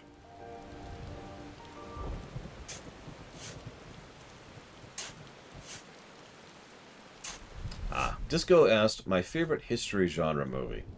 Gettysburg. It's rather long, and it's rather deliberate in its pacing, but it's actually a pretty good film.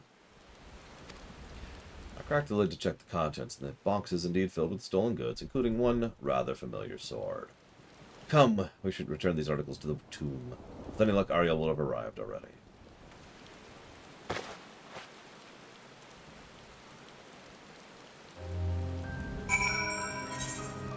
Jeez, all the way back over? Really?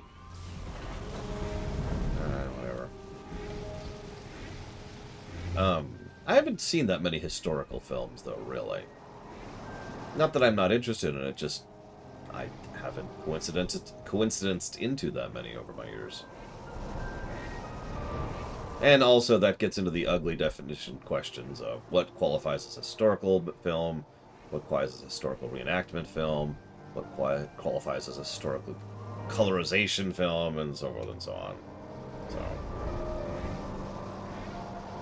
I still stand by Gettysburg. It's a good film, and it qualifies, I think. Oh, that's what that is. I was about to ask what the hell that thing is over there. I saw it in the cutscene. You can tell I've been in this patch for a while now.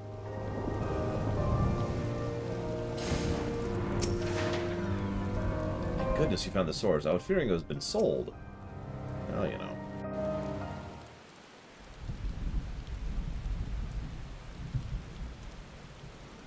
So... let's return these relics to their rightful places.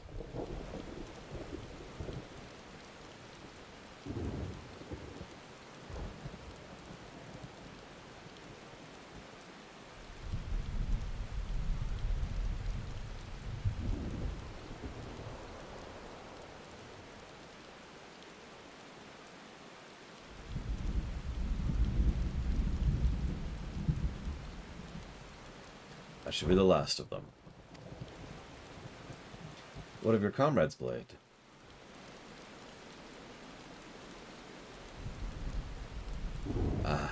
Indulge me in a moment of nostalgia. There's this game called Super Mario Bros. 1. The man who wielded this sword suffered from shallow reserves of ether. He commissioned a weapon capable of channeling his energies in the most efficient manner. As you might imagine, the custom blade thus forged cost him a small fortune in coin. We would taunt him his empty purse without mercy, of course, challenging him to become a mage worthy of such priceless steel. His reply to our jeering comments would always stay with me. Even should I fail to do this steel justice, it will remain long after I have perished. A kindred soul shall take up the sword, and you'll see my coin was wisely spent.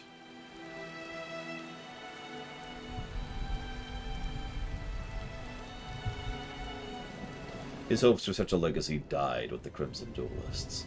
I entombed the blade, believing no new mage could rise to claim it.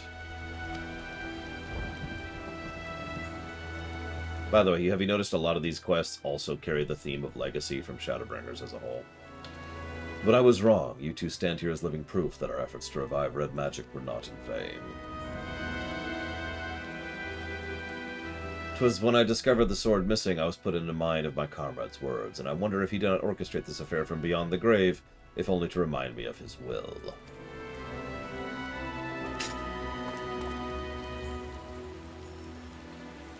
Lore, you appear to have a distinct taste in weapons. This blade, I think, should belong to Arya.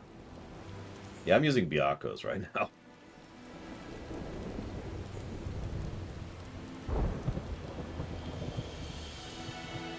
But I'm not even your student right now. I don't think I deserve to have it. I made a promise, did I not, that once you learned to harness your ether, I would take you under my tutelage once more.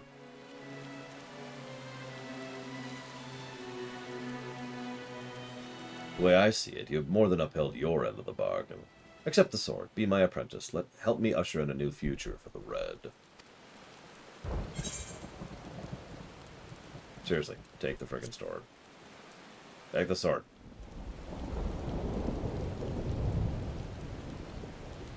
I will. If you would offer to accept me as your student once more, let this be my answer. Does she have my haircut?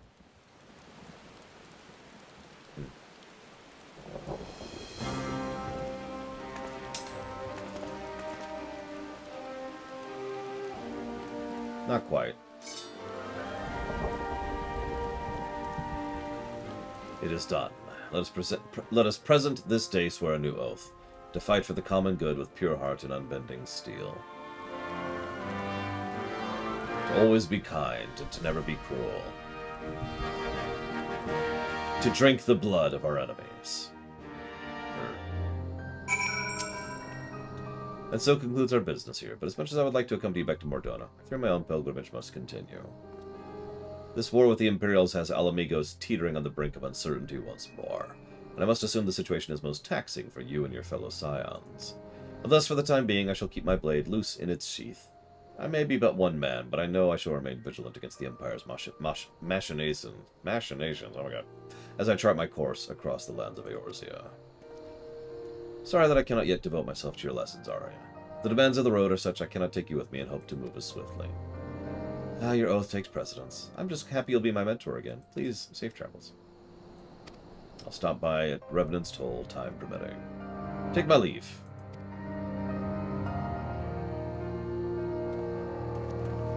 Shall we make our way back to Mordona?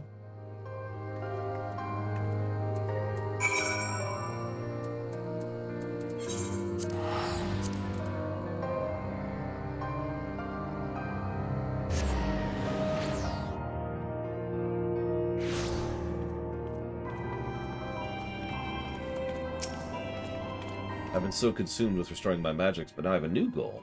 To wield my new sword with perfect execution.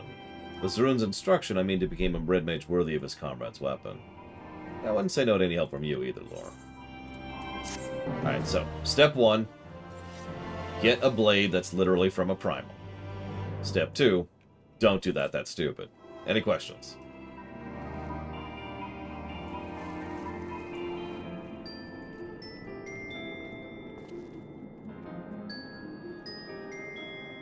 Now, I've been without water for about an hour and a half now.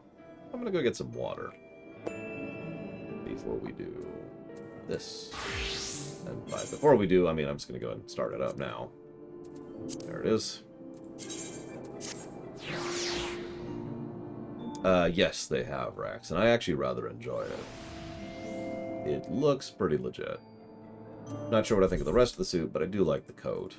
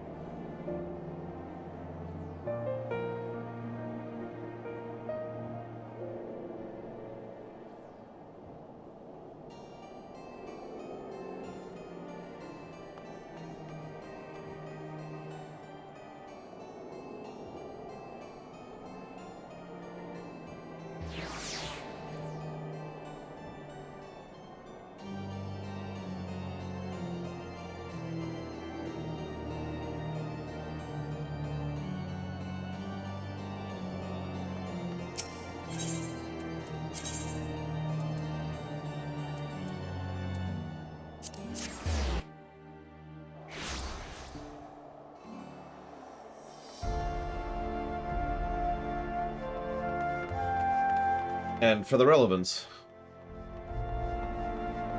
No, that works. This is the last quest I've seen of, I believe, all the content we're doing.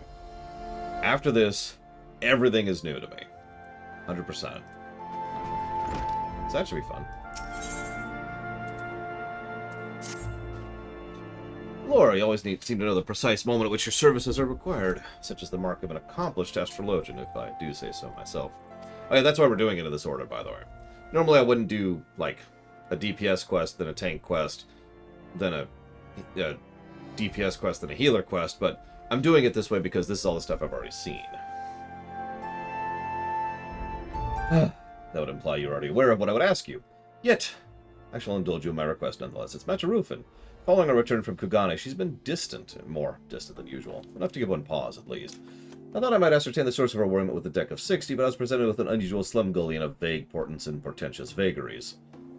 By the time I wrapped my head around the spread, all I could discern was something of a dark wind blowing from the east. I suppose I can apply a number of things. Ill tidings from my allies, rainstorm brewing over the Black Shroud, fire at the fine catastrophe near the Ark of the Venerable, but I suppose even you could be the Dark Wind. Right, no. Anyways, let's just say I'm worrying about her companion, but I'm at a loss as to how I might help her. Leveva has been spending much of her days at the last vigil staring blankly over the sea of clouds. I'm attempting speaking with her, but the lady's about as receptive to my concerns as one might expect. Maybe she'll be more forthcoming with her star pupil? Let's go see, shall we?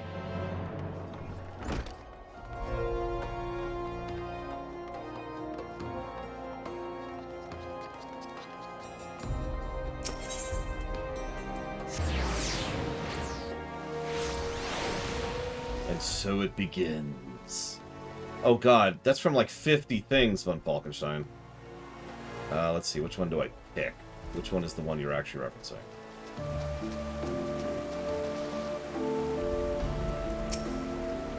It'll never work. I was a fool to think. Oh, Lord, just the one I wanted to see. Might you remember Kyoku? Lanky fellow, disheveled hair, somewhat capable in geomantic arts. Well, it appears his travels will be bringing him once again to Ishgard. Yeah, I was going to go with the Lord of the Rings reference, but you said TV series, so it's not that one.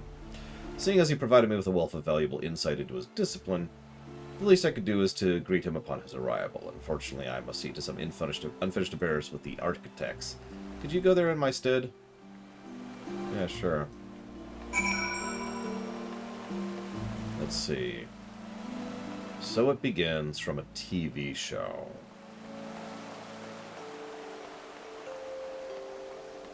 It's this guy right here. No, That's my point. A lot of people say that line in fiction. It's a semi-common phrase. So I gotta narrow it down based on that.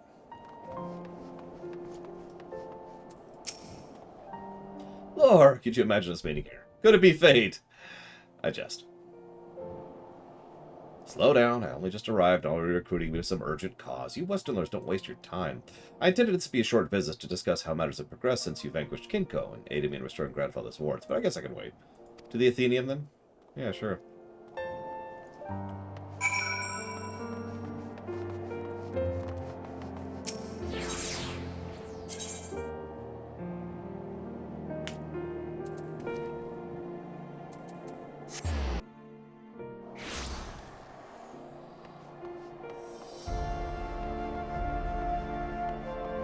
I mean, I've heard that sit in Babylon 5 and Farscape. I'm not picturing a Star Trek usage of it, but I think it's been there somewhere. I see someone has wasted little time in informing every rat in the broom of matters I thought more obvious. It was a personal nature. Oh, save the drama for the stage. Lord Miller recognized the intimate connection Lady Loveva and I forged in Kugane. Uh-huh. I am clearly the perfect candidate for discerning what may be weighing oh so heavily on her soul. What is this outfit? I don't think I've seen that before. What am I staring at? It's a bad camera angle, but good lord. How do you propose to do that? Hi, Saldir.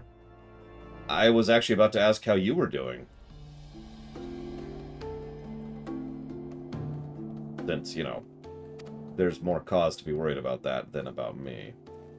Do it. I've already done it. Lady Aveva's in love. But of course she is. Wait, what? Her arch-enemies defeated. Her memory honored. A city staved. Saved. She has conquered the countless peaks that rose before her with an air of aplomb that would belie her mere 16 summers. She's only 16 years old. And now, bereft of purpose, she has turned her eyes to companionship to fill the void that lies agape in her heart. I believe I can help. Lore! You know, the lonely lady's current whereabouts? There are massive stone effigies to raw masculinity. Oh, it's worse than I thought. Thank you, Saldir. As always. I was thinking of Koch, by the way, saying it. Small improvement is still improvement, as I like to say, Saldir, so I'll take that. God, what is this outfit? Anyways.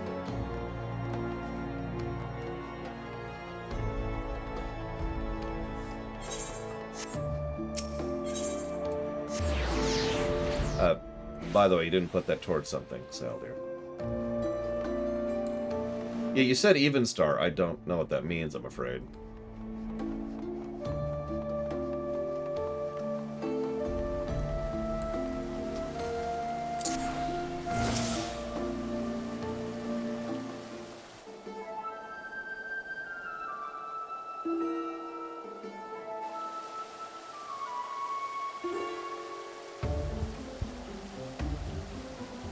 She is.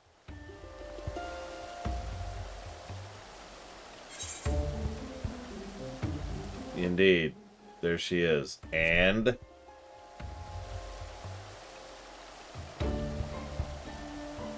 nothing. That's the problem. She's just standing there. What do you think we should do? Let's go talk to her, you moron. I'm but a humble student of the geomantic arts. I have little understanding when it comes to matters of the heart.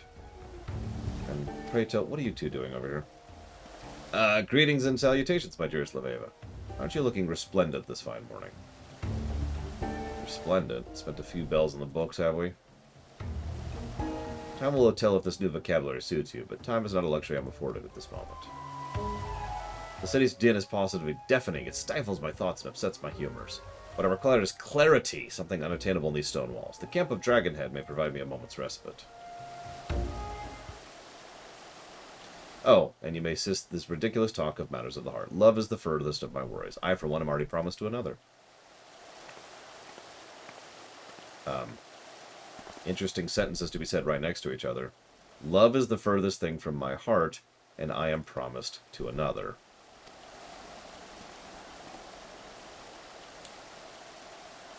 Get up.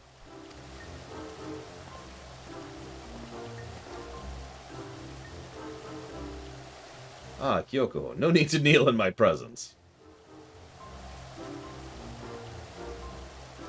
I see. It comes a little surprise one of her social standing would be betrothed at a young age, such as custom amongst the older houses, even in a city as progressive as Charlayan, and she hails from one of the oldest.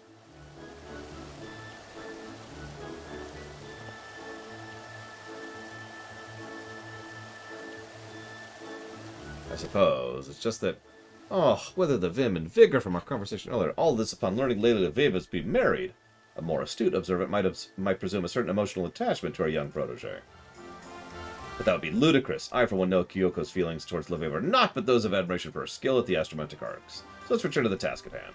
We still don't know what's laying down the lady's fragile heart. What better way to ask?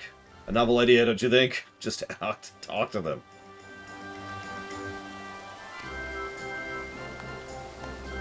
I know, right, Zetzler? Was close to suicide after losing my wife and child. And she's married? And so far we haven't seen much in between, but then again, we've also only seen a couple of these, so we'll see how the other ones go. Warrior, huh? I think we just got our candidate for the next one to do.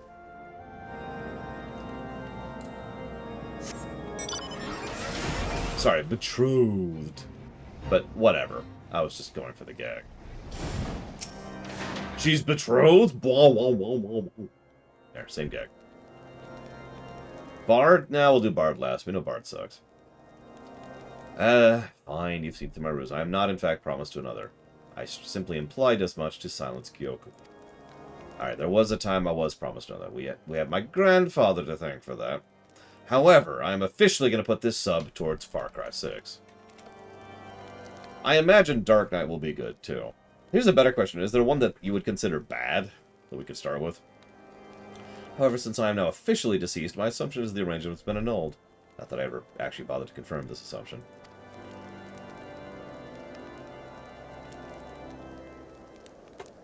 What's troubling me? It was not my intention to involve you or Janica or even Kyoko. However, the discord my silence has sown perhaps warrants an explanation. Despite repeated efforts following our achievements in Kugane, I've been unable to conceive feasible means for blending the teachings of Charlayan astrology and those of Far Eastern geometry. And by geometry, I mean geomancy. Paladin! Oh god. There has never been a good Paladin quest. The only good Paladin quest was the Gladiator quest. As he explained, unlike Astrologians who look above and look below and blah blah blah, but try as I might, I remain impotent in tapping the land's puissance.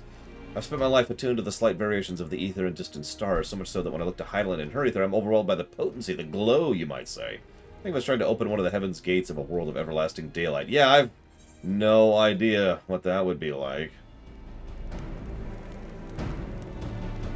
You visited such a place. The memory rings are accurate. Where have your adventures taken you? Well, as with all of these, I'm going to explain about the first and another planet and all that fun stuff. Okay, we can do White Mage and Paladin first. I don't mind.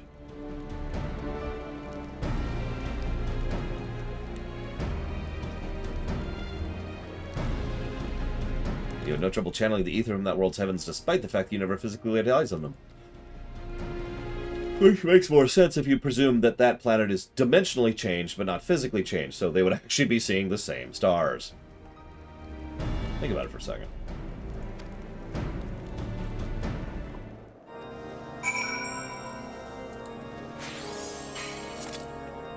Your faculty for ethereal conversing with celestial bodies with far and near is peerless.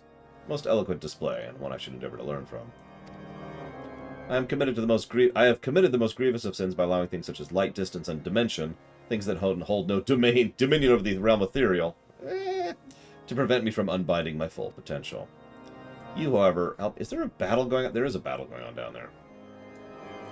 Help me to realize the error in my ways. I believe I may continue my studies. Just not here. I was unsure why I thought this would be a suitable location to ponder my predicament. Perhaps as the memories of her lesson here. Anyways, let's go back lest we catch cold. Lady, it's snowing everywhere. Including in Ishgard.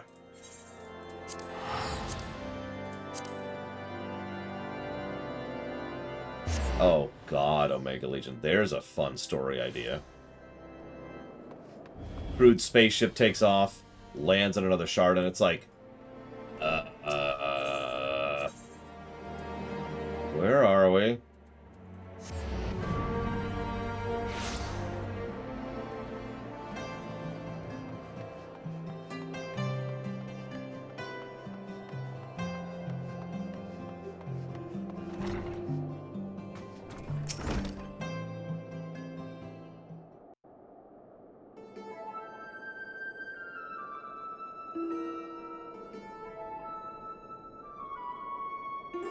Foremost, I believe I owe you an apology. Or at least I owe you one, Jennifer. As for you, Kyoko, screw you.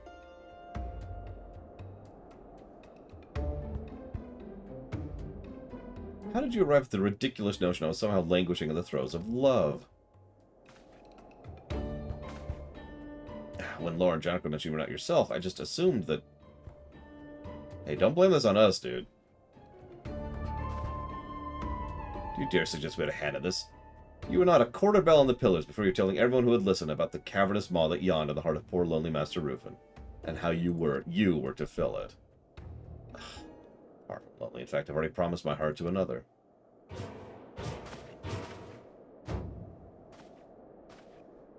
Of course, already promised... Wait, what? You heard me, and I've never spoken a truer word. Why is this...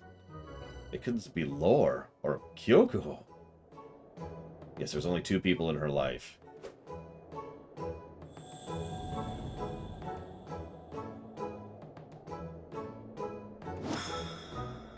Why, astrology, of course.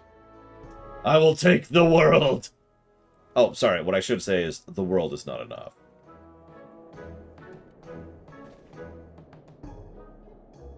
What'd you expect, Quimperin?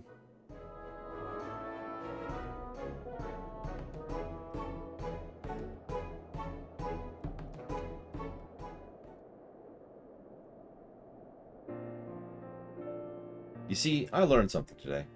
I learned that you two are morons. I suppose that's wondering what brought me to Ishgard in the first place. It wasn't to ruffle Master Rufin's feathers, though it seems I have succeeded regardless.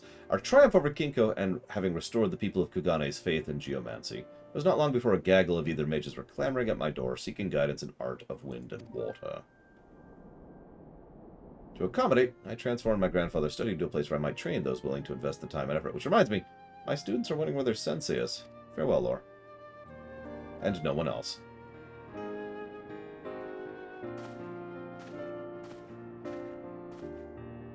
So he came to tell us there's no school. Did we not give him a link pearl? At any rate, allow me to thank you for the inspiration you provided. Despite being your mentor, I find myself constantly in your debt when it comes to everything else. You're a true friend and confidant. And as always, she has once again failed to acknowledge that I was the one who noticed the change in mood, and my reading particularly relevant, and my good judgment in pointing towards your direction. Such is my destiny, I suppose. I'm just happy she's back to her normal self. If aught else were to fall her, Rufin would haunt me till the 8th Umbral Era. Thank you again, Lore. I'd say we make a fine team, but considering you cover the choral share of the work, I will refrain from further analogies of a sporting nature.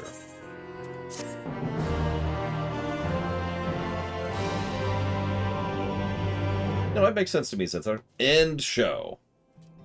That was Astrologian. Kinda kinda fluff. Not bad, though. So we're gonna do Paladin next? Alright. Oh, we don't even have it. Alright, so Paladin. Alright. Right, it doesn't show up there, but fortunately I happen to know where it is. by total coincidence. It's an Ul'dah. I love that there's no indication that that quest is there. That's not good design, if I'm being blunt. So yeah, we're in totally new territory for me.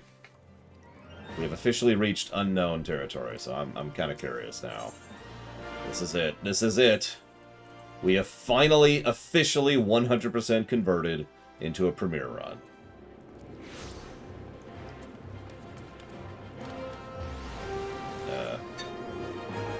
Where the hell? There it is.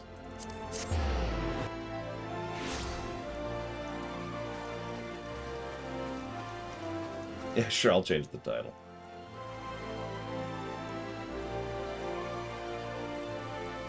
There. Yeah, drum roll, drum roll. We have found something worth fighting for. And that's getting another drink. It's holy crap.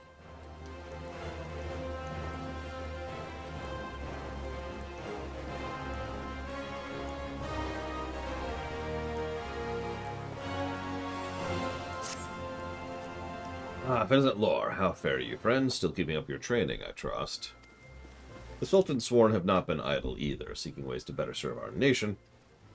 We have joined hands with the Gladiators Guild. We train with one another, helping to hone each other's sword arms. The guild even dispatches its members to assist... Wait, I'm sorry. I feel like I just stumbled over that a bit too quickly. The Paladins are having so many issues that they have officially formed an alliance with the Gladiators Guild. Think about that for a second. None of this would have been possible without First Sword Maila's cooperation. She's a dedicated woman, dedicated to her heart and her own. I have the utmost respect and admiration for her. So it was with deep concern I noticed something troubles her of late. Whereas she was more amiable, now she's been given to brooding silences. I considered offering an ear, but I'm a relatively new acquaintance. I didn't want to appear overly familiar. But you! Seek her out. Apparently, Mr. Red. I mean, we get to look like this, but apparently we suck. Who knew?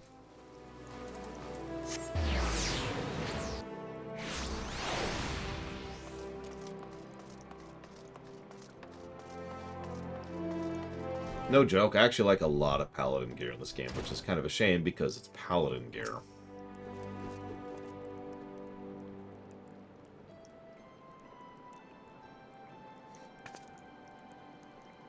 Oh, it's you, Laura. It's been a while. What brings you here today? Genlins is worried about you.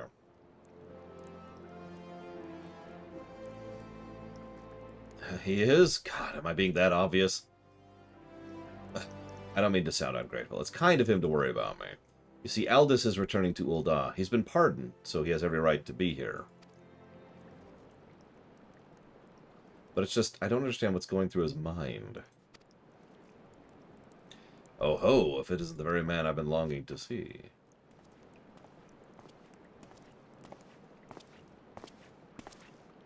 Nice shoes.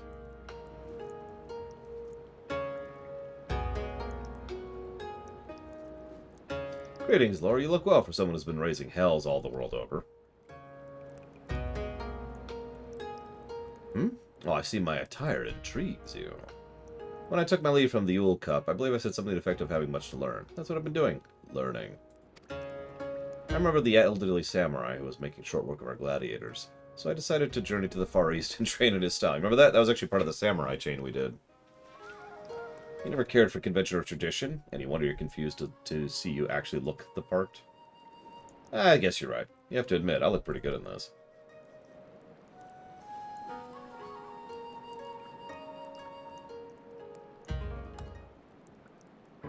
So, how about you and I have a bout, for old time's sake?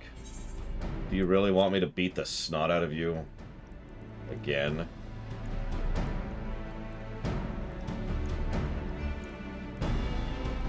Not want to bear steel needlessly, is that it? But I know you need this lore. We're of a kind, you and I, when we see a mighty foe. We can't resist the urge. No, I'm not Xenos.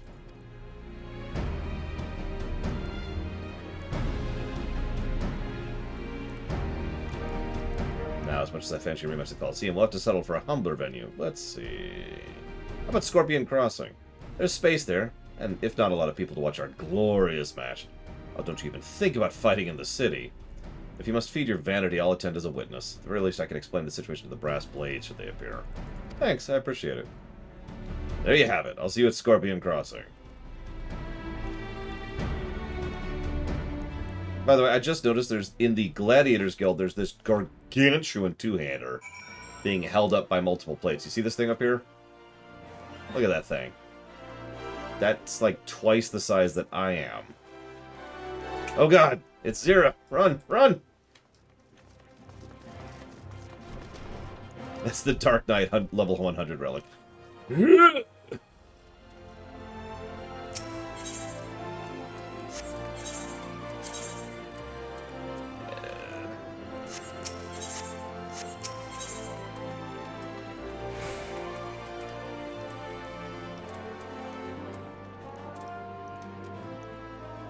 that it? No, that's it. Nope, that... Okay, whatever. Oh, sorry, Zera. I thought you were just trying to kill me. I'll wait, I'll wait. In the light. I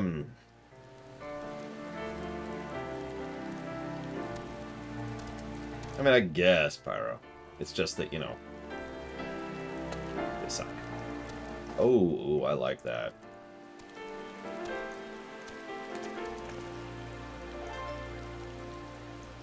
Yeah, no, that's pretty. I like it a lot. Although we all know my White Mage weapon is even better. No, it's not. It's just Thornton's weapon. Sorry. Paladin. There we go.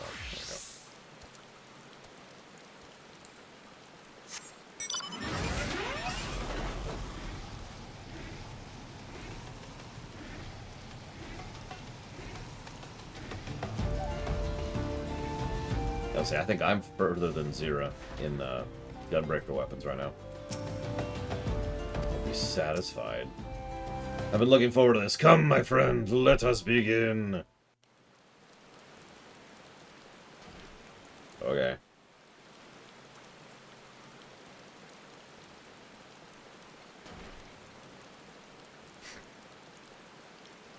Yeah, it's funny. Both Guild Wars 2 and FF14 have the same problem.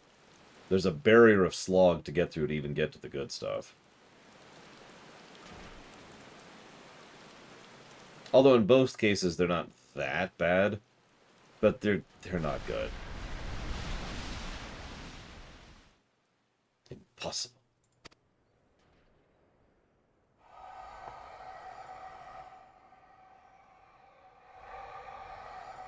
What's the matter, Aldous? How'd you become so strong? I found something worth protecting. You journeyed to another world and found someone you wish to protect? Yeah, Clash of Auras trope. And we win! Now, I'm pretty sure anime's done that before, but I actually kind of like that concept. I've seen it a couple of times where two really skilled, very perceptive, very strong masters of an art face each other and never actually fight because they just kind of look at each other for a bit. And then one of them says, yep, nope, you win. And that's it, right? They took the measure of their opponent and said, yep, nope, you got me. I think it's the first time I've seen that in this game. There's no point. I don't stand a chance against Lore. No, you don't. You would admit defeat before you've even fought? It's unseemly, aye, but because of my training I've come to know, Myla. Come to know the power of resolve and the difference it makes. Forgive me, I need a moment alone.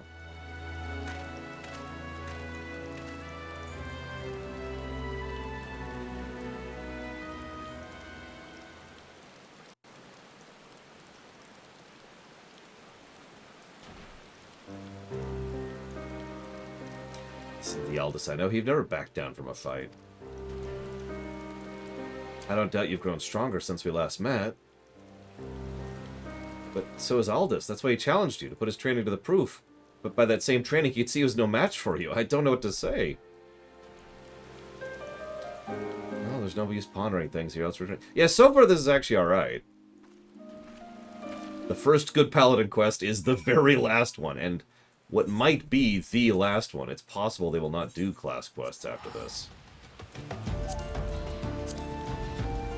I like to think that we put conscious effort into restraining our aura so people don't notice it. Oh my god, you're right. It is literally a gladiator class. We're still talking to the gladiator people and dealing with gladiator affairs. But you're right. We really are. Yeah, it's weird. You're like a 14th stronger than the last time I saw you.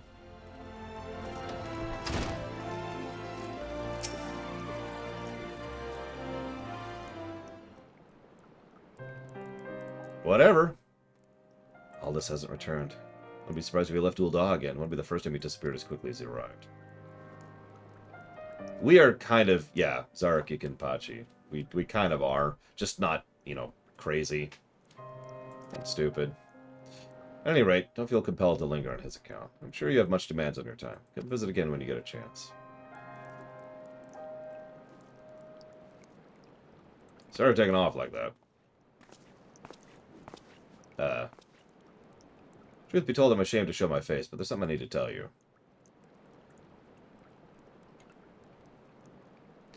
After I left, I thought long and hard on your words, on that which you said made you strong. It led me to ask myself, what is it I wish to protect? Have you found your answer?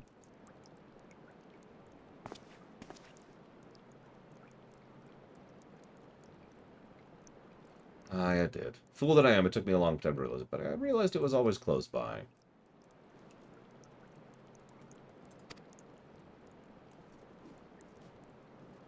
Well, this is embarrassing for me to say, but that which is dearest to me that I cannot bear to lose is the Gladiators Guild. Yeah, we all saw that coming. The old guildmaster was a father to me, and this place is home. Oh, Kiss! Jesus Christ! You've been will they, won't they since, like, level 5. No matter where my path will lead, the guild will always welcome me with open arms. I realize that now. All this, you! So if I'm protecting the guild, it means, you know, I have to be at the guild. So I'm giving up the itinerant life. After all these years, coming and going as you please, never saying a word, you think you just stay here? You've got a lot of nerve. Lie my life, I didn't know it any better. I'd say you were worried about me. Shut your mouth. If you want to stay, do as you like. It's all you're good at. Ah, there's the grimace I know and love. No place like home. Seriously, just smack him with your gauntleted hand. It'll probably hurt. Besides, just aside, Lord, because of you I've realized what's important to me. And for that I give you my thanks. From here on I shall watch over the guild, and who knows, I might be for a sword someday. Not in your life. No one would trust the guild to a selfish bastard like you. And skills are no, you're starting from the bottom like the rest. Whatever you say. It's good seeing you, my friend. This really is a gladiator quest. I can't even frickin' believe this. It's not even a meme. It's a good quest.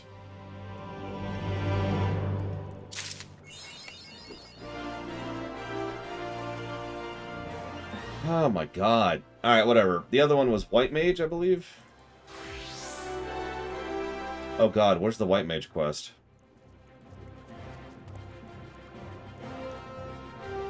What was the last White Mage quest? Help me out, where's the White Mage quest? Yeah, I'm gonna try out, where was it? Here. Camp Tranquil. Because that's the first thought that came to mind.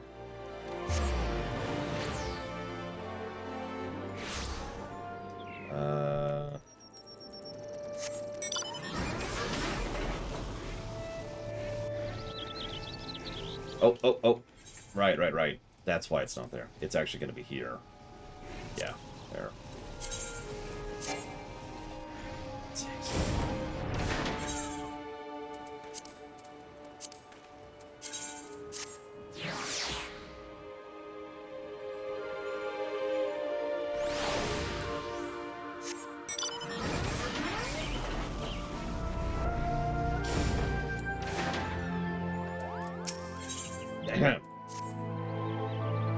How fare your studies of the white? I sense your magics have grown even stronger since last we met. Speaking of old acquaintances, do you recall Alaka?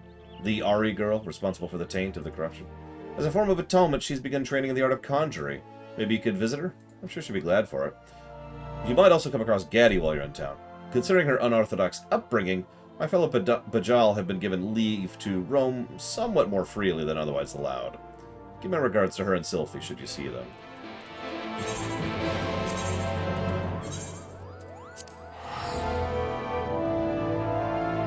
I actually really hate Attack on Titan, so I would veto that the moment someone suggested it.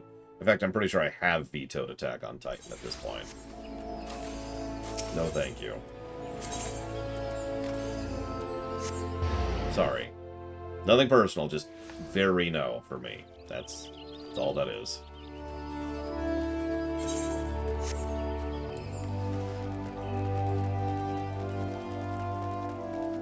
But yeah, a friend of mine is very into Bleach, and another friend of mine was very into the Bleach manga, so I'm pretty aware of that series. There's only, like, whoops, 2 characters that really stuck with me in that series in general, and Zaraki is one of them.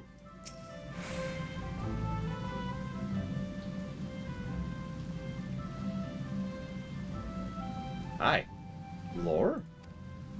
Yeah, are you still trying to kill everyone?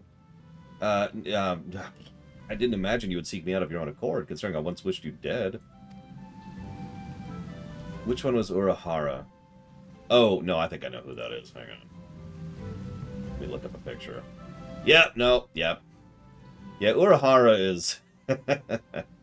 no spoilers. I promise I've changed. I'm doing all they ask of me. At least I'm trying to. My attempts at curing spells are abysmal. I perform the exercises as the Seed Seers have taught me, but it would seem I am unsuited to the healing arts. Being an outsider, it's difficult for me to make friends here. Although there are 2 young ladies who seem eager to include me in their chatter.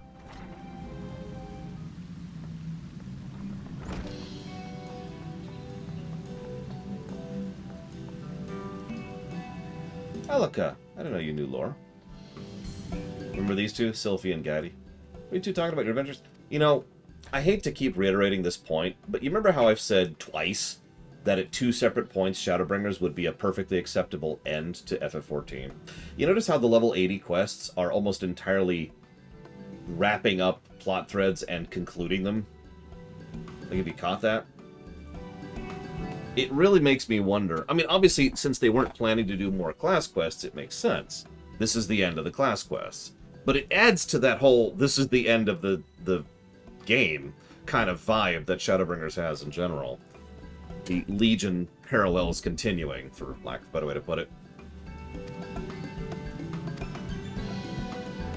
So what kind of tale will you tell? Well, as it happens...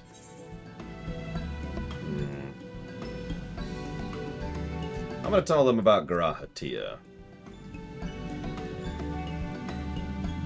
Where are my glasses? He must truly care for you, which I can completely understand. What a lovely story. I want you to be able to do that. I want to be able to do that. Protect people. But I'm probably going to need a lot more training. And why don't we all go and train together? Now! We can work on becoming just like the person Lore told us about. That's a great idea. Alaka, you and Lore have to come with us. It'll be more fun with the 4 of us. If you insist. I say we head to Hedge Tree. Come on, follow me. I mean, everyone keeps telling me Endwalker exists, but I'm not sure I believe them. Why are my pants red? Why is Bragwin red? Bragwin. Oh, this is terrible.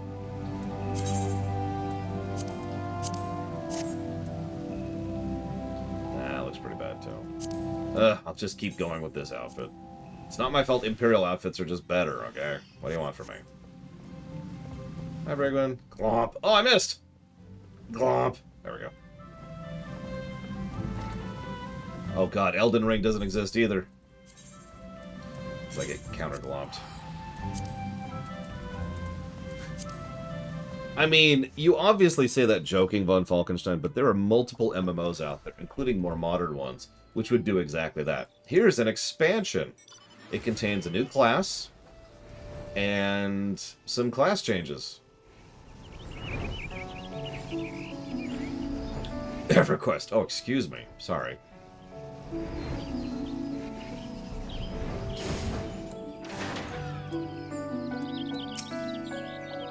What do I do? What do I do? Lord, the Ixal. They stabbed a sword into the heads tree. The elements really didn't like that. We were attacked by a treant. Must be revenge on Gridania. The Ixal trying to cause panic or chaos, or we tried to calm the spirits, so we led Mr. Smashy Branches here away. I only just managed to take it down. My own conjure... Oh yeah, the Necro Pack for Diablo 3. Ugh. I love Diablo 3 unabashedly. Unashamedly. It's a brilliant, amazing game. But what the hell? Don't worry about me. It's Gaddy who needs help. The elements were furious. There's no way she could soothe their fury alone. Uh-oh. And yeah, StarCraft 2, hello. Another unabashedly great game. Yeah, it's funny, because Necro's actually a great class, too, which makes it even more frustrating. It's like, oh, thanks. Lord, I pulled out the sword, but the elements lashed out. They won't listen to me. You have to calm them.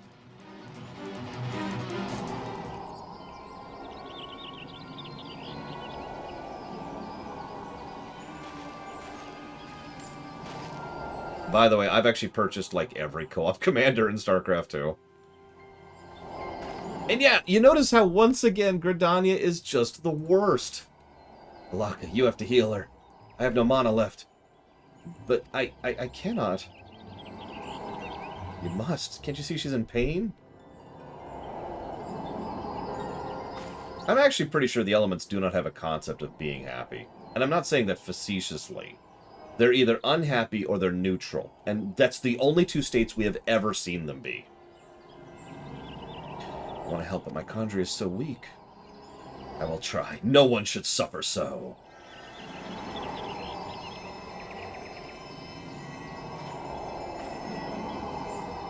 I don't blame you at all, Wenlock.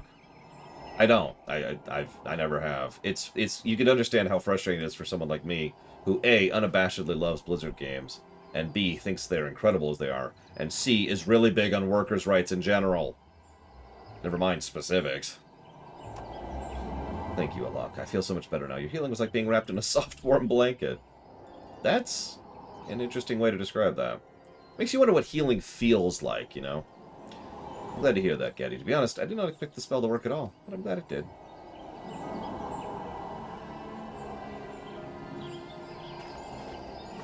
Meanwhile, I'm just healing the tree. Like, don't mind me. Stupid elementals. God! You done whining, you stupid brats? Not you three. You three are awesome. God damn it. Thanks to you, Lore. I never knew the elements could get that mad. That? That was just a temper tantrum.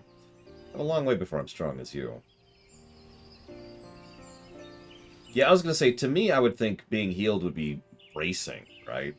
Like invigorating. You is the word for it. I think Brother Isumi owes us a reward after all this hard work. Oh, Sylphie. Alika, I don't think I've ever seen you laugh before. This day really has been full of surprises.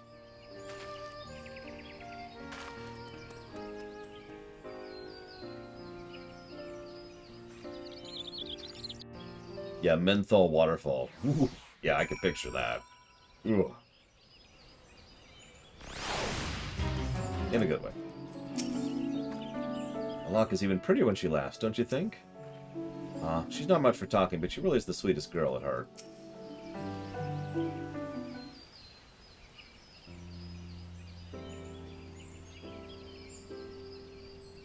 Thank you, Lar. If you hadn't come along, I might have lost the real first real friends I've ever had. That's all good. That's what Lord does. He's our hero when we need one. That's right. In fact, both you were heroes today. I would hardly say I was heroic. I'm serious. We need to tell Brother Yasumi how incredible your conjurer is now. Again, I think you praise me overmuch. But we should certainly report this incident. And let him know you're safe and sound. Well then, let's head back. I think I'm ready for a cup of tea and a nice long nap.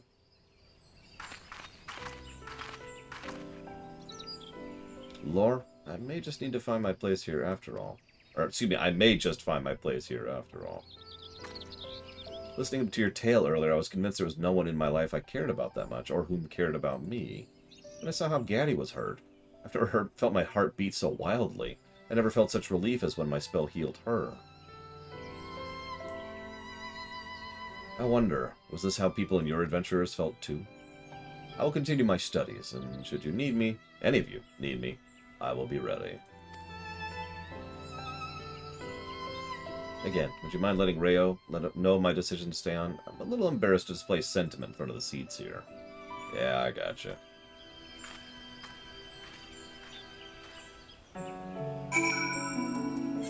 It's funny you mentioned that, Pyro. In some settings, I've seen natural healing powers, like the Wolverine thing, described exactly like that. Tiring because what it is it's just natural healing accelerated.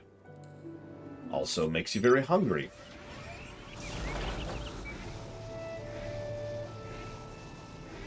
Yeah, could you imagine a heal spell cast by a cleric of Bane? Ball. Lore, have you returned? I was of mind to investigate myself when it suddenly subsided. Fortunate you were nearby. I am heartened to hear Alaka has awakened her talent for conjuring. I suspected it was not her potential nor lack of learning which stymied her progress, but a lack of confidence. Her shift in perspective has encouraged no small part by her inspiring presence, I am certain. But do not allow such praise to deter you from perfecting your own art. Yep, we still need to get other high-level spells. Like this, which we actually canonically get after this point. Love that spell. Alright, so that was White Mage. Nice little continuity cavalcade. Nothing much otherwise. Hang on, what other ones do we have on the docket for this? We gotta do Warrior and Dark Knight. Let's go the other direction. So, let's do Bard, Ninja, and Monk. That is Holy 3, specifically.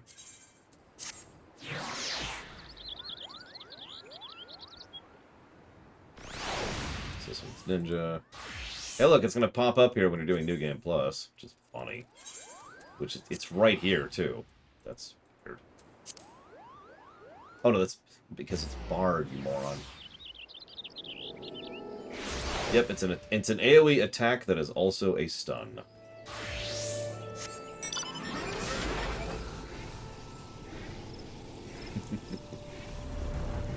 I can't show you the other one, the other big spell, because I need to have a Blood Lily. But, you know, there's another one. Yep, it just cures cancer. It's just the best. It's the best healer AoE. Ah, young one, I'm glad to see you hale and whole. The rumors from the front lines have me quite worried. I would commemorate this happy occasion with a verse, but there's someone who's more worried for you than I. Sanson, of course. You should go talk to him. Okay.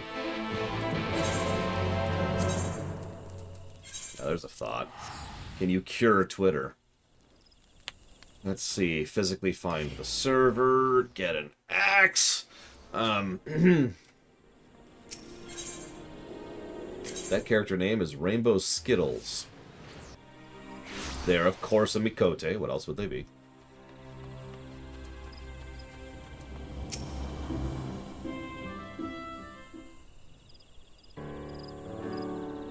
Lord, praise the matron you're safe.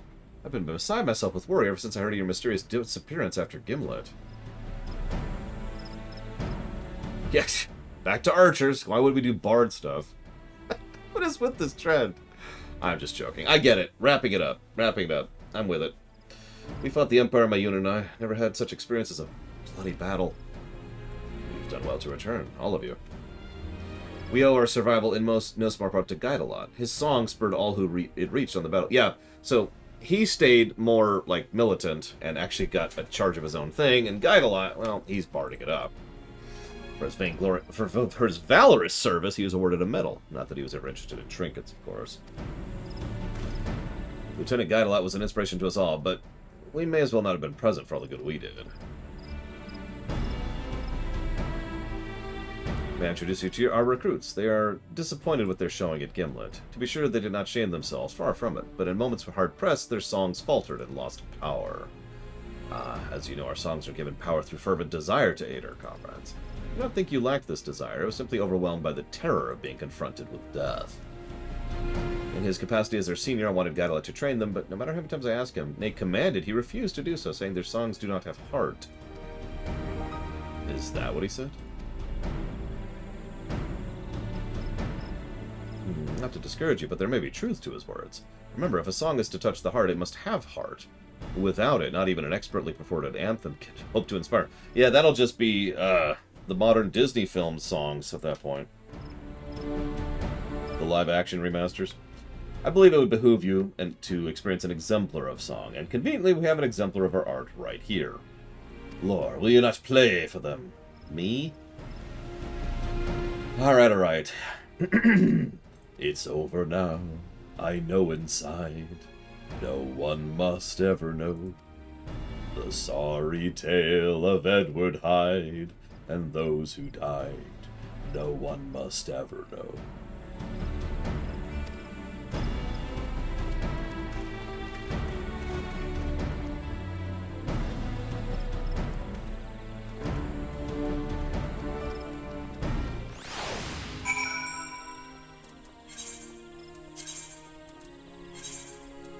No, we're going to sing for him. Something other than Jekyll and Hyde. Instead, we'll sing about endless darkness, endless night. A world anathema to light. All that's made can surely break. Only in dreams can we awake. It seems Godlight was here recently.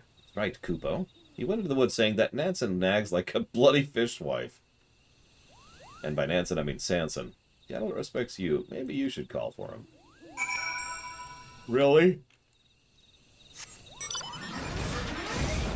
We fall. I don't actually know the lyrics to Shadowbringers by heart, so it'd just be we fall unto the end. A little too high-pitched for me.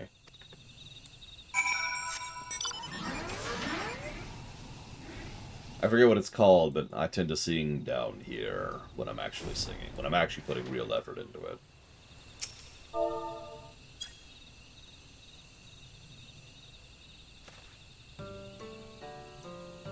Well, well, look who it is. What brings you here, Lore? That's a tiresome errand, I hope. It's a tiresome errand. I bloody know it. But I can't say no to you now, can I? What's the errand, then? Well, you see. That's Jansen and Jahan to put you up to. I should have known. These recruits are as stiff as their captain. I don't have any hopes for them, but alright, I'll do it. Anything's worth a chance to perform with you, Lore. Thanks? Good luck. There you are. Take it Lore has apprised you of the performance. Aye, and I expect no less the finest venue. You'll secure such a place for us, right, Chief? You may depend on it. I myself want the very best of the performance. Do you have any location that comes to mind? The recruits have shown great interest in our expedition to find the Ballad of Oblivion. Therefore, we should go to the Sea of Clouds. Okay. Sure. Let's go to Islands in the Air. This is a terrible idea. I just thought that said that's... I thought the name of that enemy was Allnat. As in, that's an Allnat. That's... But it's actually called a Gallnat, so...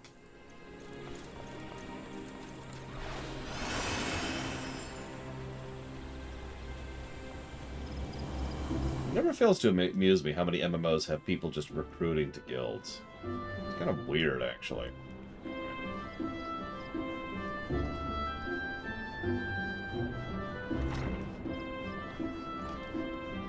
Especially since the inverse is true. Guilds that are actually worth getting in is like pulling teeth to join. Oh, it's terrible in STO. Yeah, fun fact, my Klingon got kicked out of his guild by being offline for 3 years. Or 4 years, or 6 years, or... Anyways, the point is, so I'm suddenly getting those tells again on my Klingon. My superiors raised their eyebrows when I mentioned another journey to the Sea of Clouds, but I managed to win them over with the prospect of the Song of Power. We have our airship. Do you like black licorice? Join our guild!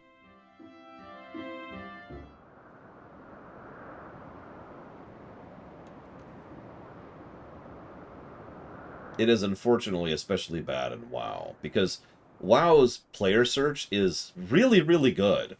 Like, it's extraordinary. It'll probably get a positive, maybe even 2 by itself, for how in-depth and how well-constructed it is. The catch is, one of the things you can search for is specifically people who do not have a guild, and you start to see the problem. They can actually see who's not guilded, and they tend to send messages to the people who are not gilded. So, seeing as we have a vaunted hero with us, I have a mind to draw inspiration from his adventures for a new piece.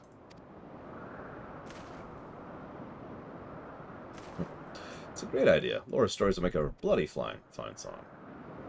Our recruits have limited experience lifting up their comrades in battle. A song that conveys the importance of camaraderie, sows the seeds of desire. Such would be ideal, I believe.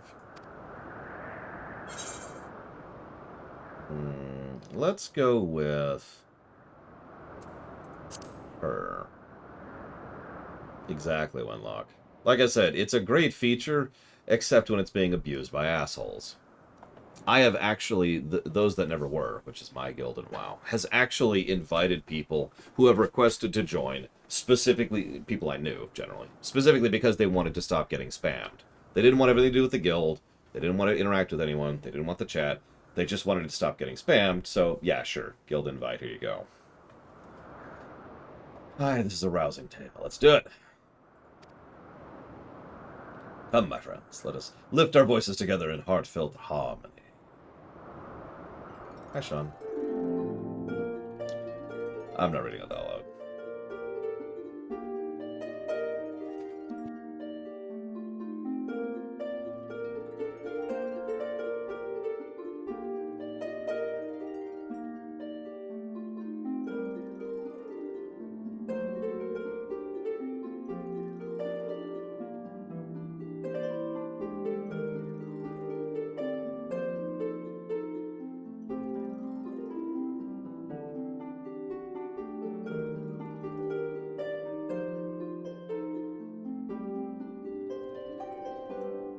I mean, that's true in every game, Mr. Red. That's not, and like it or not, that's not a WoW problem. Good luck finding a good guild in any MMO. And it's one of the reasons I usually don't. I usually just start my own with blackjack. No hookers, though. I was moving beyond words. I felt the lesson of the song, the whole being. The lesson of our understanding for one another is what opens the way forwards. Understanding. Thank God, I've been too insistent on trying to press our recruits onto Guidalot. I didn't try to understand his feelings. Guidalot, this isn't an order, but a humble request. I ask not you train our recruits, simply you get to know them. Through this, you'll come to understand each other's hearts and forge a bond that'll lend power to your songs. We would like that very much. Your song touches the very core. We'd like nothing more than to be able to likewise touch others.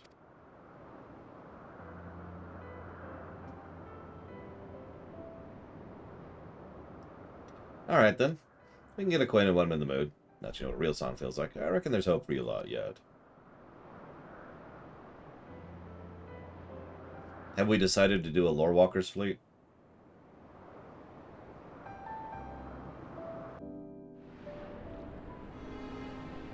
I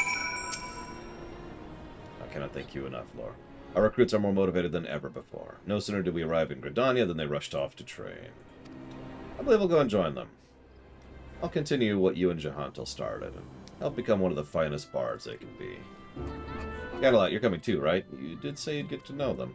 When I'm in the mood, which I'm not. Right now I need to reflect on the experience. Let it soak in, you know. Spend some time alone with Bahar. Oh no, I have a massive fleet. In fact, we have like 5 sub-fleets at this point. Now, the funny thing is I couldn't tell you the name of the fleet because I don't know it off the top of my head. But I've been in that fleet since, like, STO started.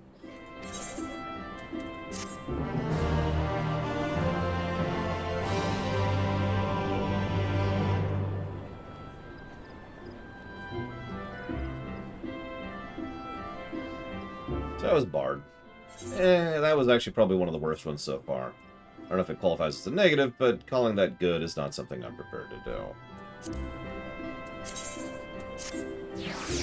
Fleets are guilds, yes. The advantage of being in a fleet, other than usual stuff, is you have access to fleet gear. Fleet gear can be better than regular gear. It kind of depends. But, you know. Ninja.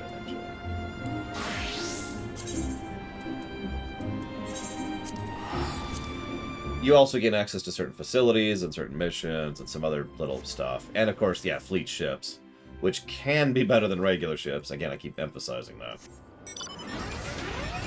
So there's good benefit to being in a fleet. But the funny thing is, the fleet I'm in is so well advanced that I have trouble turning my fleet marks into fleet credits. I have literally tens of thousands of fleet marks, which would translate into millions of fleet credits, if not for the fact that everything's been built forever in my fleet, and they tend to not run the repeatable stuff. Also, we have something like 9,000 members, so, you know, anytime they put up a thing, it tends to be filled immediately. Thought you evaded me for good, did you? We'll see who has the last laugh. Oh, God, Lord! Don't, by the commie, don't sneak up on me like that. Of course, I felt your presence. Yes, I was simply deep in thought, that's all. But I dare say for good reason. For you see, I have finally tracked down that elusive bird. I'm ready to seize him by his wings and take back what is mine. I speak, of course, of the blasted Karasu. Ever since he escaped with half the Forbidden Scroll, I have not let up the search for a moment. Today, at long last, I have found him. 'Tis a moment to rejoice, do you not agree? And yet the act of stealing the scroll back will not prove so simple, which is why your arrival is a gift from the heavens. You will aid me in the task, will you not? It's just like old times. Once again, I owe you my gratitude. Now let's get down to brass tacks, as Jack would say. My shinobi have ascertained Karasu has once again returned to the Orzian shores to ply his trade, such as it is, in the shadows of the black markets. Furthermore, they say he has taken up residence in secret at a secluded grove in La Nocia, known as the Hermit's Hovel. You know the place, right? So let's go there.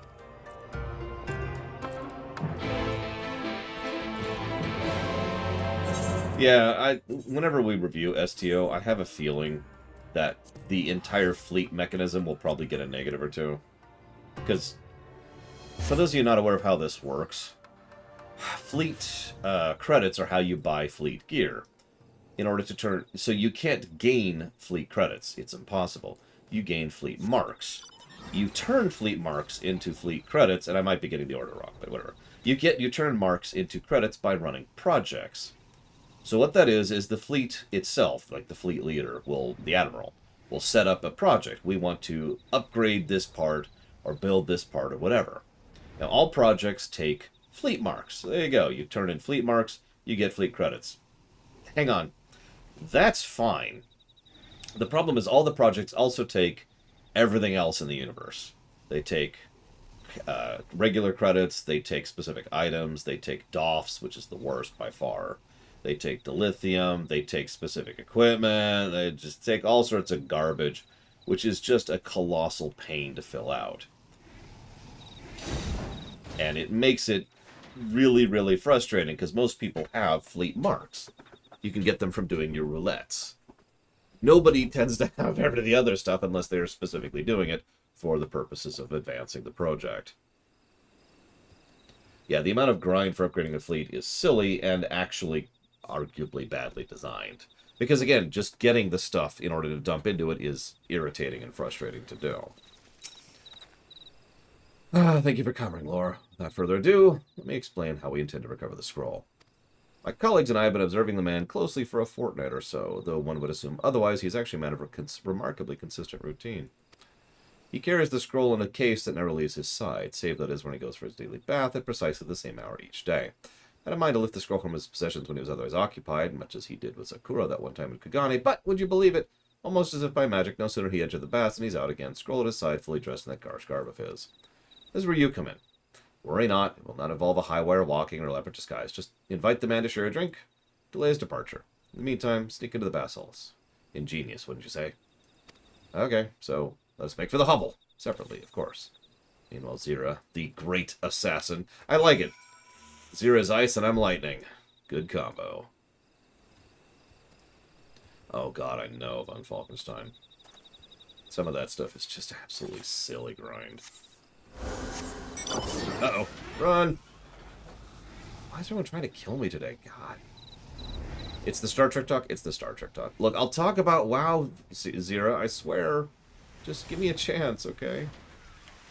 Yeah, 150 deck officers. Ooh, sure. I think I have 2. And I don't know how to get more off the top of my head. So hang on, I should be making notes here.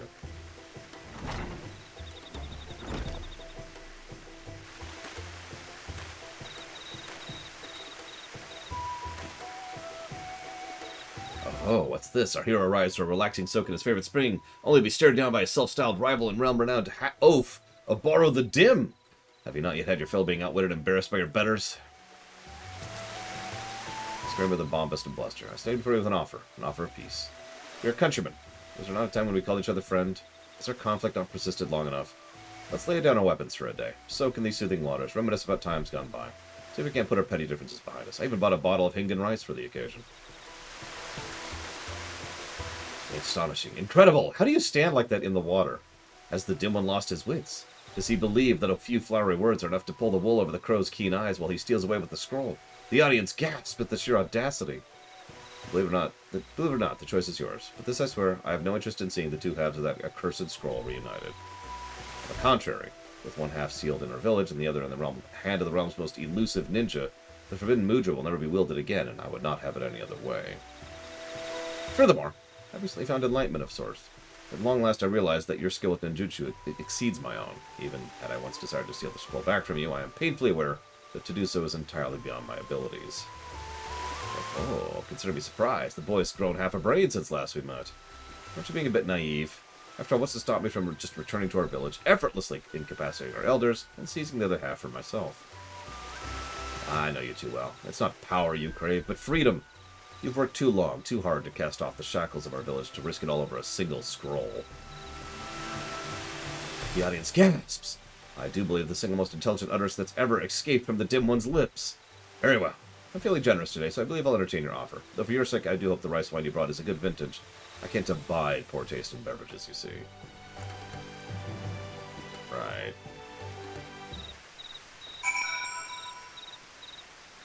I love how Zira's assassin outfit is a sailor outfit. Just like that. I mean, it makes sense, right? Completely inconspicuous. Dum-de-dum-de-dum. No one would ever suspect. Stab! And then they're dead. Oh. Sailor assassin. Is that a profession?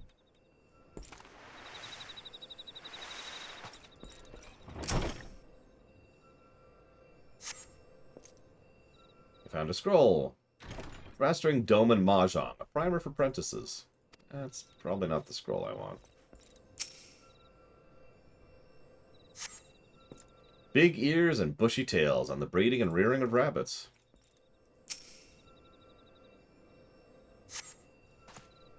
Bulbaro's dullest and most dim-witted moments, as chronicled by Kasura Redbeak. Okay, you got me with that one. The Wandering Minstrel's greatest mystery is revealed.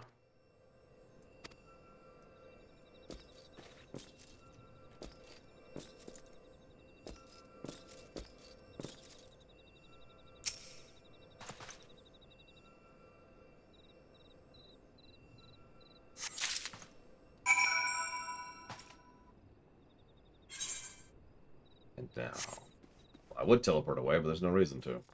Ah, there we go. Oh, the ice assassin returns. Must away. They'll never hear me leaving. Stealth Magitek armor. Kong, Kong, Kong.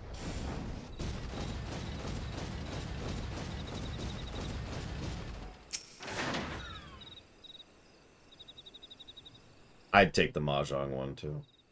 I'd take the Oboro one, too. Maybe publish it, you know.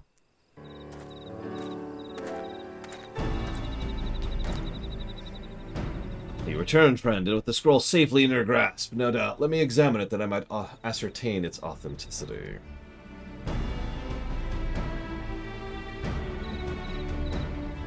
Yes, there's no doubting it. This is indeed the Forbidden Mudra.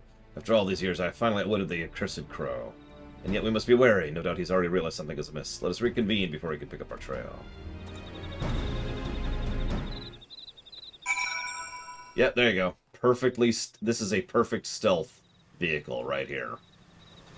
Just, why does it have grasping arms? Okay, whatever. I know nothing.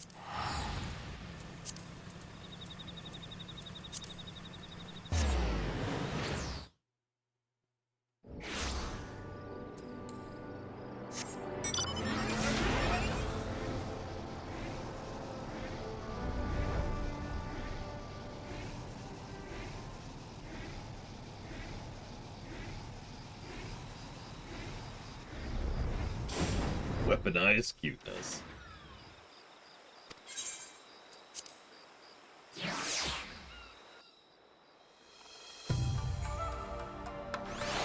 Interesting. I guess I didn't get that far into the chain, which obviously I didn't. Fueled by pure ethanol. That's really inefficient. Welcome back. Do forgive me if I'm a bit giddy. Can't quite believe I outwitted Karasu for once. My plans have a habit of firing back, as they say. Oh, you should have seen him. So convinced it was my act that by the time we were through, he was stumbling and slurring his words so much he'd think he'd downed a whole bathtub's worth of rice wine. Ah! God's pissed, lad. Shut your gob. Every cove and mort from moms can hear you blabbing. Captain Jack! Pleasure as always. Do forgive me outburst. I was merely celebrating our mutual friend here with my most remarkable triumph over the accursed Karasu. Always a pleasure to see the dimmer dammer like yourself back in town. I trust the stabbers haven't gone dull since we last met. Anyway, I reckon we got a cause to celebrate. Let's get back to get a bite at the Bismarck. A splendid idea, then. This is... you. Okay. An upstanding fellow as always, but somewhat bittersweet. Now that my long-standing pursuit has come to a close, I found myself in search of a new mission. New purpose in my life, such as it were. I have no intention of returning to the cramped confines of the village, and yet I am uncertain where my abilities might best avail the people of this realm. What have you been doing? Well...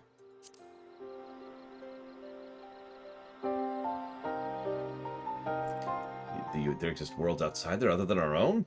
If you're having a jest at my expense, let it be known, I do not find it amusing. But no, you're in earnest. Interesting. Consider me intrigued, though forgive me if I'm not in a hurry to seek a means to travel there. I think I'll bide my time in Eorzea. Carefully ponder my future. At any rate, we mustn't keep Jack and the others waiting, yes? I'll make for Bismarck as soon as I have attended to my affairs here. Why don't you travel ahead?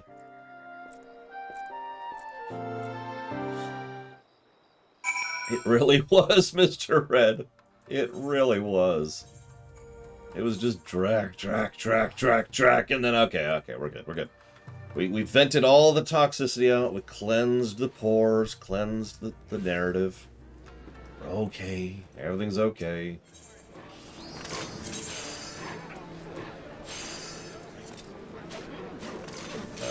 There it is.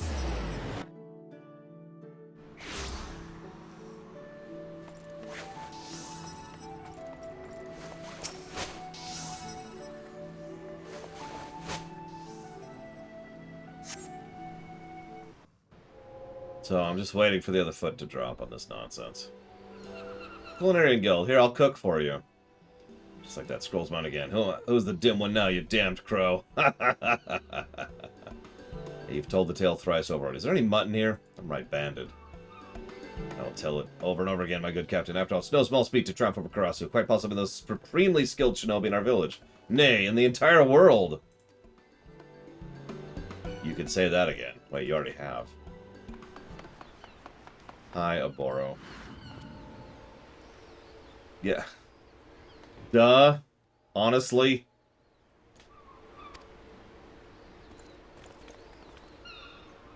I mean, everything about his dialogue and his mannerisms was completely different. What the? There's two of them. But not just this. The sheer gall of this man. Clearly, if anyone's a fake, it's the madman standing in the middle of this fine establishment stripped down to nothing but his undergarments. Yeah, that's not a Boro. I don't know, Jack. They both look right convincing to me. Really?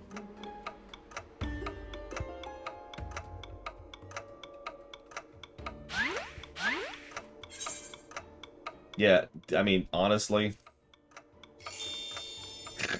What is this? This really is the culinarian chain again.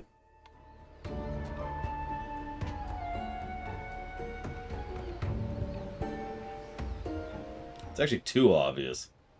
Jack's glazes say the same. Only the real Abora would be daft enough to stumble to this place stripped down to his skivvies. Oh, fine. I tire of this drab disguise anyhow. Sorrow, does your villainy know no bounds? Villainy? You wound me. I simply learned the art of illusion from the overstuffed Lord What's-His-Face. Simply thought I'd put it to good use and have some fun. We did have fun, didn't we? I must say, your friends are more entertaining than you are. I dare say you could learn a thing or two from them. But I suppose all good things must have come an end. Till we meet again.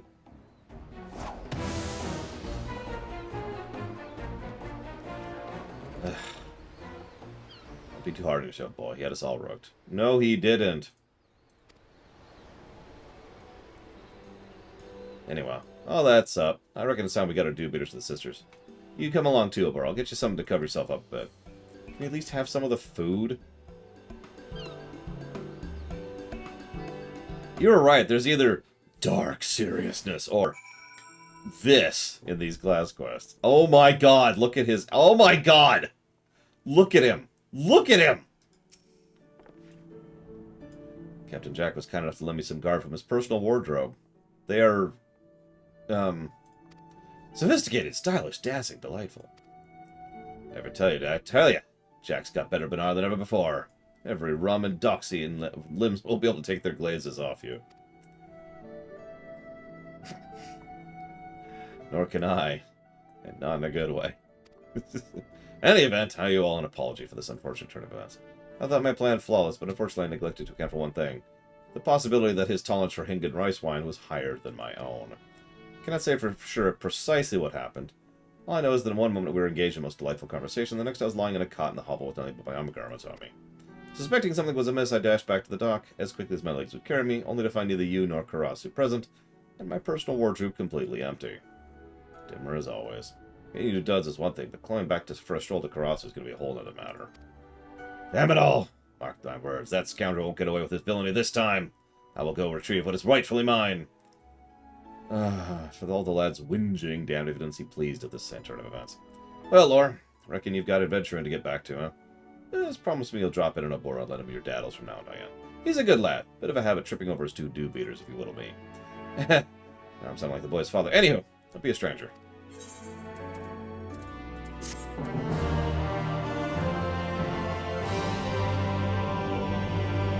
Oh god, you're right. What a monk.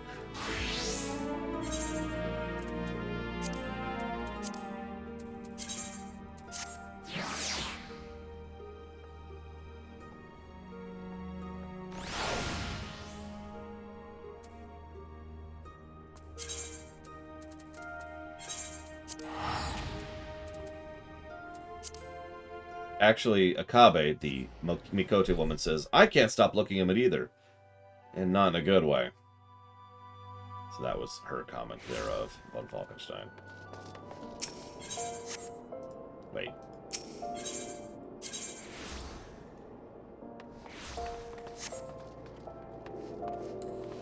Gotta run into racks. Conk! Excuse me.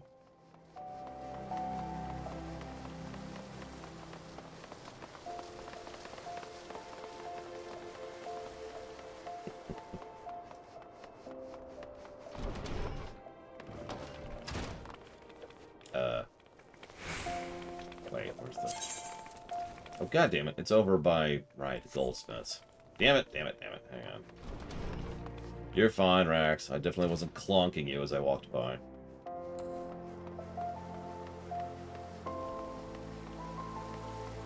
What jobs community in this game would you most likely fit in with in real life? Dark Knight! No, hang on, one more. Clonk! There we go.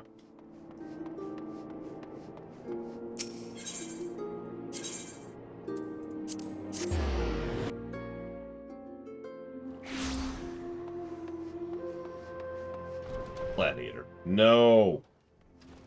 Oh, there he is. Definitely not monk, either. God. Excellent timing. I have a request of you. Worry not. It's a simple task that shan't overburden your simple mind. In no small part to your valor, Alamigo is one free of imperial tyranny, but something is afoot that gives me cause for concern. Not long ago, a soldier of the Resistance came asking her Wittergelt's whereabouts. As you know, The buffoon was once a captain of the Resistance, and he had gathered under him like-minded men and women who burned with all-consuming hatred for the Empire. While the inquiry may have been completely innocuous, we cannot discount the possibility there are those who burn with hatred still, who mean to drag Wittergelt back on the path of vengeance. Even though Wittergelt, as we know him now, would not lend talk such an ear, he may not be given a choice, lest it turn ugly. I wish you to find your brother monk and give him alert to the dangers. The last time we saw him was in Alagana. Quick.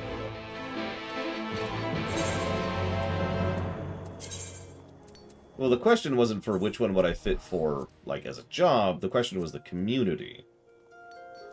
Like, which group of people would I get along with best?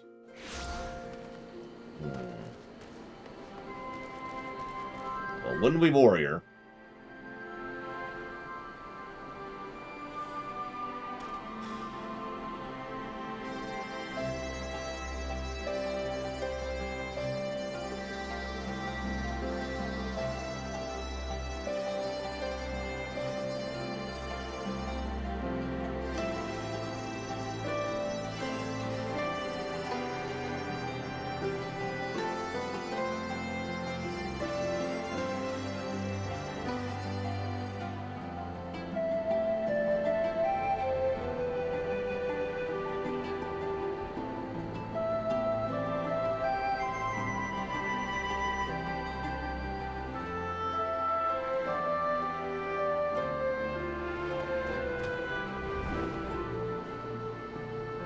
Probably Machinist, Red Mage, or Scholar. Sorry that took me so long. I was really debating it. You're the monk from before. The way you load the Corpse Brigade lore was just glorious. I never skip training. I'm super awesome. Oh, he's over there. Okay.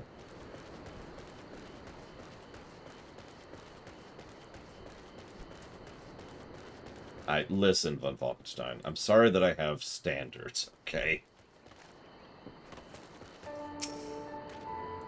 Wait, aren't you Master Wittergelt's master? Looking for him, you say? He's not here at the moment, but he comes fairly often to train us. Right, his whereabouts. During his last visit, he said he was going to Little Alamigo.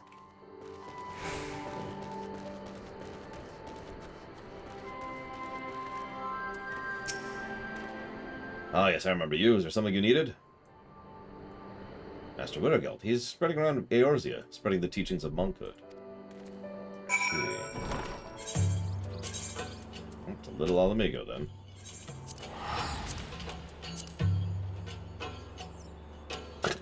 Yay, Blade Traval. Black Mage, von Falkenstein. As we'll see soon-ish. There you are.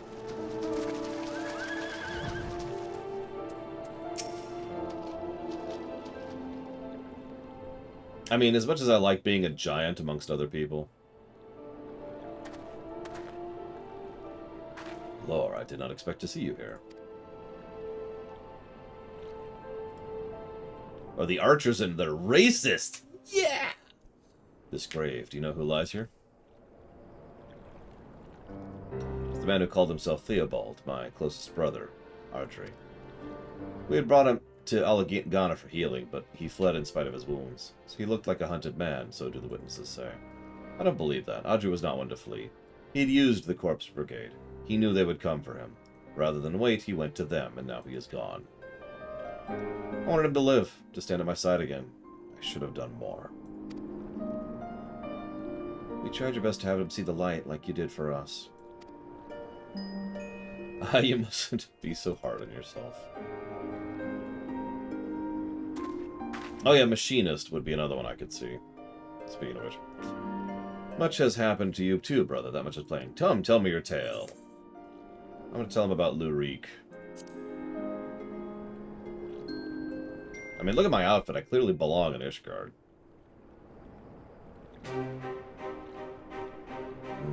He chose to sever ties with his kin. A resolve to which I can relate. I too chose my own path. Spurned blood and fervor of faith. Your part in this tale impresses me also. To do battle in a world flooded with light. Yet again, I'm reminded of your greatness. My apologies. You've traveled far. Is something you require? Honestly, I'm just here to check up on you.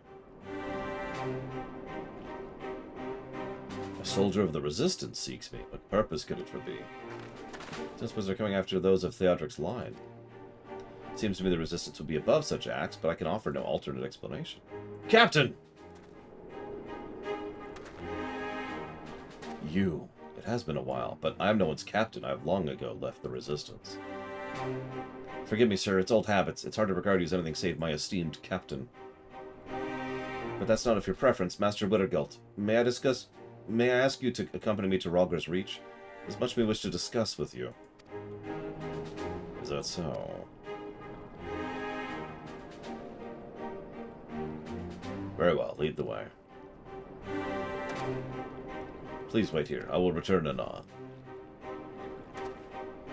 Lore, may I ask you to join me? You are well regarded in the Resistance. Your presence would give me heart.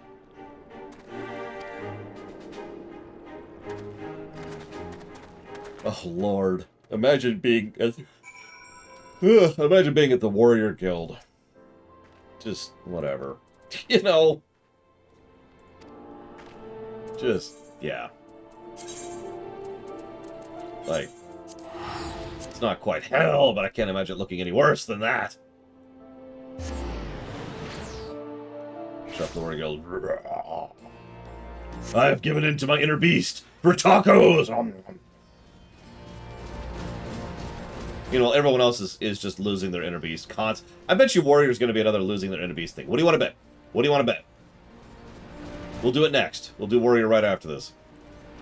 We will see if they have given in to their inner beast.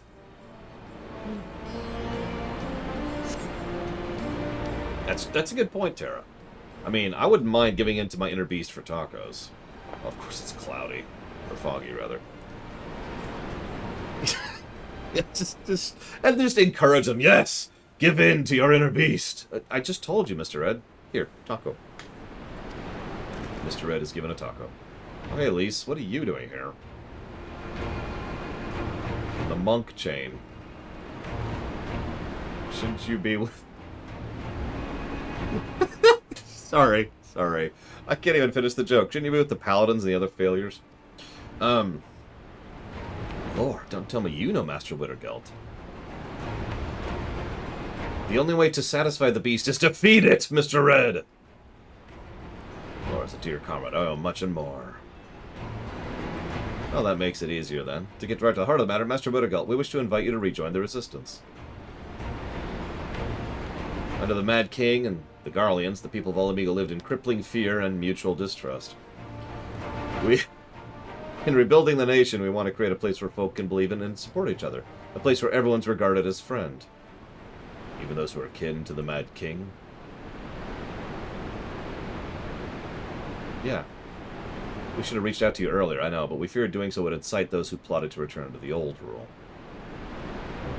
That's alright, I know your intention's good and true. Chicken dippers, they're ready to fry. A man named Theodred never existed. There was only ever Wittergelt, and he wishes to restore that which was once lost. The teachings of the Fist of Rhalgr. I see. And do what your heart tells you.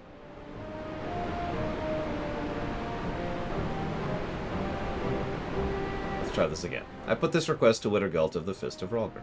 I want you to train soldiers of the Resistance. Though we've won our freedom, we need to be prepared to fight to keep it. Especially with the Warlord's problem, which is getting worse if you were paying attention during the Boja chain. Never trained properly myself, and for what it's worth, I'm keen to learn. I would be honored to teach. Yay! If I may make a request, may I visit the Temple of the Fist? I would pay my respects. Of course. Come on, let's go together. Okay. Has Garlemald ever been stable? To my knowledge, no. Like, first it was a mess, and then it was founded, and then it was just this bubbling cauldron of death, and then there was a very keen and very precisely aimed power vacuum, and it's been a mess even more so ever since. So... yeah, exactly. Garlemald was created to not be stable. Exactly right. Alright, so I'm going to need 5 people. All monks. We're going to do an all-monk run. That would be a thought. Class dungeons? That's actually an interesting idea. A class-only dungeon instead of a class quest? Being here brings back memories. I remember high priests, my brother and sister monks, all of them gone now in fire and smoke. But you survived, like the temple's stout stones, and thanks to your efforts, the faith has begun to rise from the ashes.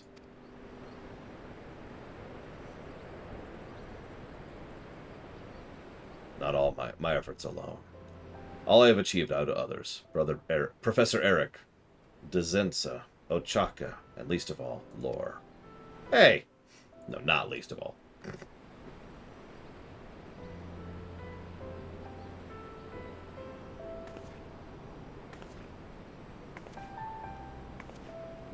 I couldn't have come this far on my own either. Just like you, I had dear comrades to prop me up and push me forward.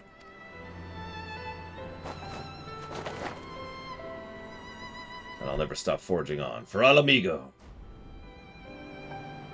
Hey, DeQuack.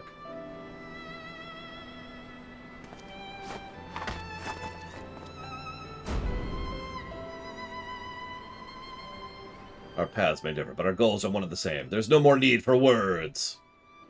Yeah, you two go flirt somewhere else. I'm gonna go on and do another class quest. Warrior, probably. Laura, the professor worries for me. Please return to him. Let him know all is well. Yeah, sure. You two have fun. Use protection.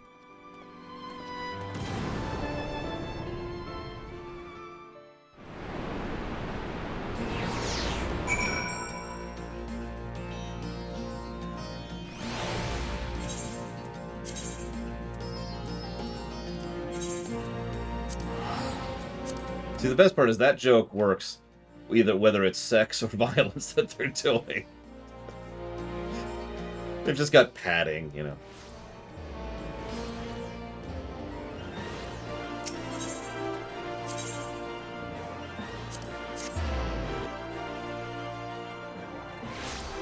Not to a Klingon, Reggie.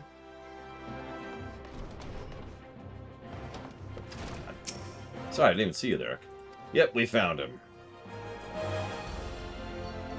I see. I'm pleased to see his efforts to revive the Fist proceeds apace. Of course, it'll take considerable time for the faith to take root in the land, but he's young and determined. The day will come when he realizes his dream. Come to think of it, it's none other than Curtis Hext's daughter that sought him out. A woman who embraces her lineage and a man who rejects it. Viewed thus, their paths could not be more different, but as they have discovered, their goals are one and the same. Al Amigo is stronger for their cooperation. In any case, it appears my concerns were unfounded. My thanks for laying my fears to rest. For a while, though, I believe I'll observe these souls in their future endeavors. After all, I am nothing if not observant.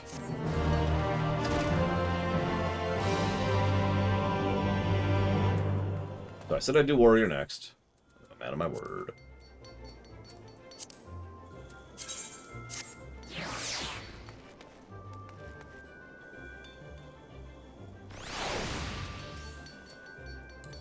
Alright, here we go. Time to help someone out with their inner beast. Okay. Release the bogus!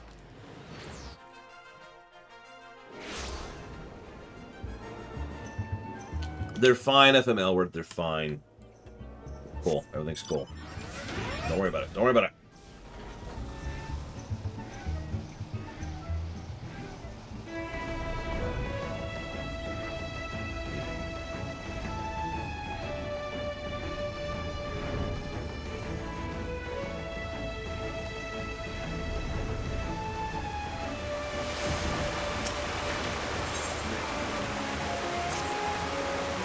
Once, twice, 3 times a warrior is the name of this quest. Oh lord, how long has it been? I've been dedicating myself wholly to my training for some time now. Day after day, but I fear my progress has come to halt of late. You look well, a bit stronger than I remember even. What's your secret? How have you grown so much more powerful? Well, there's this thing called Dikaiosine. Wait. This is gonna take a while. Why don't we speak on dry land?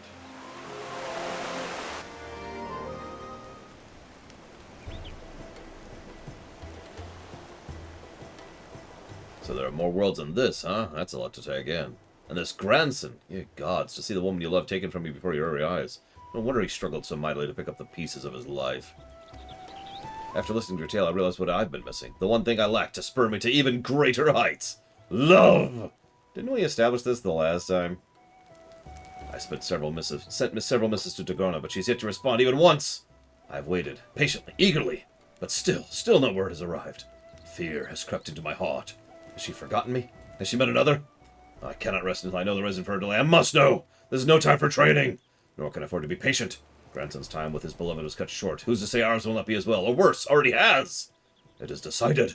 I will purchase passage on the next ship to the Far East and return to the Azim Sept with all haste. I'm coming to Gorno! Hi, Dagorno. How fortunate you're here. I've been looking all over Curious Gorge. The Marauders Guild told me you trained here, but I didn't know you did as well.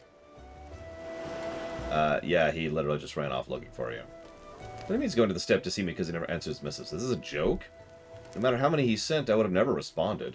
Our people have no written tongue. Whatever reached us was probably fed to the goats. Anyway, let's hope someone informs him of our arrival before he gets on a ship. Anyways, I came here at the behest of my father, who wished to thank you and Curious Gorge for personally fighting on our behalf. I am Losfin of the Corel, and you are Lorerunner, the Khan who stood with my people against the Chan. But that's not all, for you also helped my youngest daughter gain control over the will of Karash. No words can express the depth of my gratitude to you. You promised not to speak of Karash. But I must! My heart broke when she was marked by as taken and exiled. Never again would I see her, I feared. But then she returned, blood of my blood, master of Karash, my little girl, all because of you. Thank you. Yeah, you're welcome. And thanks for your deeds. I wish to present you 30 horses. Father, no. It's not the way of Eorzean to give horses as thanks. Besides, he's a traveler. They'd only be a burden. Yeah, I mean, I could carry around 30 horses, but, it's, you know, it would probably slow me down a little. I apologize. Now then, I must also express my gratitude to the other warriors of the Maelstrom. I believe I recall the way. If you have time to spare, might you accompany us? Having traveled so long solely on the cover of my father, I find him increasingly exhausting. Oh, that's a good point. Imagine having to feed 10 horses. Oh, good lord, and the cleanup.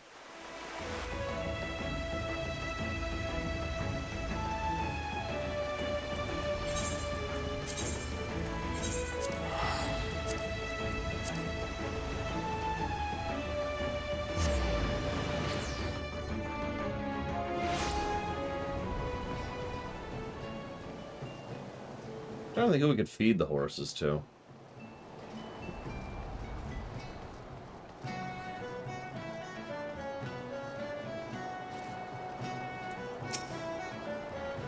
Ah, pleasure to see you again, Loar. As well as Dagorno. I'm surprised to see her as doubtless as you are, and in the company of her father besides.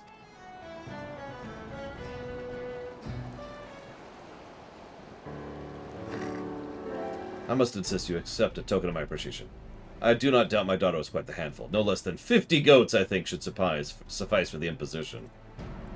50 goats would be a greater imposition, Father. I don't know. It really is no bother, sir. A pleasure, honestly, and a regrettably short one at that. So much so we were hoping we might see her again, so you can imagine our surprise and delight when you arrived. If not horses or goats, then... Wait! Are you not the leader of these warriors? You do not carry an axe. Why is this? I cannot. Not since I was defeated by mine own brother in battle. He had succumbed to his inner beast, your Karash, and struck a blow with such ferocity from which I have never fully recovered. It's an interesting dilemma, Mr. Red. But as well he did, for I too was enthralled to the beast at the time. Had he not given it his all, countless innocents may have died by my hand. It's not an unfamiliar story. Many a Corel suffered a grievous injury which rendered them unable to fight. But I am a healer, and I can help you wield your axe once more. This is in your power. I didn't think it possible. It pains me to see a warrior who yearns for battle, but cannot. Allow me to treat you as repayment for your kindness. Oh, full glad am I to accept. Thank you, sir. Thank you. This treatment requires shiver moss. Well, it is not native to your land. I believe a similar tech grows here. Let's go gather some. Yeah, go do your XIV quest. Without me. Please. don't know about you, Lord, but I'm bloody excited. Okay, so the first thing is we need to go to the baths. And you need to get a massage, an oil massage. I mean, let's be real, Mr. Red. Your grandmother is more significant, relevant, important, and substantial than I am, so there's no choice there. Besides, you don't want to see me do all the new stuff, because, I mean, that's where we are. Now. New stuff, oh! Ahoy? A go? I think it's ahoy and ho was what I was going for there. New stuff, a horse!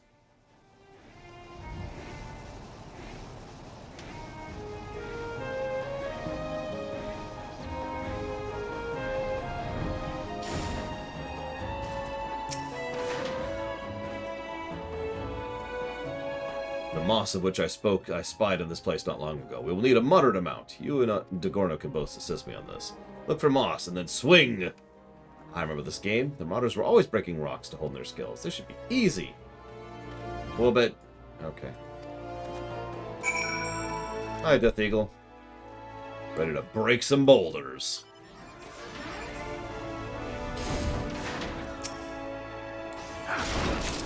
No, literally. Boulder breaking time.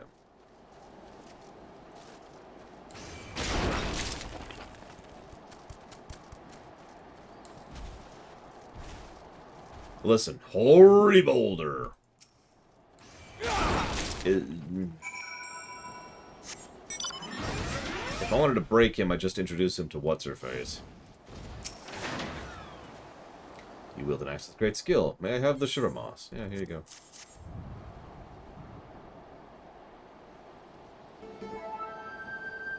Very good. Now, before my daughter returns, there's one other matter I must discuss with you.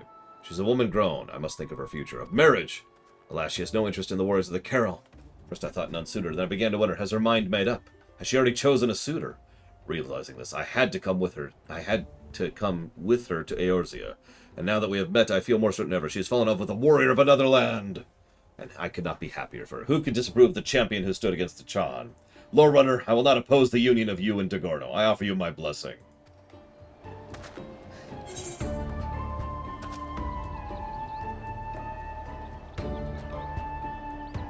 These are some interesting dialogue options. So in case you can't read those options are in order. My heart belongs to the sea. Did I mention I'm eternally bonded to someone else? Honestly, I'm not all that keen on the whole institution of marriage. So there's this bloke called Gorge. And of course, don't mind if I do! But I'm gonna go ahead and play Wingman.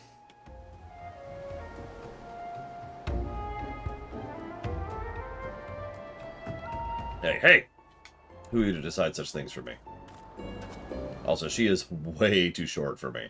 She is almost half my height. I will not marry Laura. I've already chosen a suitor, and it is not him. Oh, I see. I was so certain. So who's this other? We'll not discuss this any further. We have the moss. Let's go prepare the ritual. Seriously, I think she doesn't even come up to my stomach. Pray forgive me, Kagan. I spoke out of turn. She's right. We should attend the ritual and restore Broken Mountain to the warrior he once was.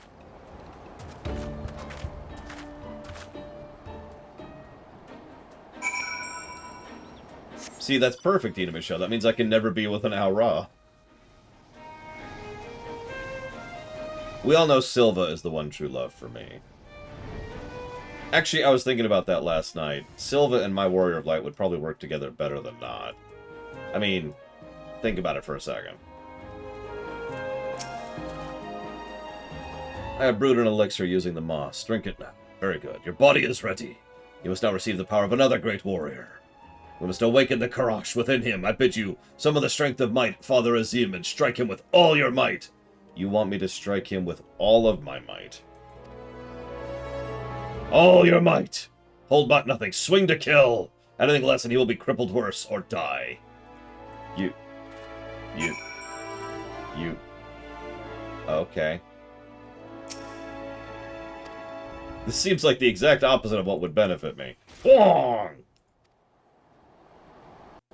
Oh, gotcha, Inamisha. Still true in my case, though. Yeah, I was gonna say, and there's just a fine mist where he used to be. Seven hells, I feel this passion. This rage! The inner beast! The beast stirs again. Its power's mine! It fills me with strength, yet I remain in control. Huzzah! The strength never left you, my friend. The injury is not of flesh, but of heart. Trickery of the mind, deception of self. The elixir only steeled your flesh to dull the pain, so you could stand against the axe.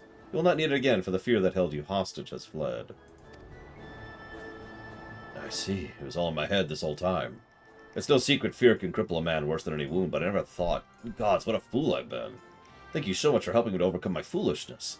You've made me a warrior again. Hey, there's Curious Gorge, who now sees his brother in his skivvies.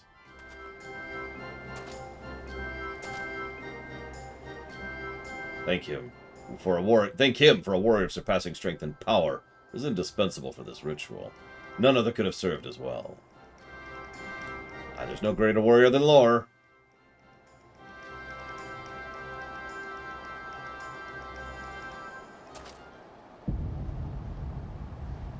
Really?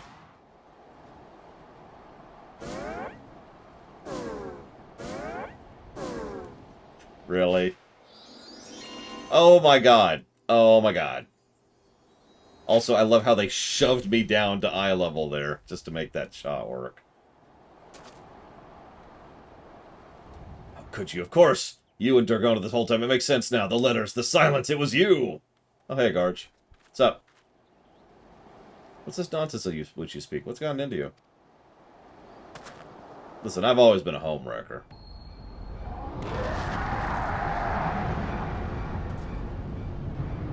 Oh, jeez, that's hysterical, that's there. Oh, no, you don't, you stupid fool!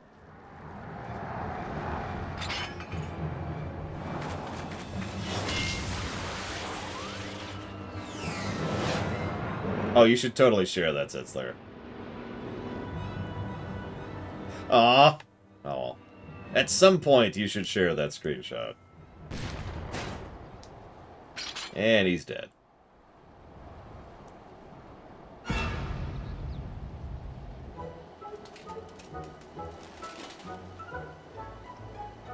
I'm gonna admit it, this is more amusing than I thought it would be.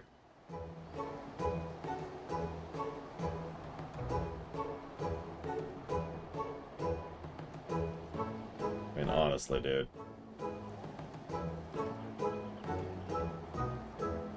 We don't have written language, you moron. You don't have what? What's written language? Clonk.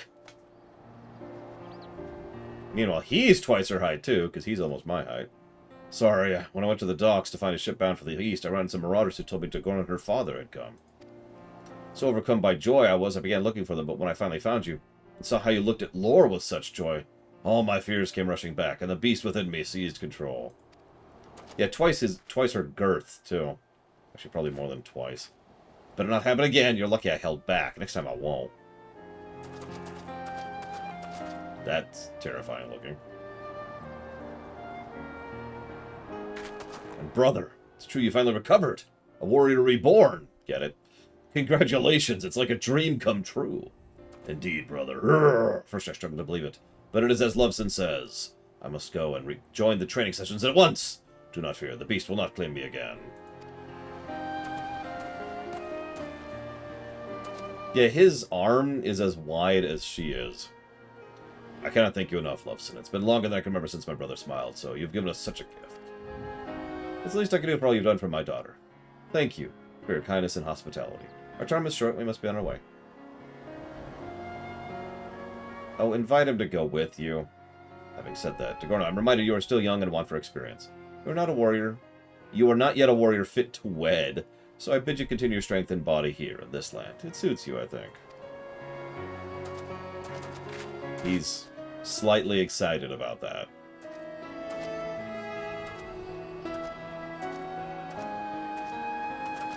Did you hear that? I can stay. We can even train together. Actually, all the techniques we use to hone our skills. Aye, but first I must teach you my methods. Come to me, the Hidden Falls, right this instant. You too, Lore. Do I have to?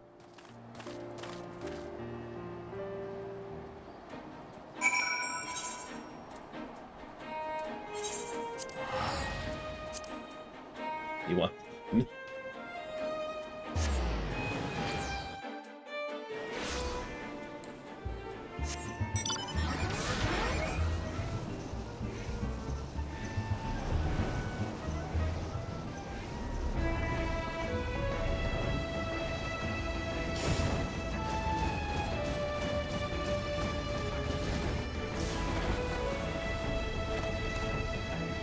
I prefer the Matchmaker of Light.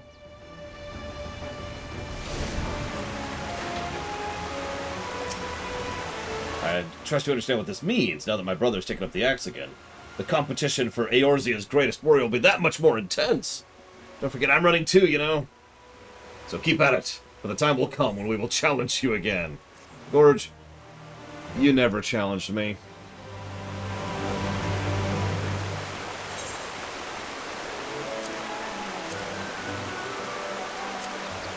I mean, nothing personal, but you're garbage. Okay, so... let's catch off this one here. Let's touch this off. I'm going to assume Limsa Lamensa for this one.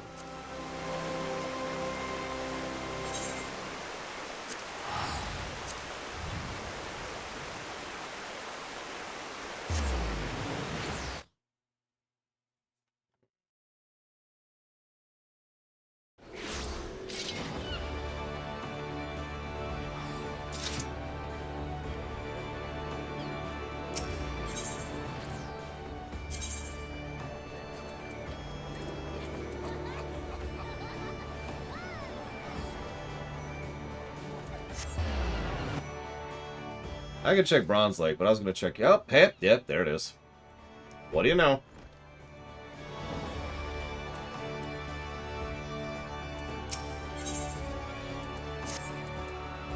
What is it, lore? It's been some time, hasn't it? They keep me appraised of tales of your heroism that reach your ears. I must say, I've never failed to inspire me to reach greater martial and tactical heights. I have thus far been seizing upon every opportunity to hone my skills, be it through employment or study. In fact... I have an appointment with Cerrito and Carrito to review mariner stratagems for securing thoroughfares and byways. Care to join me? Yeah, sure. Excellent. I shall meet you there at Camp Bronze Lake. Didn't we have just met there? Okay, whatever.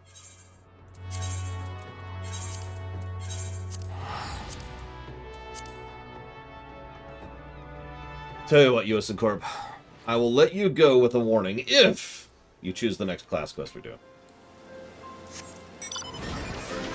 Most incompetent character in their class in the class quest, other than Curious Gorge. Does the Duskwhite Lancer count, who ended up getting himself killed because of his own stupidity? Because he probably qualifies. Idiot. Courage. Also Astrologian dude would probably qualify. What a pleasant surprise! I wasn't aware you would be joining us today. Heavens, is that lore I spy? Hey, what's up?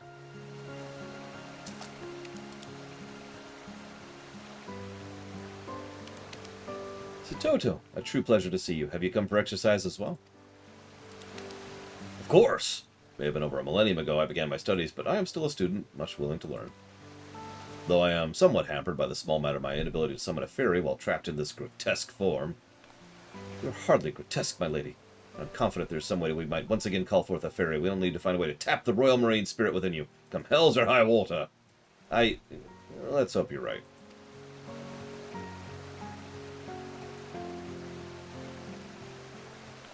Doubt not that he is. But first, given how rare this opportunity is, might I suggest we begin asking Lord to regale us with tales of his recent endeavors. We might learn from them. So we will tell you about... Dramatic pause. Oh yeah, Giot. Absolutely. So there's this woman, right? And she's got this thing called a Dwarven Deccan. Lamit, and then she and Giot, oh, I'm so proud of them. Lamit strive to save her sister. No matter the cost, reminds me of my father. I can scarce believe you traveled to another world entirely. Were it not for anyone else, I would doubt the veracity of their words, but I can only envy you. You must have gained much insight in the nature of our own planet. The concept of stone blight fascinates me. Highly contagious, transforms the body. I cannot but draw parallels between it and the Nemean plague. What were you able to discern about the magic utilized in curing it? Well, it was Ronkin. I'm gonna laugh if we cure them.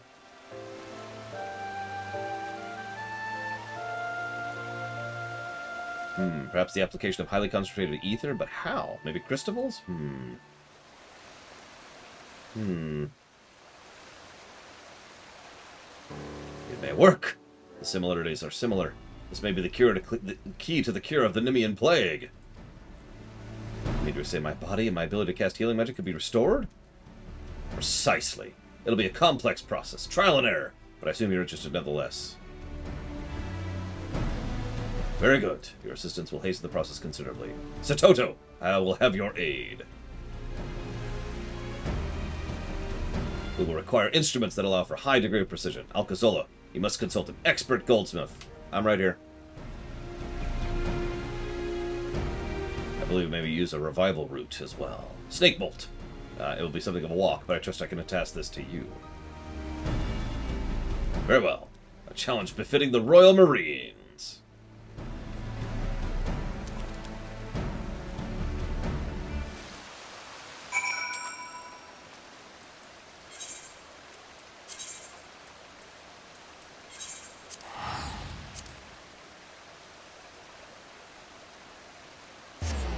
I was about to say, we've got the concept of computers that can run, simulations done. We've got it.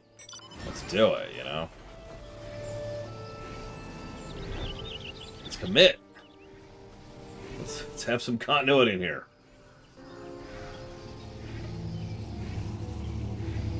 What is this, Star Trek? God.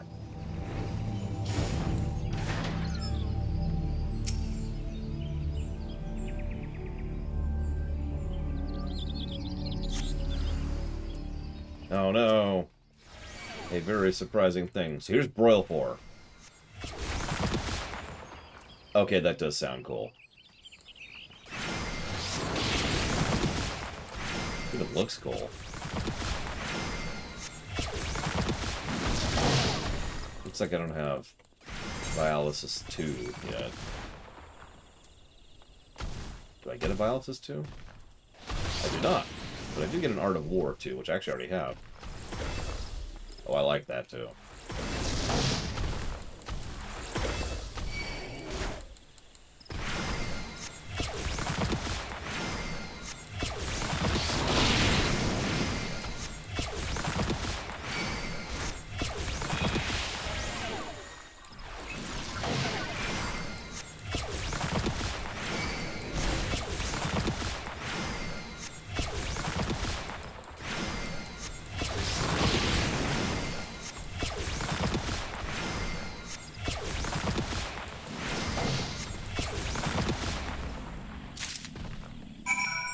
Yay. Got that. Listen. I was just broiling them alive. Don't mind me. Pair of idiots from the Scions? You're gonna have to be a little more specific than that.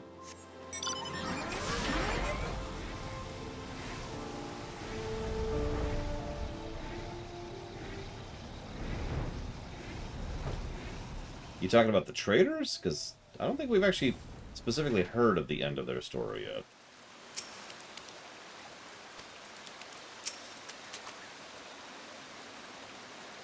Oh, well, we saw Lise a few minutes ago. She was part of the monk quest. Papalimo's dead.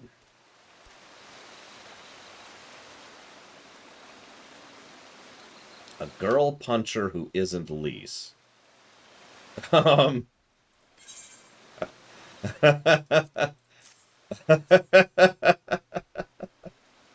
is Lise. Same person. expect this will be sufficiently potent. Now we only need to wait after Alka-Zolka's return, and...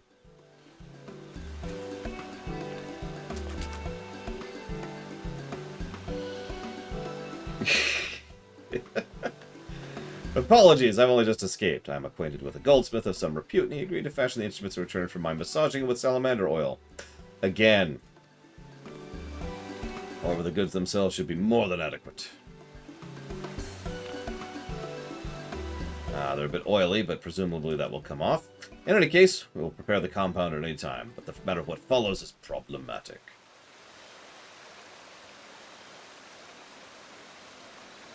Problematic in what sense? Yeah, though I'm fairly confident in my theory, the experimental compound is just that, experimental. I did state before this process would involve trial and error. As the Nemean plague does not affect beasts, to test it on anybody but a tomber is impossible. Yet, its ingestion will result in disruption of the body's ethereal balance. There's a possibility the subject may find themselves worse than before. I have no intention of inflicting a fate on my brethren, naturally. So, should I be warped beyond recognition, the task of destroying me will fall to you. Honestly can't believe we'd agree with that.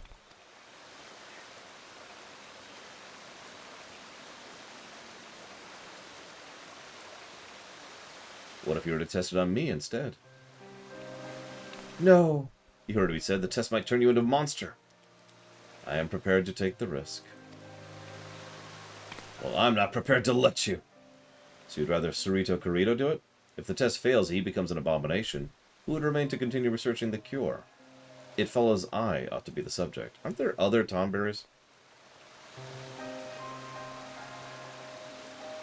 Like, really? I'm supposed to just accept that? It's not your choice to make. Please, calm yourselves. The mixture will take some time to prepare. We can discuss this later. Yeah, frankly, Lise got worse in 4.0. She got a lot better in 4.1x, well, 4.x. I mean, I don't think anybody really does von Falkenstein. Exactly, Inamisha. They're total strangers, so we can butcher them without hesitation. I don't understand. I'm really merely trying to prevent her from placing herself in harm's way.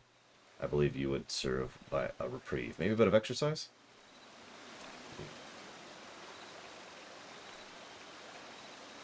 Ugh.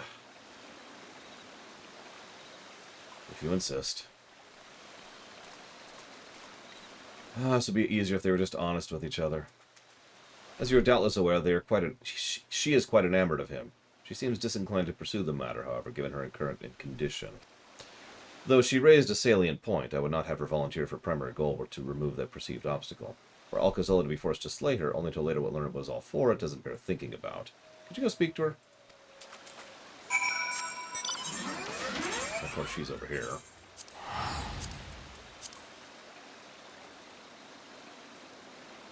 Listen, I expect everyone to watch every stream I do, all 10 hours a day, basically every day at this point.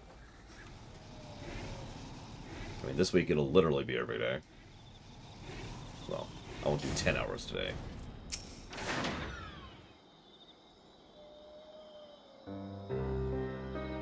Fog. What are you looking at? Fog. Okay.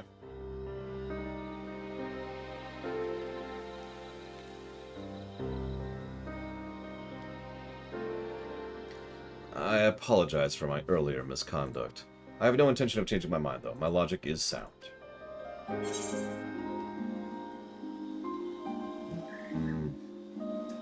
Are the reasons you gave truly why you volunteered? Ah, I see. Since it's come to this, yes, I am in love with Alka-Zolka. And maybe things were different, I would be content with that. If I might walk hand in hand without drawing the attention of every would-be hero within 10 malms, if my compatriots were just as free to pursue their own happiness, as it is, his insistence upon protecting me above all else chafes. I am no fool. I know that the others, Alka-Zolka included, are stronger than I. I'm not so proud to refuse his aid on principle. But it's not enough to merely live insulated from harm. I've always wanted to help people, now more than ever, knowing firsthand the terrible toll this blight takes upon all of us. It's not just my own desires that make me so adamant. Truthfully, there's no more suitable subject upon whom the cure might be tested. I had not yet seen 20 summers when I was afflicted, so if it has unanticipated effects, my body is best able to bear them. Moreover, I was one of the last to fall to the plague before entering our lengthy slumber, meaning my illness is less advanced. If this potential cure shows results, they would be present in me most quickly. To say the thought that it could fail does not frighten me would be a lie, but if there's a means by which I might save my people from suffering, I cannot ignore it. You followed the path of the scholar. You understand, don't you? Yeah, I know the feeling.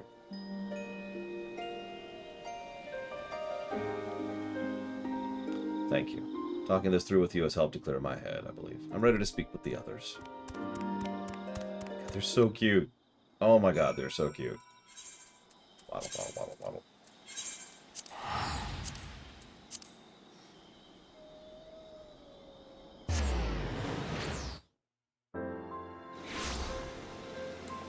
I would, Valerian. But I would only do it as a very, very... Like, you have to be careful with that sort of a thing. And I would do it very carefully and very quietly, and probably only in a non-recurring role. And definitely not in a regular role. That's the kind of thing you want to be a reference more than anything else. It's not cancelled so much as it's in the air, von Falkenstein.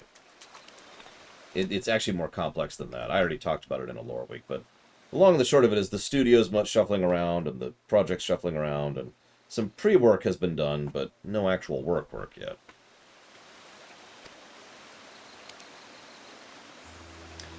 I am more confident than ever. You must test the cure on me before von Falkenstein's spelling gets even worse! Alka, please, I'm not terrified. Making this decision in haste, nor do I take it lightly. Truth be told, I'm terrified, but I need to do this. Lore agreed. It must be me. Explain, explain, explain.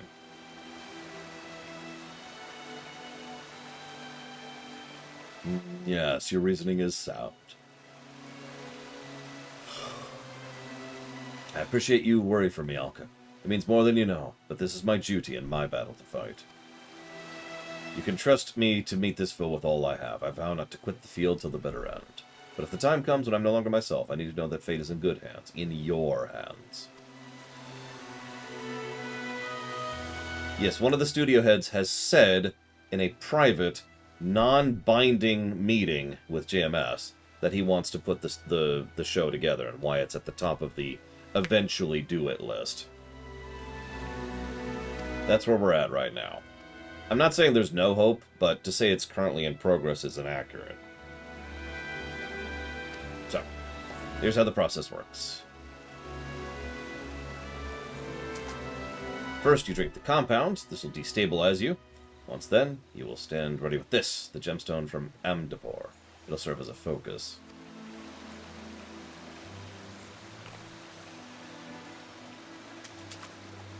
Laura and Lily will channel their restorative magic through the focus, amplifying it. In theory, being exposed to a sufficient volume of curative ether will encourage her own ether to attune itself to it and set itself to right.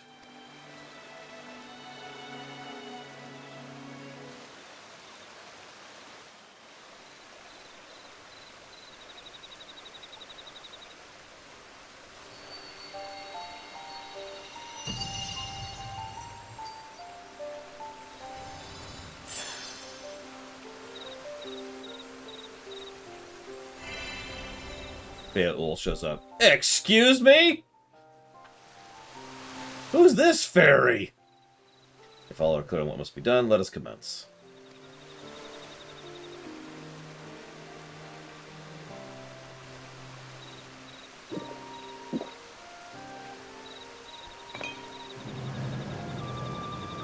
It burns! It burns! Yeah, your ether is restructuring itself.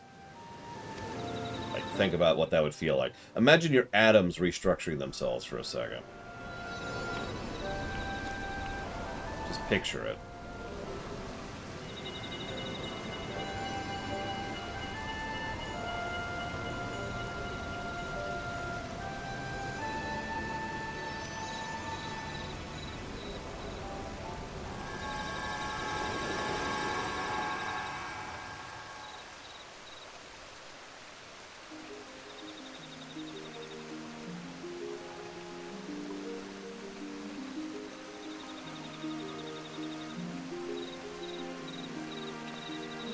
there she is.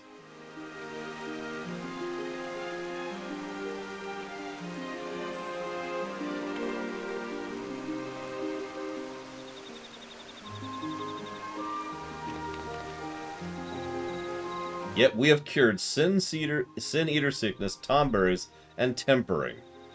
That's actually pretty impressive. That would be cool on Falkenstein. Now we just need to cure dimensional travel, and, you know... I think that's how we get to the moon. Don't answer, I don't want to know. Felt the breeze on my skin, it's wonderful. Oh god. That's right, because so in lore, that green stuff is basically something that's built up around them, like this. So, you know, they don't really have sensation like we do. I think after all this time, the endless research, we have a cure for the Nimian plague. That Sarita Kurita's even able to devise such a thing is remarkable enough, but to see it succeed... Without Laura's skill as a scholar, it never would have been possible. And Satoto, your kindness, your conviction, your strength of spirit, it inspires me to train with even greater fervor. And he's off. And he's turned into a bunny girl. It's so like them. He's still utterly oblivious to my feelings, I'm sure. It's alright, though. I never expected to have another chance at life I once envisioned for myself, and now that I do, I intend to enjoy it. There's no need to rush through all the best parts. That goes for my vocation as well. I intend to relearn the scholarly arts, starting from the basics. And with my etheric balance restored, I should be able to summon Lilac properly. Someday we will be the salvation of those in need, I swear it. For the moment, however, I have much training to do.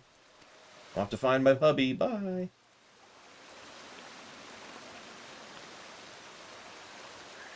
Well, you don't have to go right. Okay.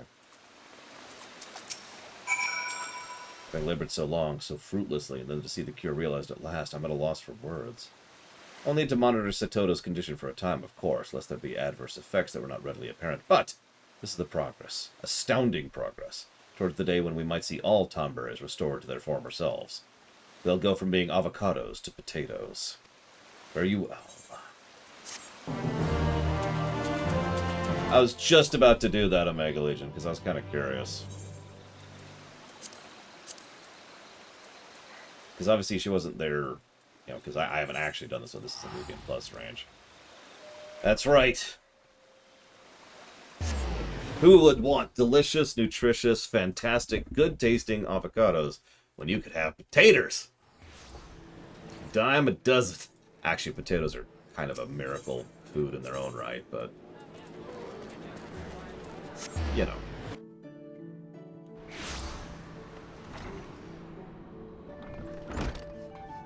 She is right there. Hi. I feel so normal. I can walk down the town without being pursued by bounty hunters. I can meet with Alka in broad daylight. For training, of course. Of course. How's Dodo doing? She succeeded in summoning Lilac, and she's happier than I've ever seen her. Let us hear when we train. I'm happy for you, Joe.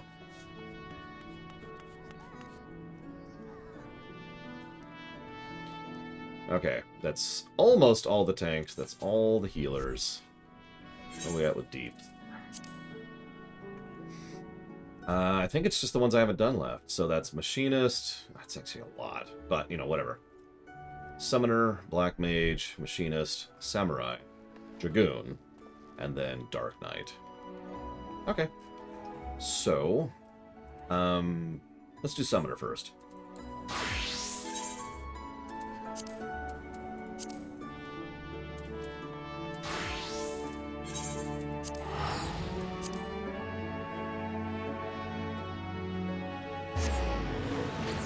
Yeah, no, if it's not obvious, I plan to knock all of these out. Tomorrow we'll start with Sage and Reaper.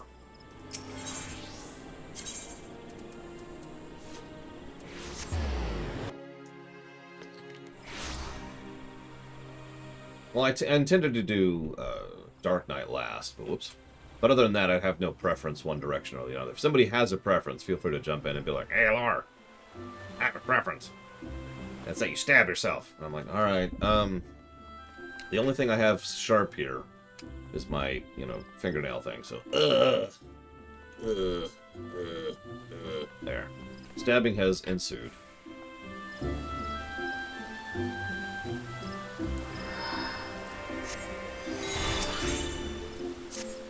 I learned from the best, Eric. Laura, I was just about to contact the Scions to ask after my sister, and here you are to provide a report. What news? See you around, Omega Legion. Have a good night. The first? One of the 13 reflections, you mean? I had thought my field of expertise a complicated one, but I struggle to comprehend the enormity of your tale. Still, Stola seems to be faring well enough, and for that I am grateful.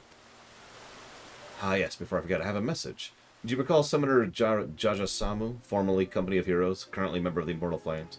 He commands Ifrit and Titan, and I'm sure you remember. He's in Gridania. He asked me to direct you to the Carlian Canopy. If you drop by on one of your unpredictable visits. I believe he wished to consult you on some private matter. It would be kind of you to lend him an ear if you've got a moment or two to spare. Yeah, sure, I guess. Yes.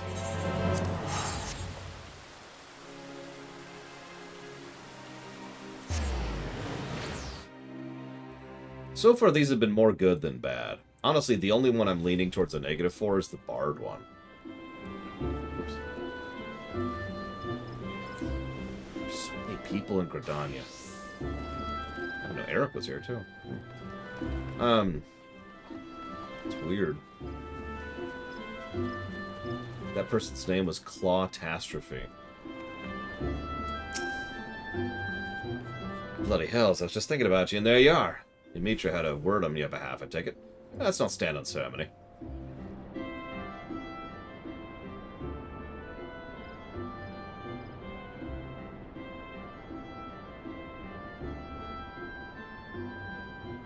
I'll not mince words with you. I need some advice concerning summoners in Mortal Kombat. They tell me you have a special nature what prevents primals from enthralling your mind. So what I want to know is, what's your thinking of being sent to the front lines every single time a beast tribe scraps together a pile of crystals? I mean, I'm happy to help, honestly.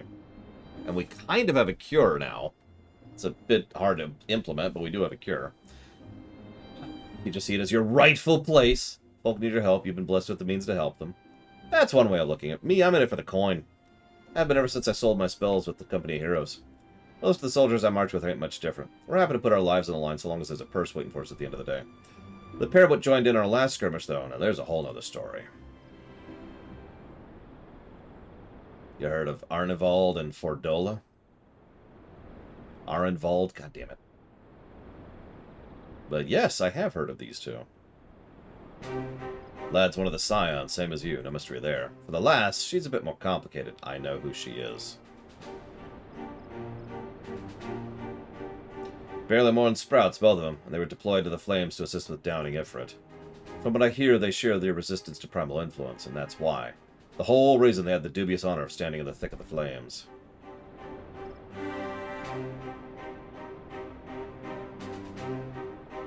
Meanwhile, me and my fellow summers were cowering in the shadows, sitting out our Eggy to support the youngsters. Would have seen less than 40 summers between them.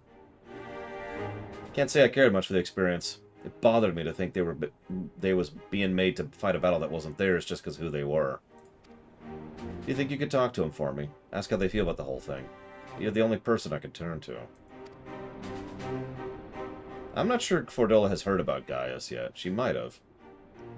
My thanks. You'll find Arenvald at Rogler's Reach. Yeah, the two best characters in Stormblood? Why, as it happens... Now that you mention it.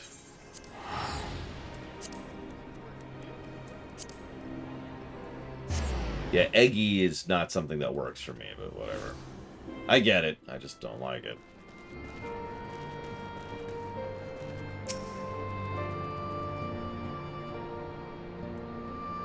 No. I mean more like she hasn't heard of the fact that he's on our side now, USN Corp. I mean, he's at the frickin' town I can't think of the name of right now, helping set up a new government. Laura, I heard you returned from Jashimusu. What can I do for our honor champion? Jashimusu said that. Yeah, we joined them against Ifrit, but I thought him more annoyed by our presence than concerned for our well-being. Werlit, that's it, thank you. Although it's actually called something else, I think, isn't it? whatever. Why don't I save you some time and include Fordola in this conversation? We can visit her cell. Turncliffe, that's actually what I was thinking of. Although Werlet, I guess, is the region, so...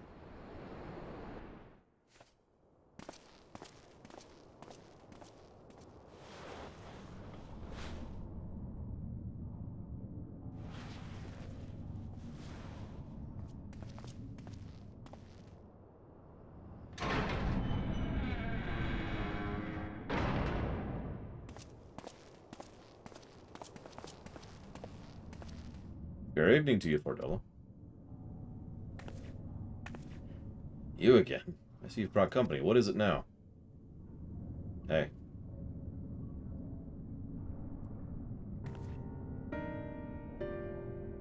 My thoughts on fighting primals? Is that what you came all the way here to ask me about? Yeah. I fight because I like that I can help others. The feeling my presence is needed. Not hard to explain, considering how my own mother decided she didn't want me around. And then there was the nightmare at the Waking Sands. Abu and Auli gave their lives to save mine, and I strive to be the sort of man whose life is worth saving. How very honorable, but no such lofty ideals rule my actions. My own will doesn't come into it. Fighting was part of the deal when they conscripted me with the other convicts. I follow orders, I get to live. And if I died on the battlefield, no one would shed a tear. Oh, don't say that. You think I'd be glad to see you killed? You'd be the only person who wasn't. No, I'd be bothered by that, too. That's two of us. What about you, hero? You're usually the first one they throw into the dragon's maw. Let's hear what battles you've been made to fight. I'll go ahead and go with the second option. I think it's the second time played Traval, but it's pretty rare. You're saying you've been involved with the affairs of a man who had passed through the rift between worlds? Someone who's been wandering as a ghost for 100 years? I'm not sure if you're the realm's greatest champion or the realm's greatest liar. I believe you, Laura. And want to follow the path you walk. Even if I can never hope to carry the same burdens, at least I can work towards having a sturdier back. Speaking of burdens, you know a little something about that, don't you, Fordola? You weren't fighting for yourself, after all, but your comrades were not so different.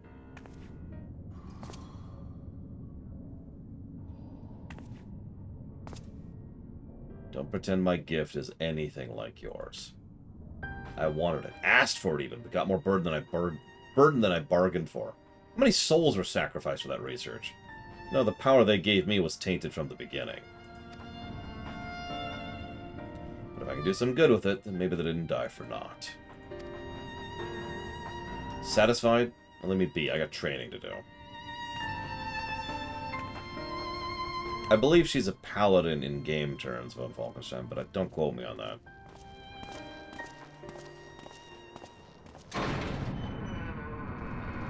Yeah, this is in the summoner chain. I guess it's because of the connection to primals, but... You're waiting for the lad in silver armor. He'll be out soon. Okay.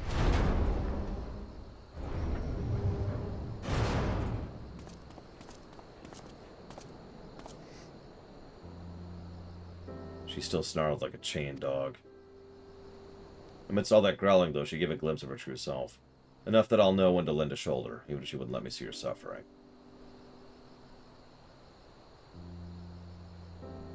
Don't give me the wrong idea. Same age, same homeland. I can't help but care what happens about her. Look, every one of these quests has had some kind of shipping or another, so... Just go kiss. Jesus Christ. Go be happy. Lord knows both of you have had a crap life.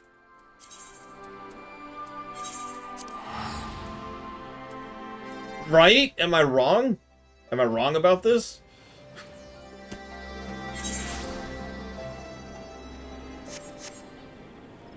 Jesus. So just go. Be happy. Tie things up. Have a reason to smile on this godforsaken planet. God.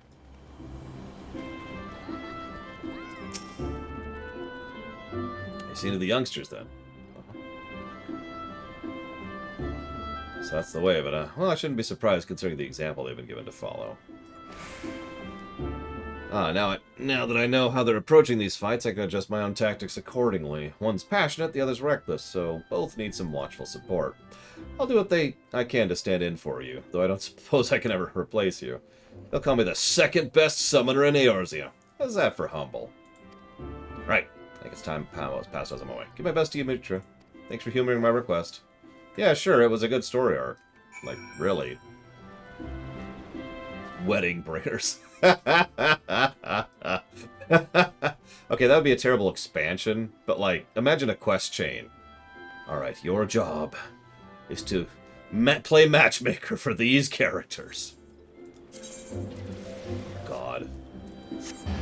That would be terrible.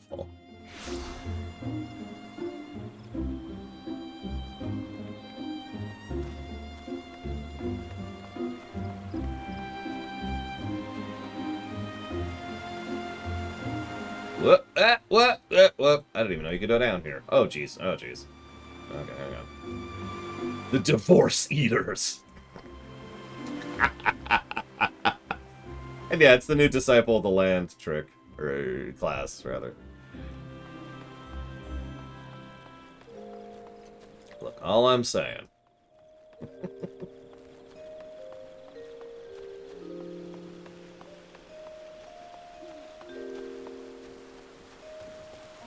Oh god. If you don't get them together, Ranjit comes back from the dead. We have to offset Ranjit's existence with the only tool that he is weak to. Love.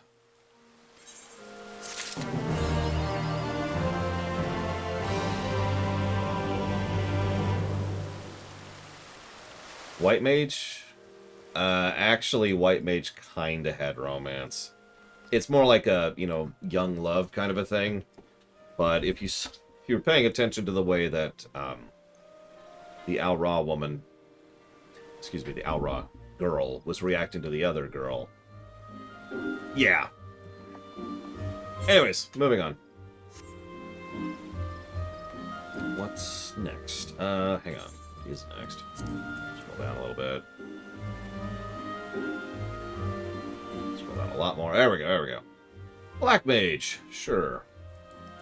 That's usually a riot. Hey, look, my outfit barely changed. Okay, I think I know where this will be, but let's play a guessing game here. Don't tell me yet.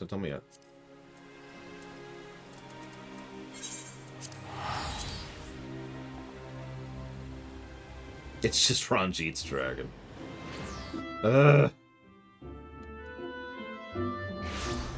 Do some co-op board games. Here, look. Play Settlers of Catan together. They end up hating each other.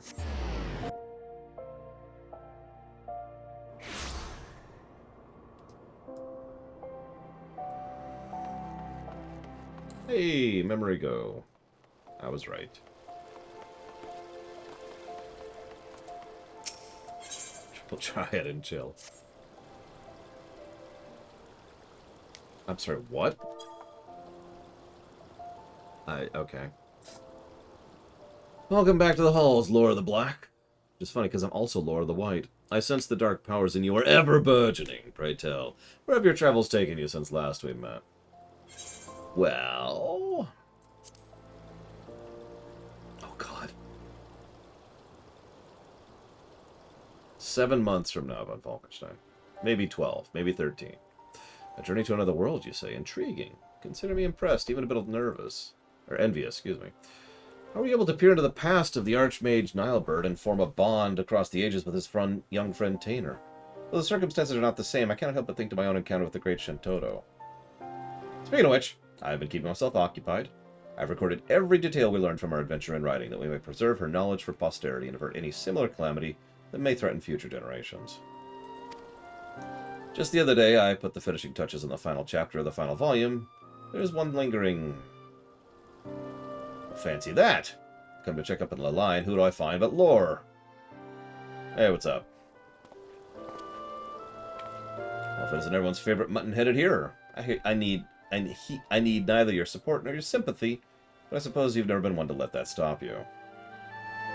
By the way, There's also romantic feelings here, if you remember the Black Mage chain. I simply hope to inquire as to whether or not there have been any fruitful developments on your front. Ah, so you mean to rub the salt in my wounds? There have been no further developments, fruitful or otherwise. I consulted with my brothers and sisters in the Order of Nald Thal, but to the last man they refused to even entertain the thought. You consulted with... Do you mean to say you're still a member of the Order? I always assumed you'd been excommunicated for your pursuit of the dark arts. Excommunicated for the pursuit of knowledge? Where's the thought? Although, to be fair, there are some holier-than-thou types in the Order who share this pig-headed hero's opinion. Irrespective of this, the fact remains the Order sealed away countless tomes in their vaults when they forbid the art of black magic. Storing my own writings in them, I would argue, is the most logical option. But no, they are too prudish and prejudiced against yours truly to listen to reason. Then again, perhaps if a thaumaturge of good standing put in a word on my behalf, you may find it more sympathetic here. What do you say, Lore? Well, I am, canonically, the most powerful black mage in the setting at this point. Well, the planet at this point. So, I'm afraid I must defer to Ciella's good judgment. A moment, if you please. To tell the truth, the question of where to store her records is not the only matter that concerns me of Lalai at late. Recently, I can't help but feel the etheric power within her is shifting, warping in ways that I've not felt before. And why, I'm not sure yet. Until we discover more. Pray look after her, will you? Yeah, sure. Oh, thank you, Ciella.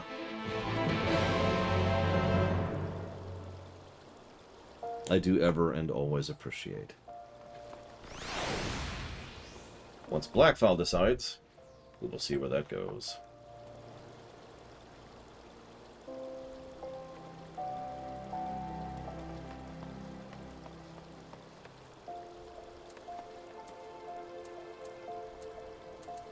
Come on. There we go. That doesn't look worthwhile. Hey, look, a quest I will never do. Okay, anyways.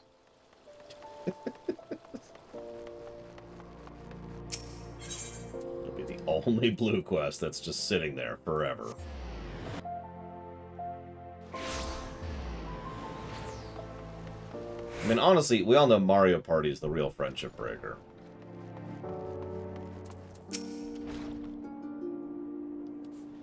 Lore! Well, this is an unexpected surprise, and not an entirely pleasant one, though it's no fault of your own.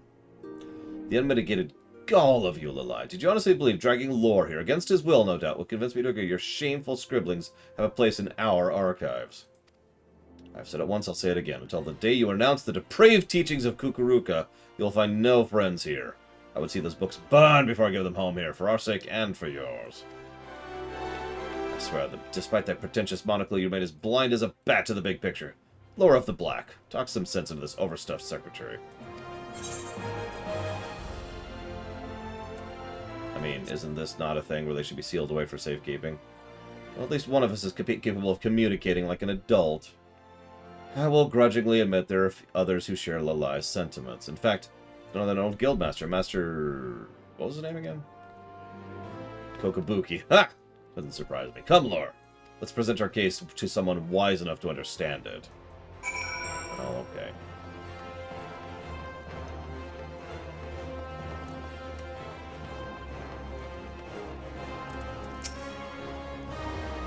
I was wondering who might be behind the screaming and stamping that echoed all the way to the chamber. Sister Lalai, was it? Yes, it is true. I found myself rather convinced by the young lady's argument.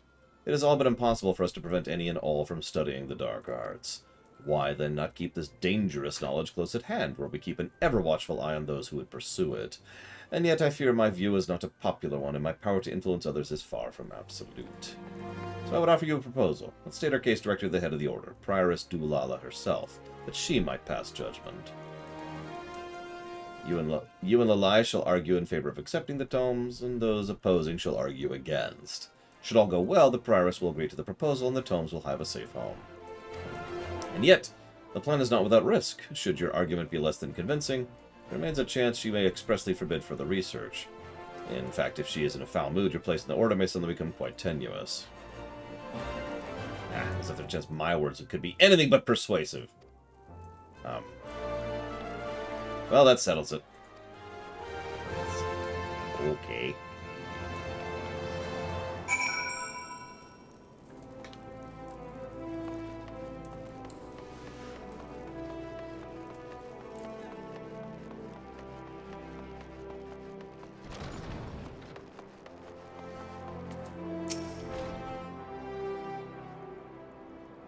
I'm going to admit I don't know what the bus is hazardous.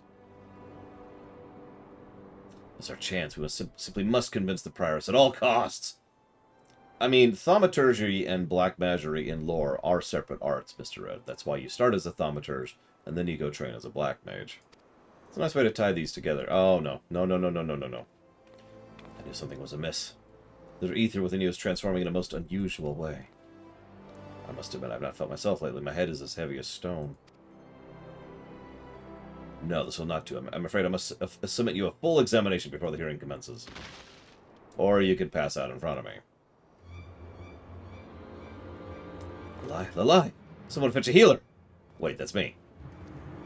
It's not time for panicking. We must carry her to the frontistry with all speed. Okay.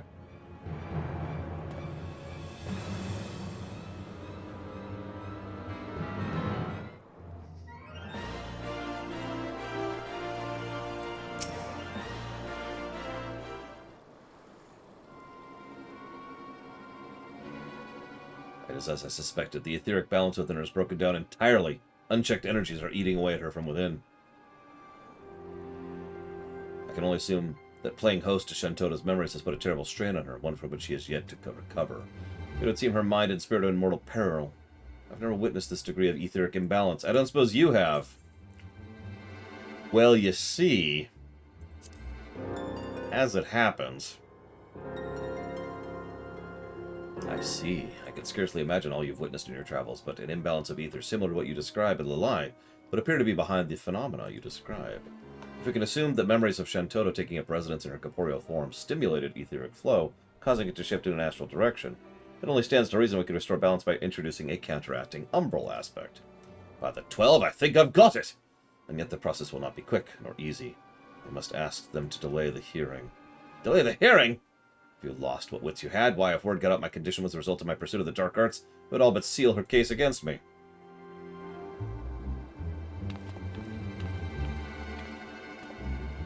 No, we must proceed as planned, before our opponents are the wiser. Lore, here is my magnum opus, the fruits of all we went through together. I'll leave them in your capable hands. Go ahead. I'll be along in due time. Sure thing. Oops. Are you mad? You can't attend the proceedings in your current condition. Of course not. Fortunately, I know a hearer who, despite being an insufferable stick in the mud, has proven himself more than capable of the healing arts. Lie. Alright. Very well. Leave it to me. I will see that you're back on your feet before the judgment is rendered. Until then, it's up to you, Lore. Okay.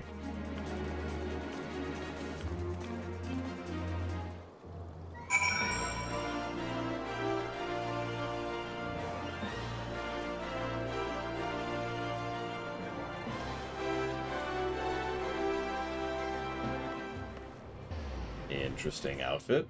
What was that?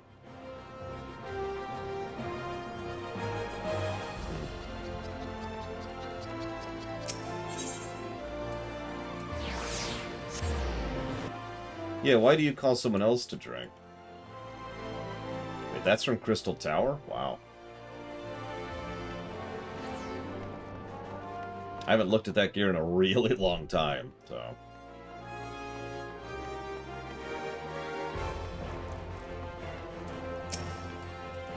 Lie will be joining proceedings a touch late. That is most unlike her. She has entrusted the records to you. Well, with any luck, we'll be able to use them to our advantage.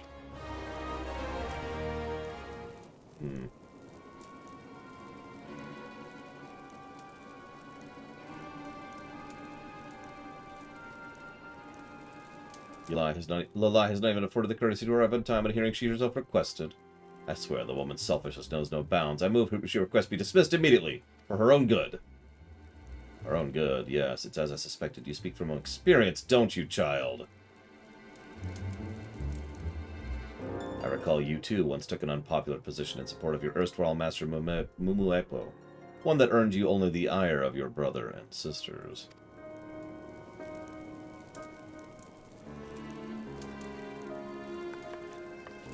Yes, and what of it? I fought for a hopeless cause that in the end served only to isolate me from my peers. Is it so wrong? I wish to save Lalai from a similar fate. She must abandon this farce and return to her rightful place in the Order. To this I cannot agree. The short time before these proceedings, I perused what I could of these tomes. In their page are written not only forbidden secrets of black magic, but accounts of astounding phenomena, the likes of which I could scarcely imagine. The Lie conducted her research without the support or interference of the Order, and the fruits that research born cannot be denied. While our guild could not support 1,000 like her, I see little to gain from stifling one passion and forcing her to work within such rigid rules and regulations. I'm just here. Don't mind me. The merits of both arguments are not lost to me, yet I must confess a degree of ignorance about the matter at hand. All know that black magic was forbidden for its role in bringing disaster to our world, and yet you still practice this art. Tell me, is this magic as calamitous as the rumors say? Depends on who wields it and to what end. That's true with all power. If I understand you correctly, you argue that in right hands, the art of destruction can serve greater good. Yet how are we to be certain Sister Lalai can be trusted with such potentially ruinous knowledge?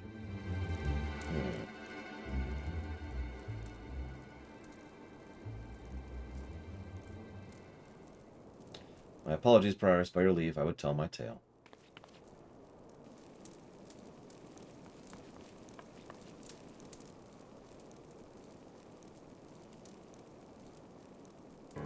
Suboptimal ley lines. Ta-da! Black magic is an inherently dangerous art. This I cannot and will not deny. Never would I suggest that even a single mage pursue this path without full knowledge of the perils that lie ahead. This is precisely why I've recorded in painstaking detail not only the arcane knowledge I have gleaned, but every one of the myriad phenomena, both wondrous and terrifying, I have experienced in its pursuit. Unbreakable bonds formed with beastmen we once thought are sworn enemies, bodies and souls consumed by the pursuit of forbidden knowledge, an unspeakable calamity revisited upon our world after millennia. We must leave this knowledge for posterity, that our sons and daughters do not repeat the mistakes of our past. Wait, you saw a black mage cast Scathe? Those who do not learn from history are doomed to repeat it. This is the crux of your argument, yes.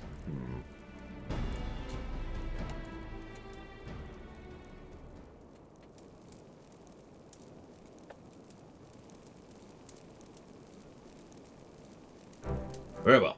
Master Kokobuki, I hereby order you to establish a research organization under the auspices of your guild to further study the impact of black magic. I also grant you permission to store the aforementioned tomes in your archives, and under the condition that Sister Lalai oversees them.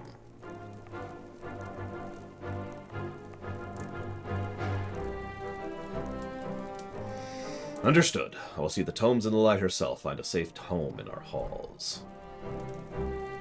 I'm not entirely convinced, but if the Guildmaster himself is willing to accept responsibility, I see no reason to oppose.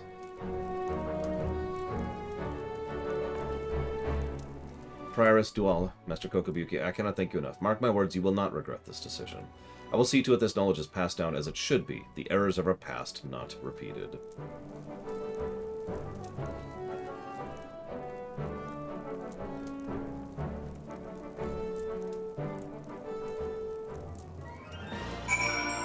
I was about to say, I don't think I have Scathe on my bar, but I do.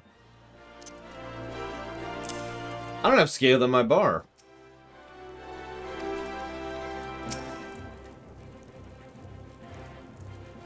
Well, I believe the proceedings went about as well as it could be expected.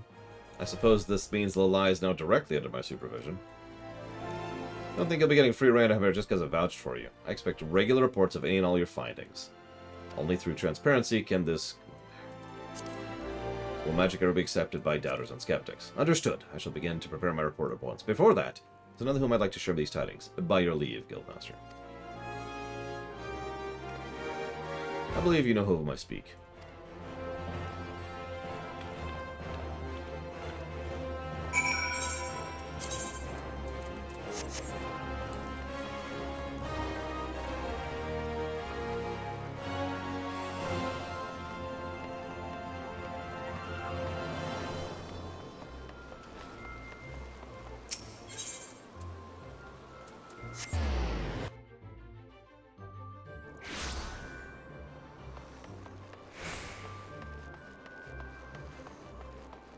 Reminds me of that argument. If one person is doing 1 million DPS, and the other person is doing 1 million DPS, but then one person is doing 1 DPS, and the other person is doing 0, who's doing more damage? And so, you see, I simply thought, what's the matter, Lilith? This is your moment of triumph. I'd expect you to be more triumphant. Of course I am. It's just that clearly I did not accomplish it on my own, so Lord of the Black, and yes, you as well. You have my deepest gratitude. Well, I dare say it's been a moment to stay in more ways than one. Once again, Lilith, congratulations, and you are most welcome. With that, I should be on my way. When we next meet, I would introduce you to my colleagues from the Stillglade Fane. Now that you're not a pariah, I suppose they would not be adverse to exchanging knowledge with you.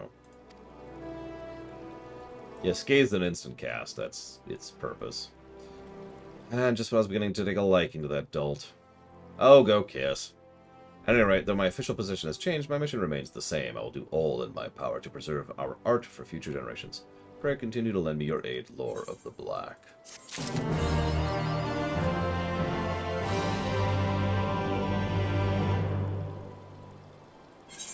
Alright.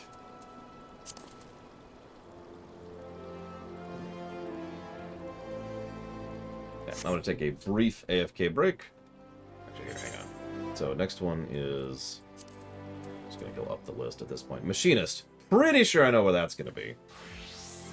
So let's go ahead and head up there. And like I said, I'm going to take a brief break, and then I'll be right back. As soon as I hit this button. There we go.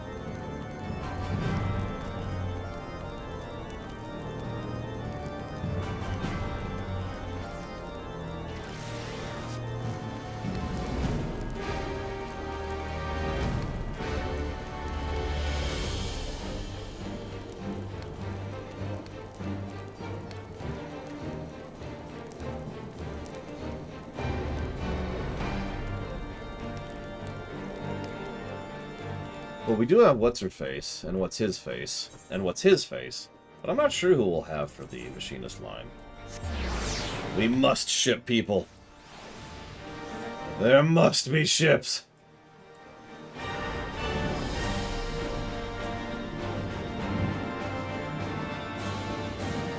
The true ship is me and my hat, actually. Sorry.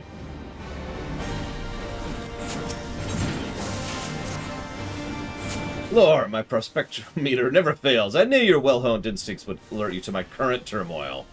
'Tis our faithful Joy who concerns me. There you go, Joy and Hilda. Her behavior has been awfully odd of late. Frequent outings to parts unknown, acting secretive, that kind of thing.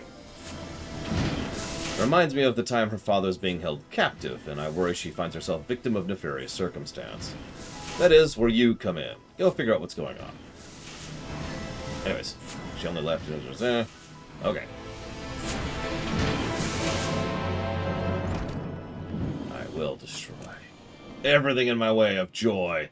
Everything must burn before Joy.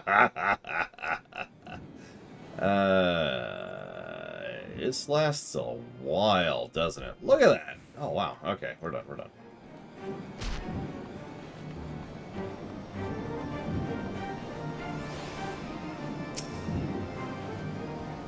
Joy. Joyce is someone else.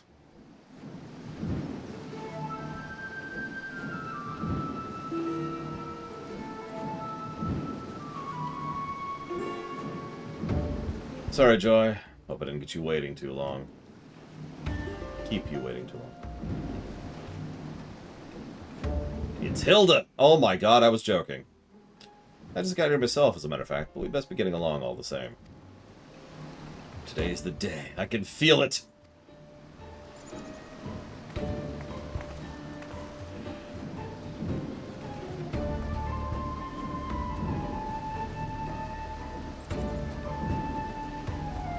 champion. Hey, what's up? You have business in the city with my sister, mayhap? Thought I spied her in the crowd making her way to the forum. Yeah, I'm spying on them. Ah, so Lord Steph is concerned for Joy. Well, he has placed his trust in the right agent, if discretion he requires. I'm not really... Okay. As it happens, I may even have information of use for you. It has been brought to my attention that Joy and Hilda have been spotted together in Falcon's Nest on more than one occasion. They've both earned a measure of fame in Ishgard, you see, sufficient to warrant curious mention of the Temple Knights when the two of them are seen traveling as a pair. I'm curious of Hilda's activities myself, but I shall leave further investigations in your capable hands. Pray convey my regards to Lord Stephanian. Stephanivian? Stephanivian? And I don't know. Lord French. Look, I can't do French, I'm sorry.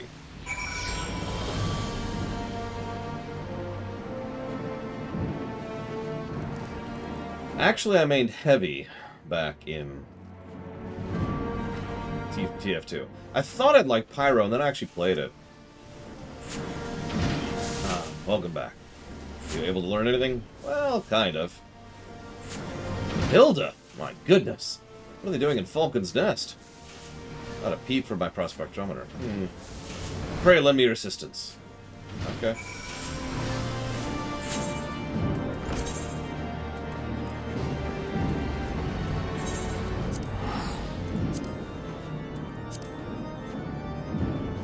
Oh gosh, this is a long time ago, Reggie. When did Team Fortress 2 come out?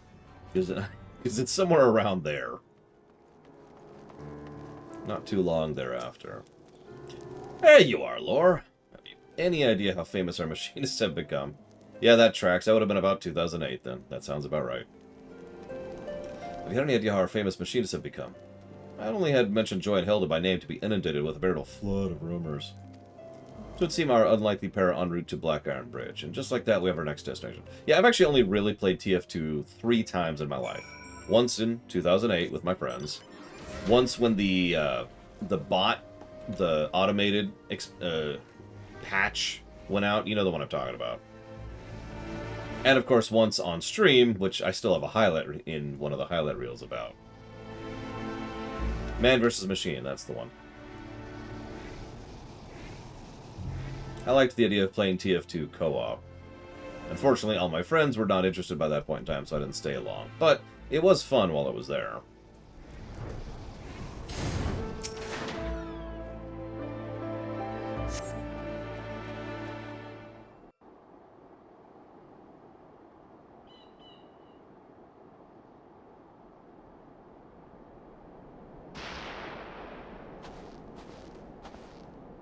Shots from a firearm. We might have a better view from the cliff's edge. Let's go then.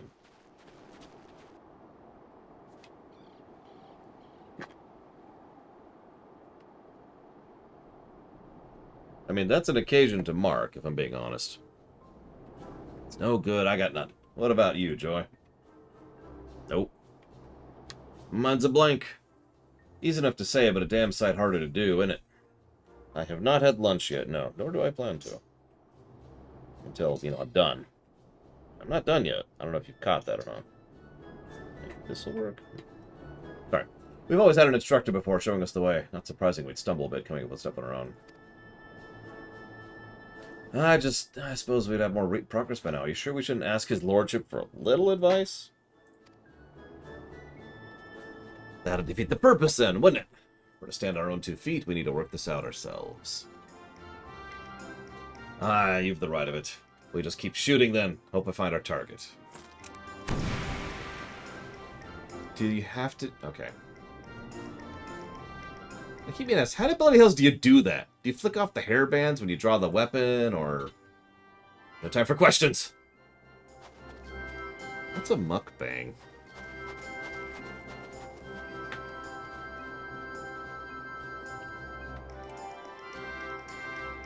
Yeah, never eat on stream. Never do that. Pro advice. I mean that. Don't do that. What's over here? Ah, 'twas I who dreamed up the machinists. Rostenthal who helped bring the idea into being. The machine we put together was driven forward by the likes of you and Joy and Hilda. Then, as naturally as if I'd planned it, you two and those ladies took charge of my designs. 'Tis a strange feeling, how wildly the needle flicks twixt a minster's pride and an inventor's logging. It's so gross, Rex. God.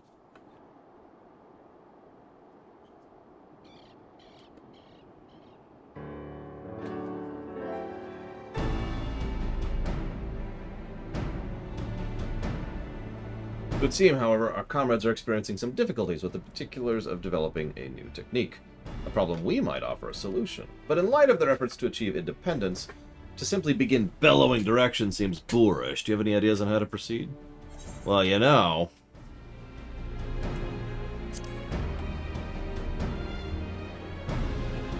Oh, that's gross. Fuck Falkenstein. Give them an example what's possible. A fine proposal, but what shall we put on display?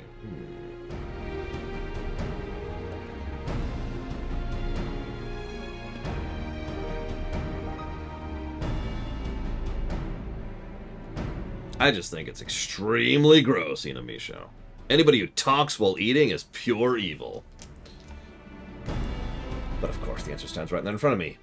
You are the peak of the profession, the living embodiment of what it means to be a machinist. All we need is you demonstrate the techniques you have acquired over the years. I shall head now and herd a suitably monstrous opponent back for you to dispatch. The shots ringing out should bring the ladies to investigate, and it'll just as it alerted us to their location.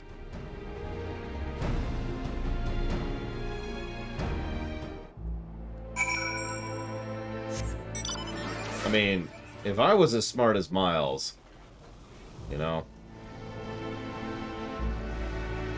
you never do that. Never right into your mic. That's so gross.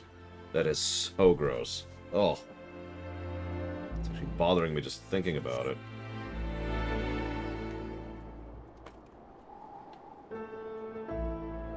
Yes, for now. Sorry, I've struck with a random desire to rearrange my desk, so I've been doing it well. Don't mind me.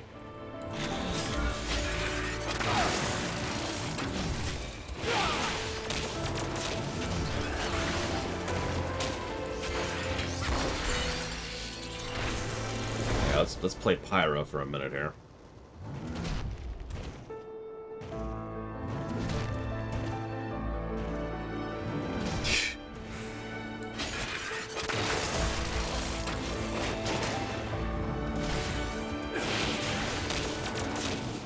Wait, you can have your mic somewhere other than right next to your mouth?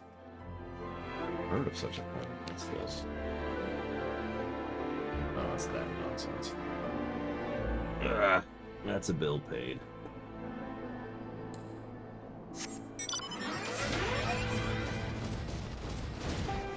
What didn't I like about Pyro? By extremely vague memories, it didn't feel like a Pyro should feel. It felt weak and not mass destructy. Heavy felt like Pyro. Nicely done. I'm truly in awe of what you can accomplish with contraptions. Tell me, where'd you learn to control such power? Well, you see, there was this place that didn't have night. No, I get you completely, Rax. I'm making fun because I'm picturing... Well, I'm not picturing. I'm making fun because, you know... So you hear about that thing? Assuming they were watching, our two machinist comrades will have certainly gleaned a lesson or two from your expert demonstration. Our work here is done. And of course what I'm picturing exists, because screw my life, I suppose. Oh yeah, Engineer. I liked Engineer, too. Engineer and Heavy. Those were fun. Oh, and thank you, as always, for watching, Bregman. Your presence is always a bright light in my streams. I will jot that down for Fallout New Vegas.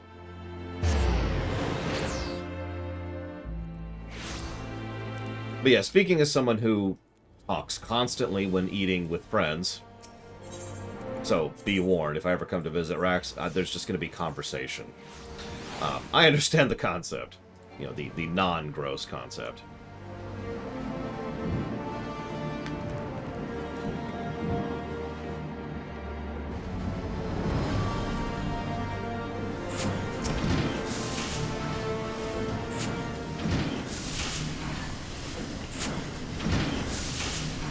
My thanks, Lord. Have been a complete loss without your valuable assistance. I imagine I'm not the only one singing your praises this day. Speaking of which...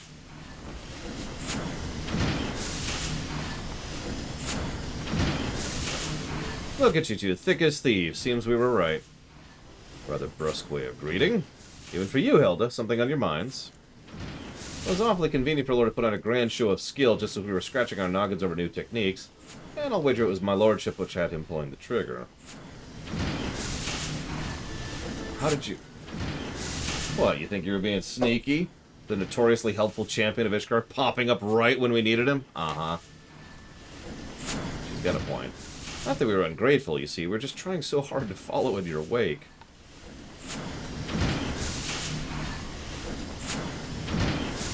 As being lost at sea and finding an island that's not on the map. A bit perplexing, but welcome all the same. I guess what we're trying to say is, you've given us our bearings and a firm footing to start charting our own course. And there you have it. Further proof my prospectometer was fine working order when it chirped in your presence. Uh-huh. Right, we've said our piece. Time to get back to squeezing triggers. Keep an eye out, my lord. Soon we'll be showing you what a machinist can do. I sincerely doubt it. I haven't even seen a machinist at 90 yet. And I'll really show you what I can do. Was my subject here so transparent? Ah, well.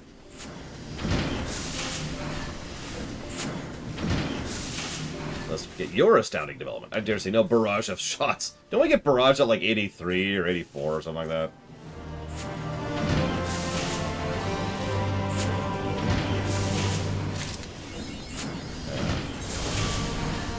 It's something everyone wants me to see. Scattergun, that's the one I'm thinking of. Scattergun, 82. I want to see Chainsaw. That just sounds awesome. Hang on. We should only have a few left. Yep, Samurai. Samurai Dragoon. Dark Knight. How apropos. Where's the Samurai quest?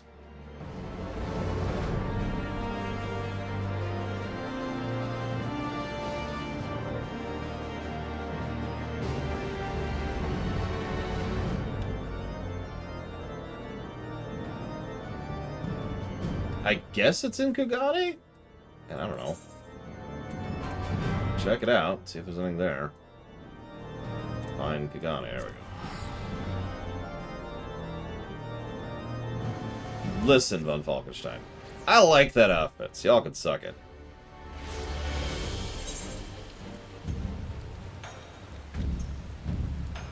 I think that's it. Okay.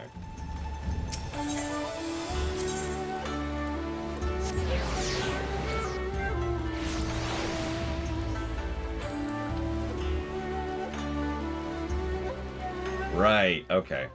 I actually kind of forgot about this quest because it kind of sucked.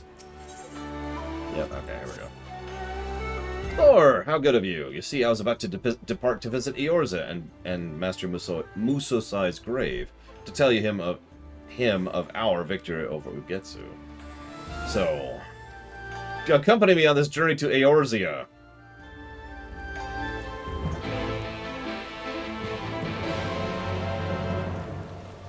Okay. Let me go to Eorzea now. That's 3,000 gil right out the window. Jesus.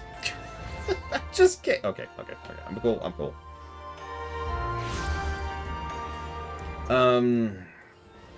Let's see. What do I want that I can't have? Do you have Indian near you? Rax? Because Indian sounds legit right about now. Alright, why? Okay, never mind.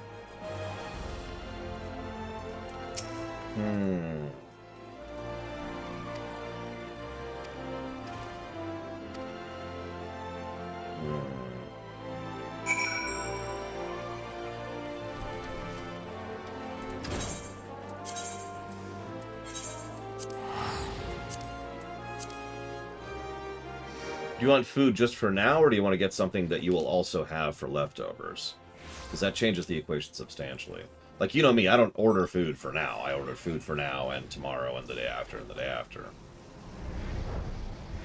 It technically makes it cheaper because I'm buying in bulk.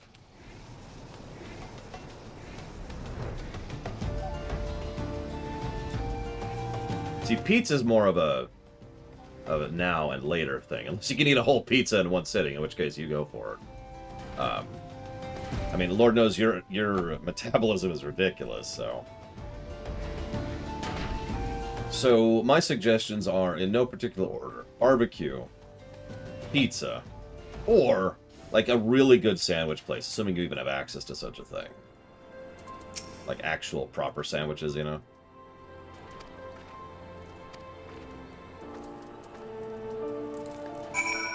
None of which I have access to here. That's not true. There's a Jets Pizza around here, and they're okay. If they can actually deliver it.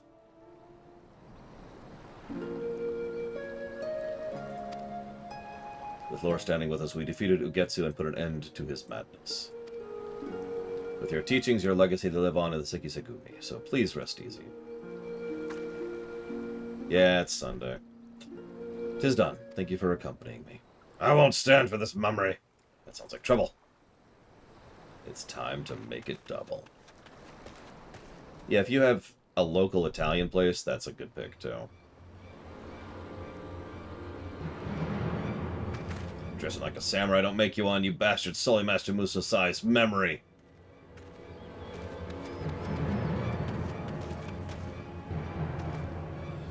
Hey, look, it's me. Those bullets is you. That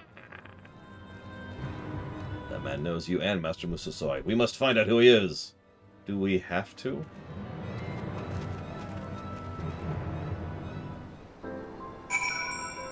There's a local pizza place around here that sells actual deep dish pizza. It is one of the only places I've ever seen that has it. I'm rather pleased with it. I'm actually tempted to pick it up sometime this week. When I say actual deep dish pizza, what I mean is effectively lasagna. You know, we've talked about this before, right? It's this thick, but it's not just bread. Like, it's thick. It's got meat and sauce and cheese that is just this tall, and it's a pie. And it's awesome, and I love it. Yeah, actual casserole. There you go. Pizza casserole. Forgive me, I've learned my lesson. Since you trounced me on my ship, I've been mending my ways. I remember you. Hi, I'm Ostergren, the bodyguard to a serial killer who thought he could take you on. But I stopped selling my sword to crooks. I lead an honest life now, selling toad oil. Seems to me the evil in this man has been excised. If not to hear from us, please be at ease. Tell us the cause of your earlier outpost. You see, after I saw what a true samurai could do, I knew I wanted to become one too. So I sought Master Musasai out, hoping he'd take me on as a pupil. Only learned he'd already passed away. Since then, I've been visiting this grade every day to get inspiration. Yeah, I know, right, Ross? Recently, though, someone's been telling the Master of Musasai's quest to the right wrongs at the quicksand. On account of that, people started dressing like a samurai and flocking to his grave like it's a spectacle. But they're false. Falser than I was. I was glad. I had the honor of knowing him, and I think he would be glad that his tale inspired others in his footsteps. And though he was a solitary man, he did not spurn the company of others. Yes, he's a blue samurai. Please stop doing that. Teach me how to be a true samurai. I really do not have time for that. Laura much demands on his time, but is not in a position to take on pupils. But if you're determined to learn, I invite you to Kagane. We can introduce you to the schools of swordship. You mean I can train at the Far East where it began? I'd love nothing more. Very well. A long journey is better with company. Let's return to Kagane together. Yeah, I'll be teleporting there. Because, you know.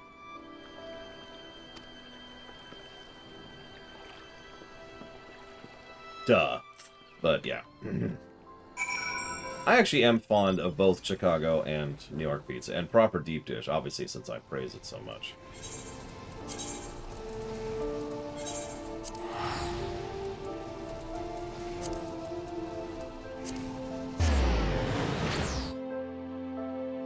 No, no, no, no. They cook it with the guns, Polikos. They just keep shooting and shooting and shooting. And then eventually...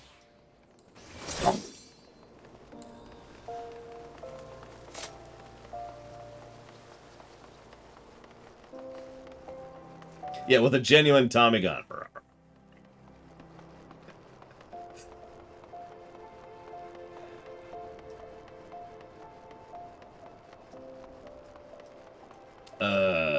That's a good question, Casual. I actually don't know the answer to that.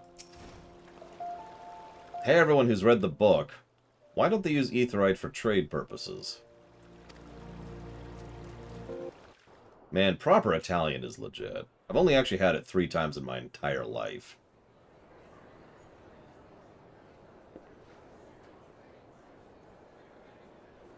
All 3 times it has been fantastic. When I say 3 times, I should clarify.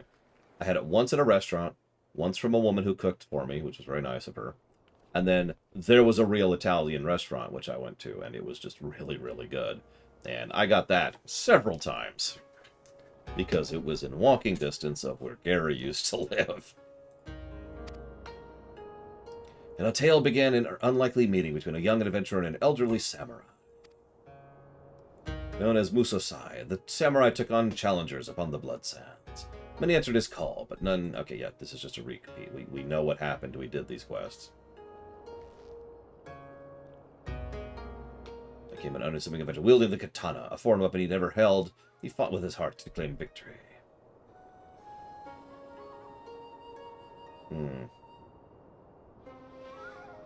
I suppose the question is, why can't you take cargo with you? Now, I'm assuming the answer is Cashel's, because you don't consider the cargo yours, but even that seems a little bit questionable. Maybe there's a density of ether problem? I don't know. After journeying the realm over, vanquishing evil together, never could the adventurer imagine that for his final test he must vanquish Musosai himself.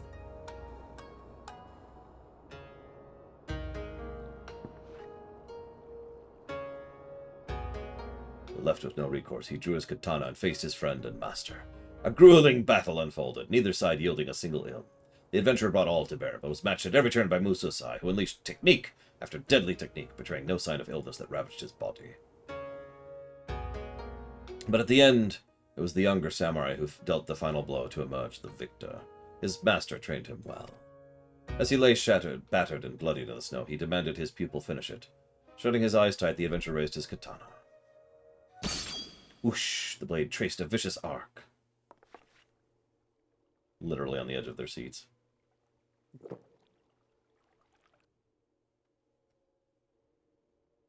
And cleaved empty air.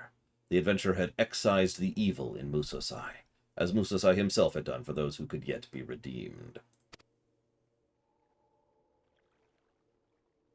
So it was the elderly samurai found peace in his final moments. It is said his soul now rests atop the cliff at the Silver Bazaar, where he gazes out at the setting sun. And somehow no one's stolen that extremely nice sword that's sitting there.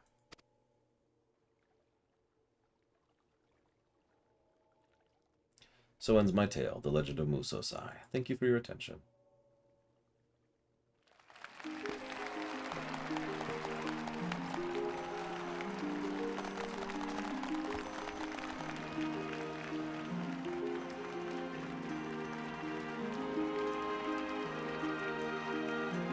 This is neat and all, but that's literally just a recap.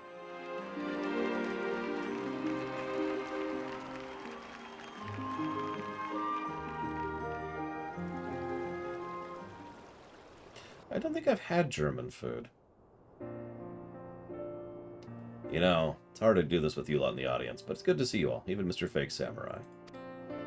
You're doubtless wondering how I fell into my new calling. Well, during my trip to Kagane, I had the chance to overhear a storyteller at the Muji's Koza. I knew right away this is what I wanted to do. What with my gift of gab, and what it was meant for. It was a masterful tale and heartfelt retelling. I pray you will continue to share the tale throughout the world. Of course! But you need to tell me something that I can share. I want to talk about the hunt for Andrea.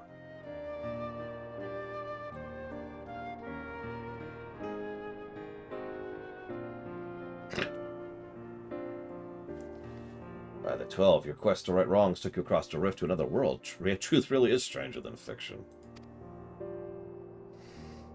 My thanks, Lore. This will be a splendid addition to my tales.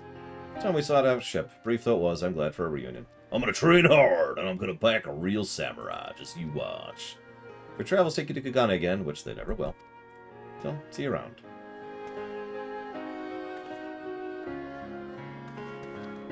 True, Arax. To think a pretender would have a change of heart and become a true samurai. The old man would be pleased. Goes to show his legacy lives on in you, Lore, and it takes root in the hearts of those you've sliced up. So keep fighting the good fight. Remember to visit me from time to time and share some tales. Here's some more material you're going to sell in the auction house for 1 gil. Thanks. I'm sure someone somewhere is going to appreciate that.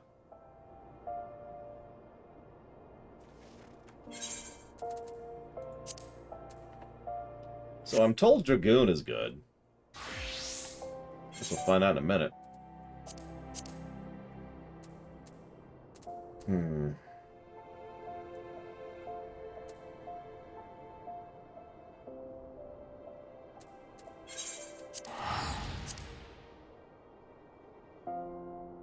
I mean, I like Stormblood Dragoon, so...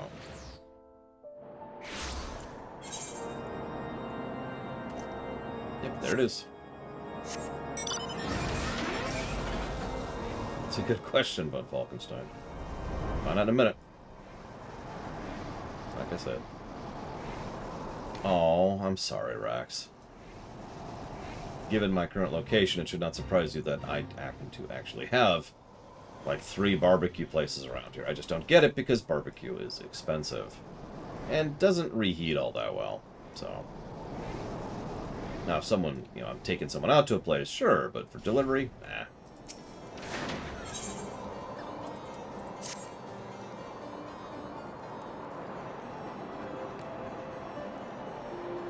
Ah, Lord, it's been too long since we last spoke.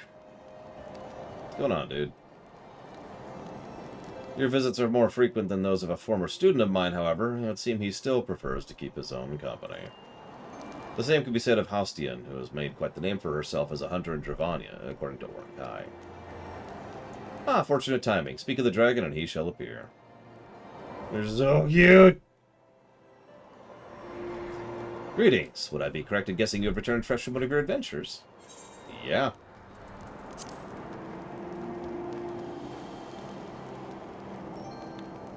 Yeah, exactly. Blade Troupe. But I agree with Reggie. Barbecue is very inconsistent. We've talked before about the range and how some food, it's hard, you know, even bad, it's still decent, but it can't be that great.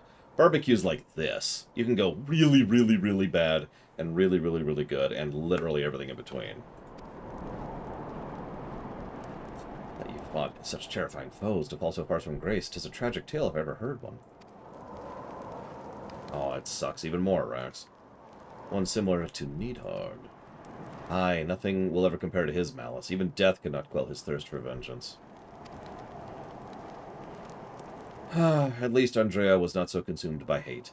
I doubt not that Rendore's soul is at peace.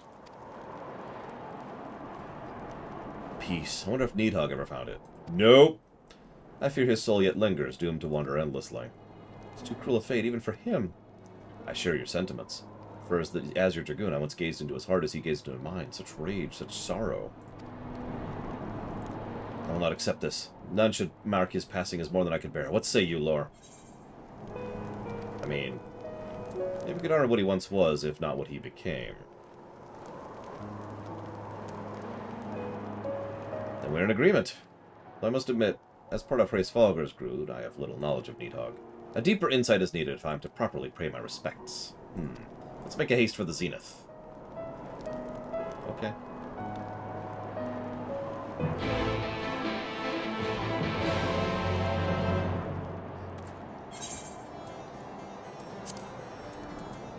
Perfect. This is exactly how I should look. How do I even see in this thing? One second. The only thing I haven't turned into glasses yet. There we go. Much better.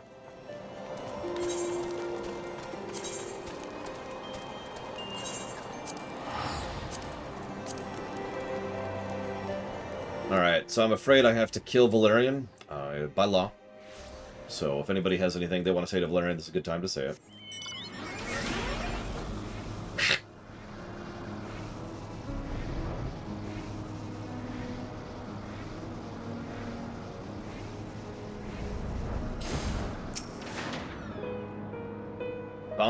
Found him is come. Dun, dun, dun.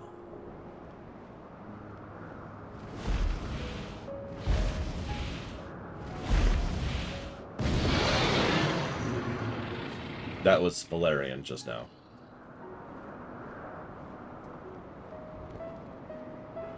Welcome, noble dragon. Ornkai has explained all. Pray tell, what was Needhog to you? To me? A relentless adversary. And much more, for through his power you are forever joined. Two souls, entwined by fate. Though you have faced Needhog's wrath and sensed his pain, you cannot know him as we dragons once did. We would fain hear his tale. Needhog was without equal, even amongst our kind.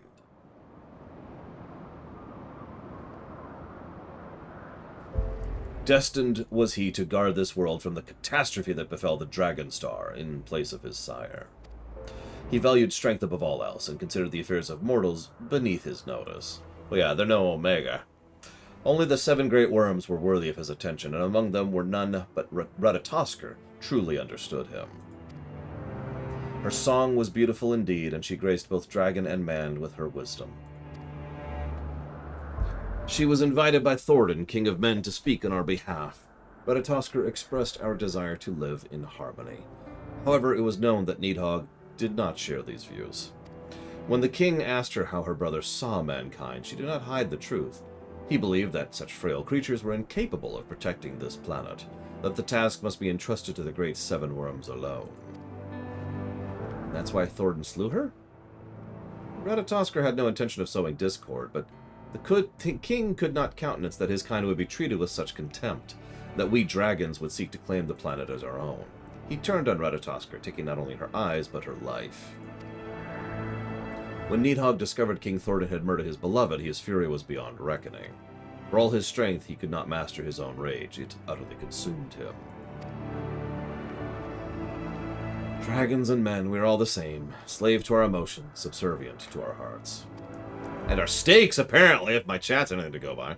Yet there are those who would seek another path, as I once did. I turned my back on my father and his quest for vengeance. Valiant Dragoon, by your strength was the Dragon Song War ended, and by your compassion was a new alliance forged. Lore and I are living proof we can live side by side, and we shall speak our message of peace to man and dragon alike, and when we are gone, our descendants will do the same. Tell them of Needhog, his strength, his weakness, his love, his hate. Tell them the truth. Ornkai, you wish to commemorate Needhog's passing, yes? As my father once enjoyed the fragrance of mist lilies, perhaps they would make a suitable offering. What a splendid idea. Thank you, Faunum. I have often seen such flowers blooming in Old Town. Final me. I just realized the game made me go back to this goddamn zone. It just clicked with me. This frickin' zone. I am never coming back to this zone. And I've said that before, which means I'm probably going to come back here again later on. Damn it. Damn it. You remember? I actually said it last time. We came here for some other... I forget what it was. It was someone related thing. I was like, I'm never coming back. This is the last time I'm seeing this zone. It was the Dark Knight quest. It was when we did the Dark Knight quest here. I was like, no!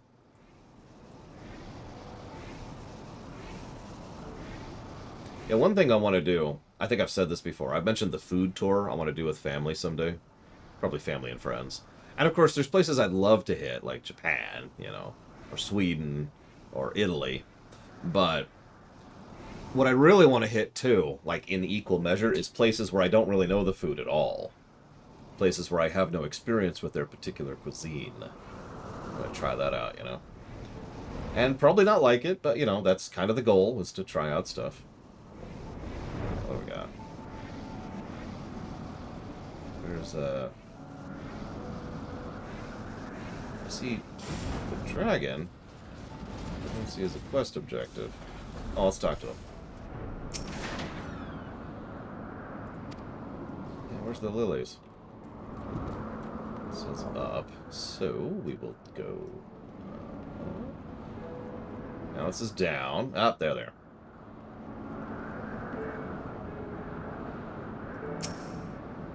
I mean, my palate is not what I would consider a normal one. I don't care for coffee. I don't care for alcohol. I don't like Korean food. Well, I don't like Korean barbecue.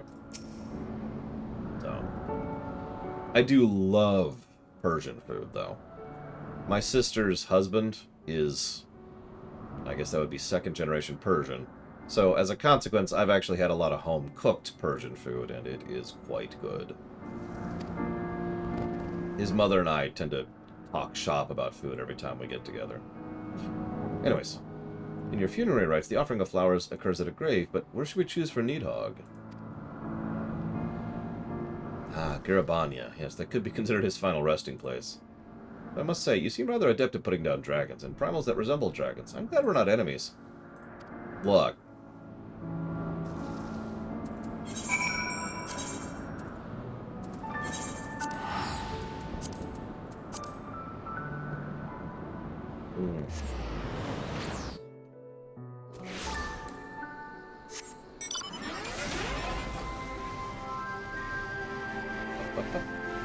We should have a beacon. Where's that stupid ass? I saw it earlier. Oh, it's over there. There it is. Whoop! Too far. And way too high. Way too high. Let's go way down here. There we go.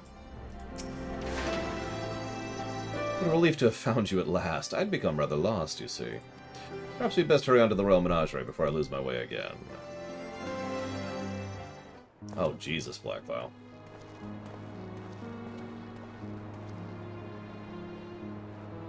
Nidhogg, we come to honor your memory.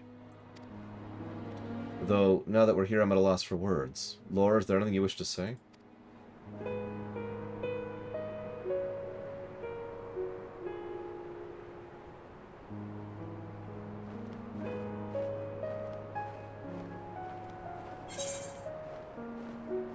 Your legacy will live on in the songs of your people, because remember, the dragons recite history through music and singing.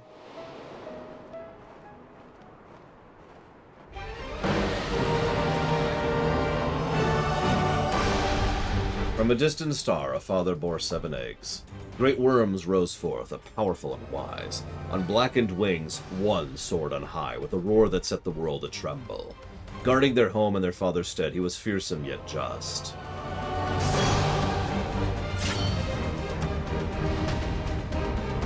Man, wicked and vain, betrayed the worm and his kin, slaying his beloved and plucking out his eyes. Thenceforth he lived only for vengeance, his wrath irrepressible. 1,000 years hence, 2 champions of mankind were granted great strength by stolen eyes. Destined were they to face the worm, who had risen more to wage war on his sworn enemy.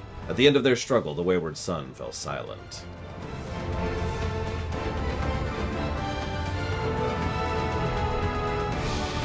What armor is that it has me in? These guardians and their comrades continue to watch over the star, their heroic deeds recounted by minstrels and storytellers far and wide. Even the ancient foe from which the father of dragons once fled could not withstand their might. Omega.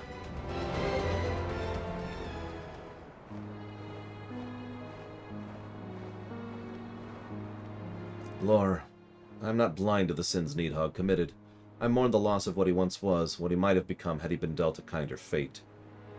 Although this is but a small gesture, I'm sure our thoughts have reached him.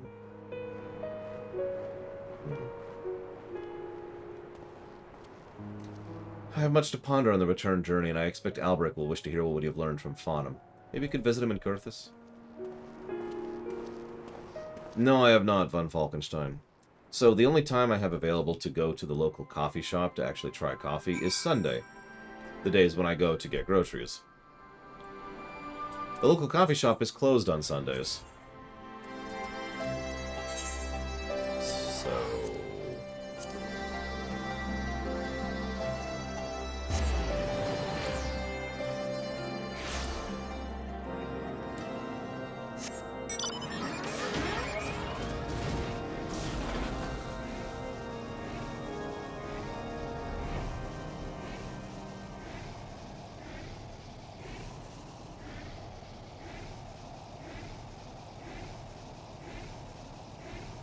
Also, they don't deliver, before you ask. How do you even deliver coffee?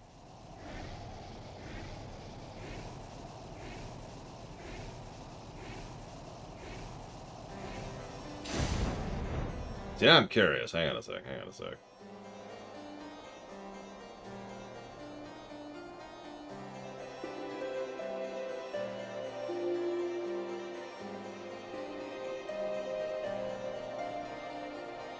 There's a coffee bistro.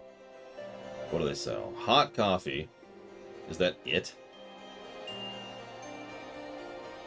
Okay, here we go. Caramel macchiato. And that's it. High coffee, iced coffee, and whatever that is. And that's it? That's your coffee selection? Whatever.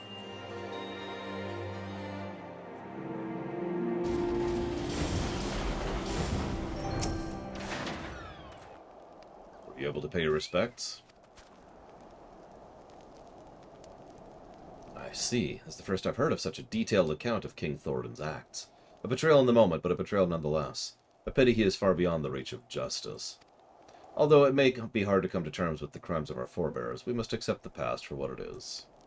Of course, I shall be sharing this information with the rest of the Temple Knights. No doubt they will be keen to speak with the other members of Needhog's brood to verify this version of events. In the meantime, there's much to be done to building relations between man and dragon. We will aim to follow the example set by you and Orn Kai, and work for good of all.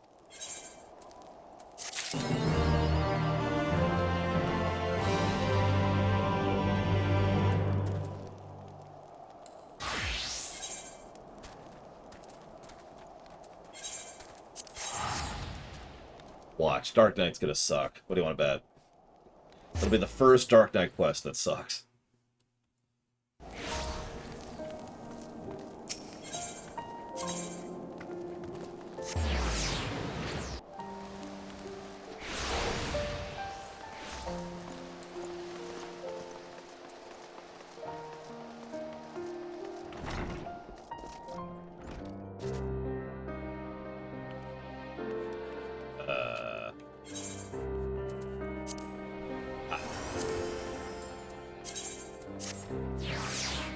Afraid you cannot. Asking questions is verboten, Mr. Red. There we go.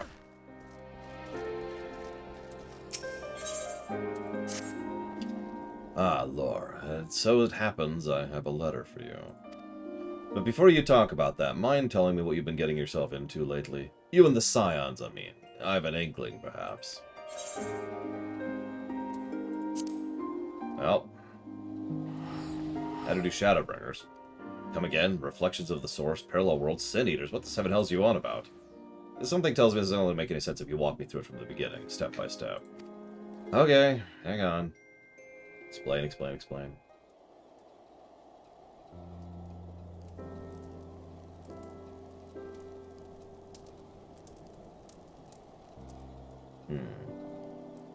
Right then, so to sum up, you were swept into yet another realm-shaking conflict, were you? Well, of course you were. You have an insatiable hunger for it, don't you? And even when you bite off more than you can chew, you refuse to let go. Yeah, I know, right, Mr. Red? What? As if you didn't know. Else, the moment I laid out on you, I suspected you were a particular blend of impulsive and stubborn. It takes a special kind of bastard who becomes a Dark Knight, much less a warrior of light, don't you think? You've traveled into a doomed world and pledged your sword to a futile cause, and you fought, and you fought, and you fought. And in the end, you won the day. Though I know it wasn't without loss, without sacrifice. Victories like that are always bought with blood. But your comrades paid the price all the same. That faraway land and her people live on because you were willing to fight through the bitter end, because you were too stubborn to die. And because of love, I'm sure. What?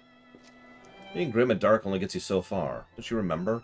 It's like the Mughals, and Sir Omnier himself said. The flame is the abyss, and the love you bear for the ones you hold most dear, that is the source of true strength.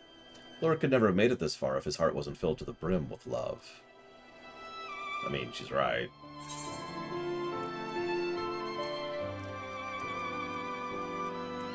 Sure, we'll go with that one.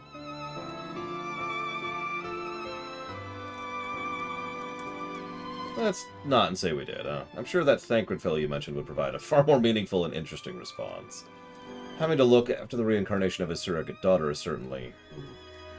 I suppose I can relate. What?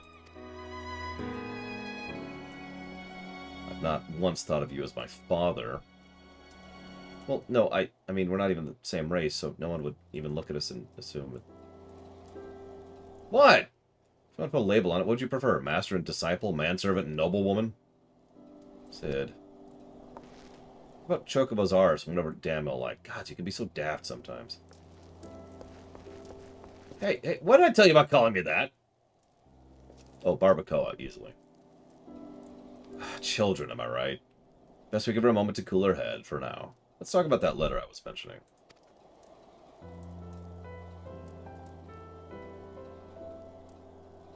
It's addressed to you, but who penned it I can't say. It was delivered to me by a young woman of the broom. Looney, I think her name was. She'd said she'd seen you out and about in Ishgard before. Reckoned if she left it with us, you'd eventually be around to pick it up. Before you ask, no, I have not taken a peek, so its contents remain a complete and utter mystery to me. As for the sender, you'll have to pester Looney at the Holy Stables if you want to know more. Now, if you'll excuse me, I have an angry girl to mollify. I do not envy you that one.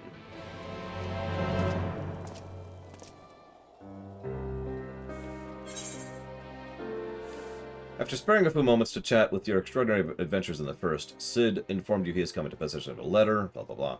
But if you're reading this, then you know how the story goes, don't you? So now comes the choice. Hold the crystal close so we may enjoy these moments together, or put it away and pretend I was never a part of it, that I was never really there. Lore Runner. You'll forgive me for the sudden correspondence and the secrecy. You helped me in a way. Once upon a time, it's past time I said as much, and so here we are. Feels like a lifetime ago, come to think of it. You've been through quite a lot since then, accomplished incredible things. I'd like to think that in some way I was a part of your journey. Far from the best, no doubt. But for me and my journey, I think it's safe to say that you've been... well, there's no suitable words to describe it, really. I've done things, made decisions. Looking back, I can't help but feel more than a little foolish, but such is life. We have to seize what few opportunities we have for closure, even if it is through the written word and not face-to-face. So, wherever you are, I hope you're happy. Still fighting, still adventuring, still doing what you love. Be well. The letter bears no signature or obvious clues to the author's identity. Perhaps Looney can help shed some insight into this mystery. The cryptic letter speaks for itself. Perhaps Looney might be able to help you shine light on this mystery. Or at least help you go through the motions and put one foot in front of the other. Over and over again. Off you trot.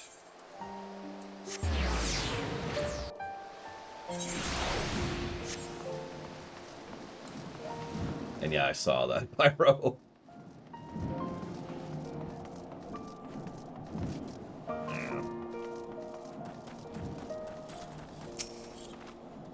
Oh, it's you. It's really you, Lore Runner, the hero.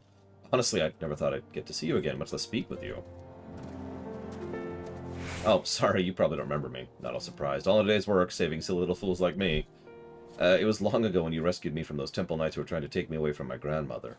Actually, I do remember that. I still remember it like it was yesterday, though, swinging that big sword of yours, bellowing all kinds of terrible threats and sending them running. I'm sure some might say you overdid it, but thanks to you, my grandmother never heard from that lot again. And ever since Sir Aymeric and his allies came to power, we've had a lot less trouble all over. But let me guess, you didn't come all this way to see me, did you? Well, I mean, kind of. The letter, huh? Thought so. I wasn't the one who wrote it, I can tell you that much. I got it from a knight I befriended after tending to his chocobo a couple times, Sir Patron. He said it was to be delivered to the hero of the Scions, a peerless warrior with 1,000 victories to his name. After he described your features in detail, it all fell into place, and since I was certain you'd pay a visit to your friends, I offered to take it to them. Anyway, he's the one you need. Maybe you check the congregation? That's where the knights congregate, I presume. I mean, occasionally. You know how it is.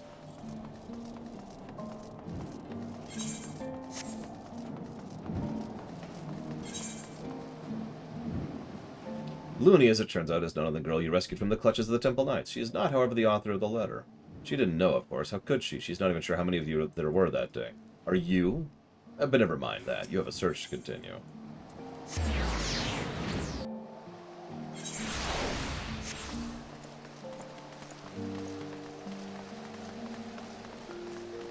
Yeah, the knight's like, yeah, no, I was told to deliver the letter. By Bob! Well, that would explain the spike in the letter.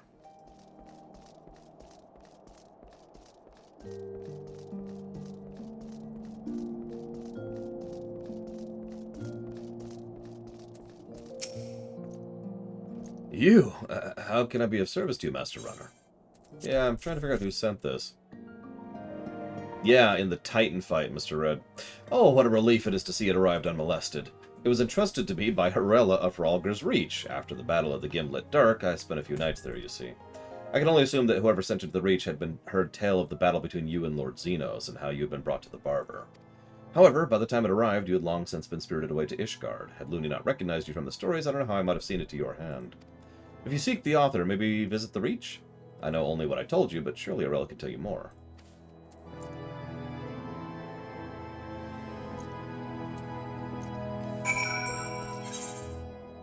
Do you remember Sir Patronode? I do. Not by name, of course. He didn't have one when the tower fell. That's how these things often go. You do your bit, only to later fill in the gaps, to piece together the picture in distant hindsight. What will your legacy be tomorrow, and the day after, and the day after that?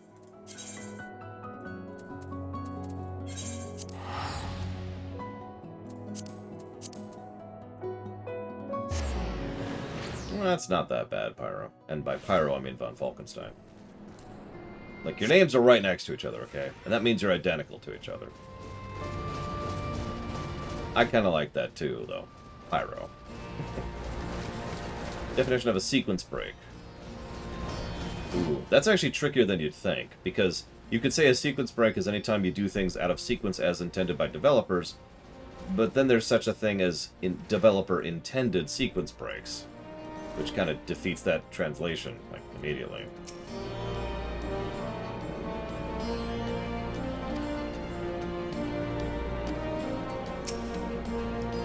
Pleasure to see you. Lost that long-haired boy of yours again? No, I'm looking for a letter. This is about the letter, huh? Came with a shipment of supplies from Little Alamigo, as I recall. I can only presume the sender was hoping the Commander Hext would see to it personally, but I'm not surprised it escaped her notice, given the chaos after the Gimlet Dark. It found its way to my medical supplies, and as you know, I decided to let the Ishgardian Knight take care of its delivery. In any event, I advise you to get your search in Little Alamigo. If anyone there knows aught of the letter's author, it would be Gundabald. Thanks.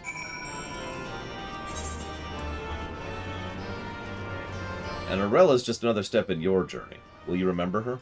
What about the names in her ledger? Conrad Kemp, Mefred Nord. Ah, they were doomed from the first, a party whispers. Inevitable deaths on a road to foregone conclusions, saith the hardened heart. In retrospect. You'd be wrong, of course. It never had to be this way. This world is exactly as we choose to make it.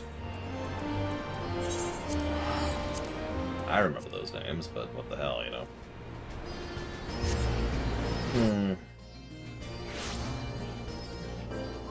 I suppose the definition of a sequence break would be a time in which you do things clearly not intended to be done in sequence, whether the developer planned for it, aka developer intended sequence break, or didn't, aka Super Metroid. I think that's the direction I'd go with that definition. Well met, Laura. Wasn't expecting a visit. What brings you to Southern Thanalin this day? Well, I'm trying to figure out what's going on with his letter. And you seek the author? If you read it, you know their heart, what you meant to them, how you changed their life for the better. It's a feeling I understand all too well, which is why I agreed to send this letter with the supplies for Rhalgr's Reach. And yet you were never one to let a mystery remain unsolved, were you? You seek answers and closure. I will not deny you this. At the Red Rooster Stead in Lower Lanacia, you will find a man named Goatherd. Speak with him. Maybe then you'll find a measure of peace. Now, Gundabald. He's seen you at your best and at your worst. He's seen you when you were 1 and when you were 2. He could tell you someone else wrote the letter, if that's what you'd like to believe. It'd be a turn, sure. But we've seen stranger things. Or he could continue to regard you with the same mixture of concern and fear that bubbles to the surface when the topic of us comes up, and say nothing of the sort. And you could go to the Red Rooster Stead with this answer of your choosing. See if it's to your satisfaction. Well, this is the worst zone in the game, so, you know.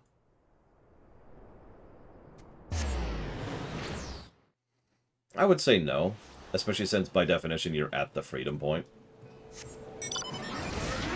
It's actually a pretty common trend, especially in RPGs, that once you hit a freedom point to go to things, out of order to get better stuff early. That goes all the way back to Final Fantasy I, which the moment you get the canal opened and the boat, which is pretty early on in the game, you can actually do things very out of order if you want to.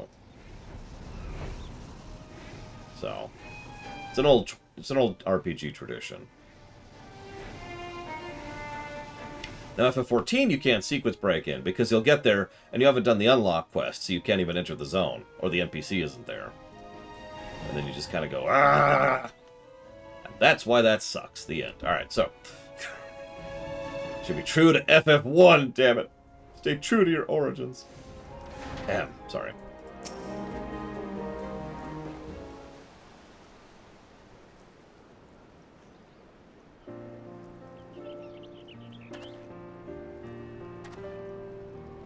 Oh, it's you, but why? Why are you here?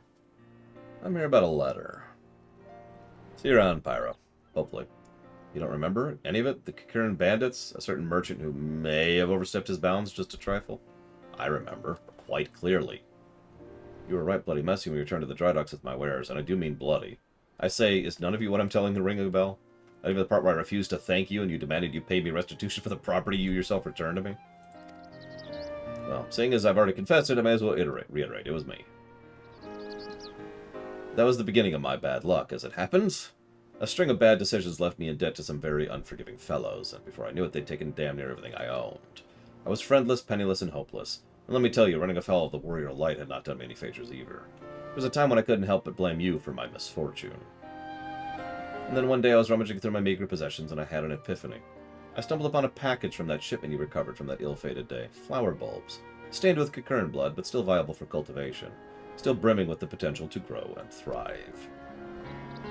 Before I knew it, I was cradling the package to my chest, sobbing and moaning like a mad fool. For a fool is what I'd been. I'd been offered a kindness without let or lean, and instead of thanking this generous hero, I spat in his face. So I left that life behind, save for the bulbs, which I brought with me here. Apprenticed myself to the botanist, and resolved to start anew. Wouldn't you know it, the stubborn little fiends actually bloomed for me. I suppose it's only fitting you'd show up again that very day. I've had 1,000 regrets, but none greater than how I spoke to you. I say this not to beg your forgiveness, but to tell you how you've changed me for the better, and to thank you for the opportunity.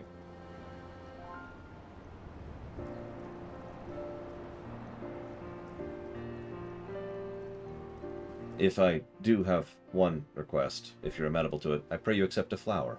One of the precious few that bloomed. A token of my heartfelt appreciation for my personal savior. Admittedly, this particular breed is perhaps best suited for funerals and farewells, but if you'd rather not keep it for yourself, maybe there's someone who might welcome it.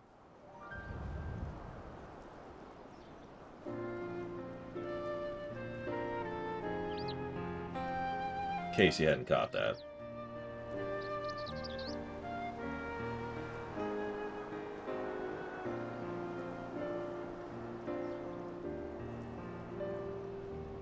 I mean, I kind of sequence break super bombs, but, not really. I don't get them early so much as I get them completely where I'm not supposed to.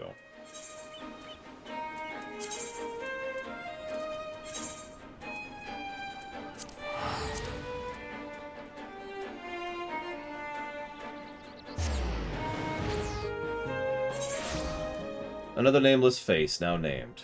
Then conniving, now humbled. As well he should be, no? I gave him a right talking to, or you did. Your choice. And after a string of bad luck, he's turned over a new leaf and found a flower. Suitable for funerals and farewells. I told you know how the story would go, didn't you? Come see, Lore. Come and see. There's no response, yet there can be no answer but this, can there? So let's wait for a time, you and I. In the cold, in the snow, and the dark.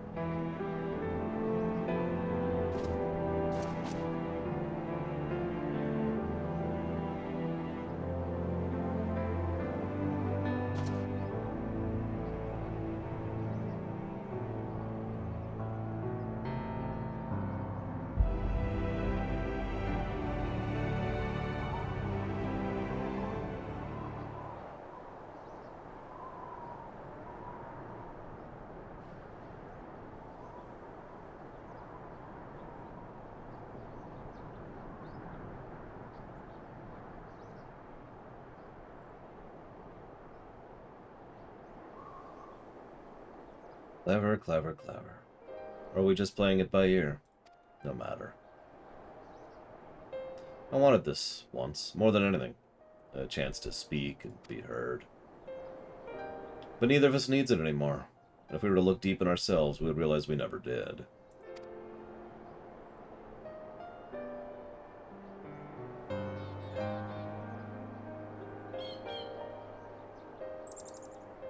We are the stories we tell ourselves. The brave hero, the tortured soul, the altruist, the pragmatist. They will tell you who they see, but you and you alone know who you are. For I speak only from myself. If you find comfort in my words, they are yours for the taking, but that is your choice now and ever after, as it always has been. Now comes your part, to cloak yourself in the fiction, to breathe life into the dead, to give voice to the voiceless. As we did together that day when you gave us our answer. Was it ever mine?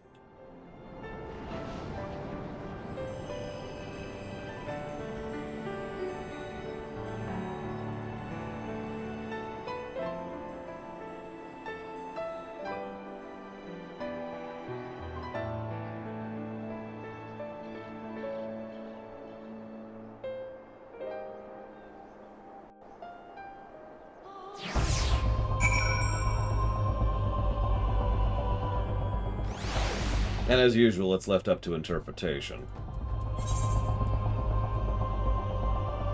You say a few words, offer a flower in memory of a memory. Now go and don't look back. It's been a long, strange journey filled with all kinds of ups and downs. Your journey, to be sure, but like I wrote before, I'd like to pretend I was an important part of it. Vanity, aye, but how can I not think of the legacy now, when we've been to the first and witnessed firsthand the lengths to which man will go to be remembered? I want to believe, I need to believe that this was not for nothing. That I changed you for the better, as you changed me.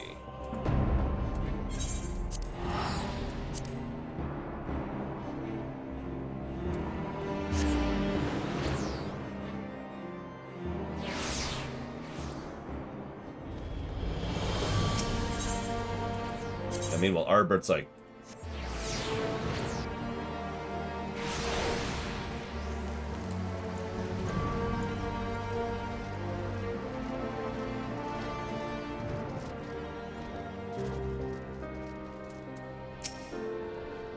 my apologies for storming off earlier. You'd think I'd be more mature than that after everything I've been through.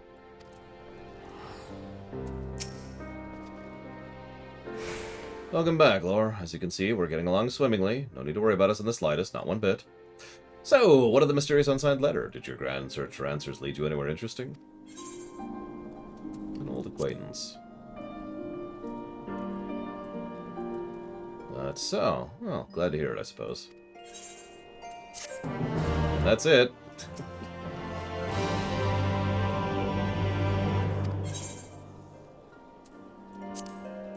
It seemed that the Countess's crusade died with her. No one sought us out since that day. Okay, it's actually not no.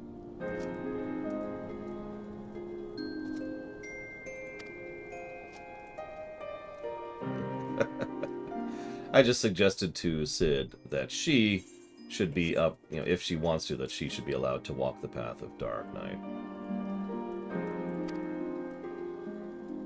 It's because I'm so bloody short. I'm due for a growth spurt, but I don't know if I'll ever be as tall as he is.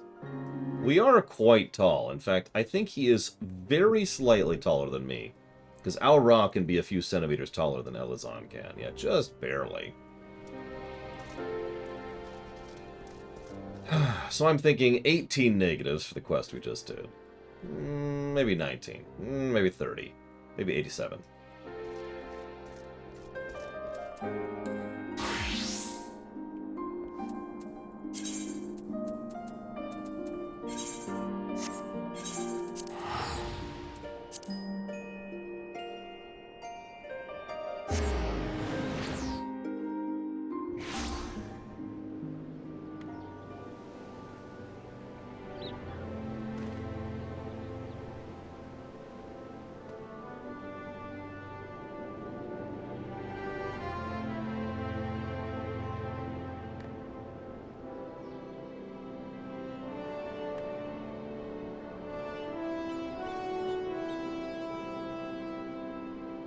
Okay.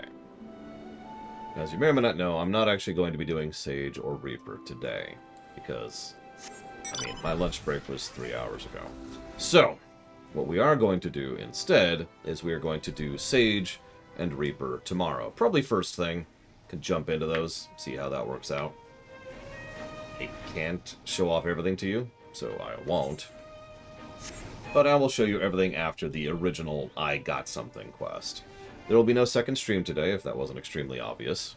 And so the next time I will see you will be tomorrow morning, 9 a.m. Eastern Time, as usual.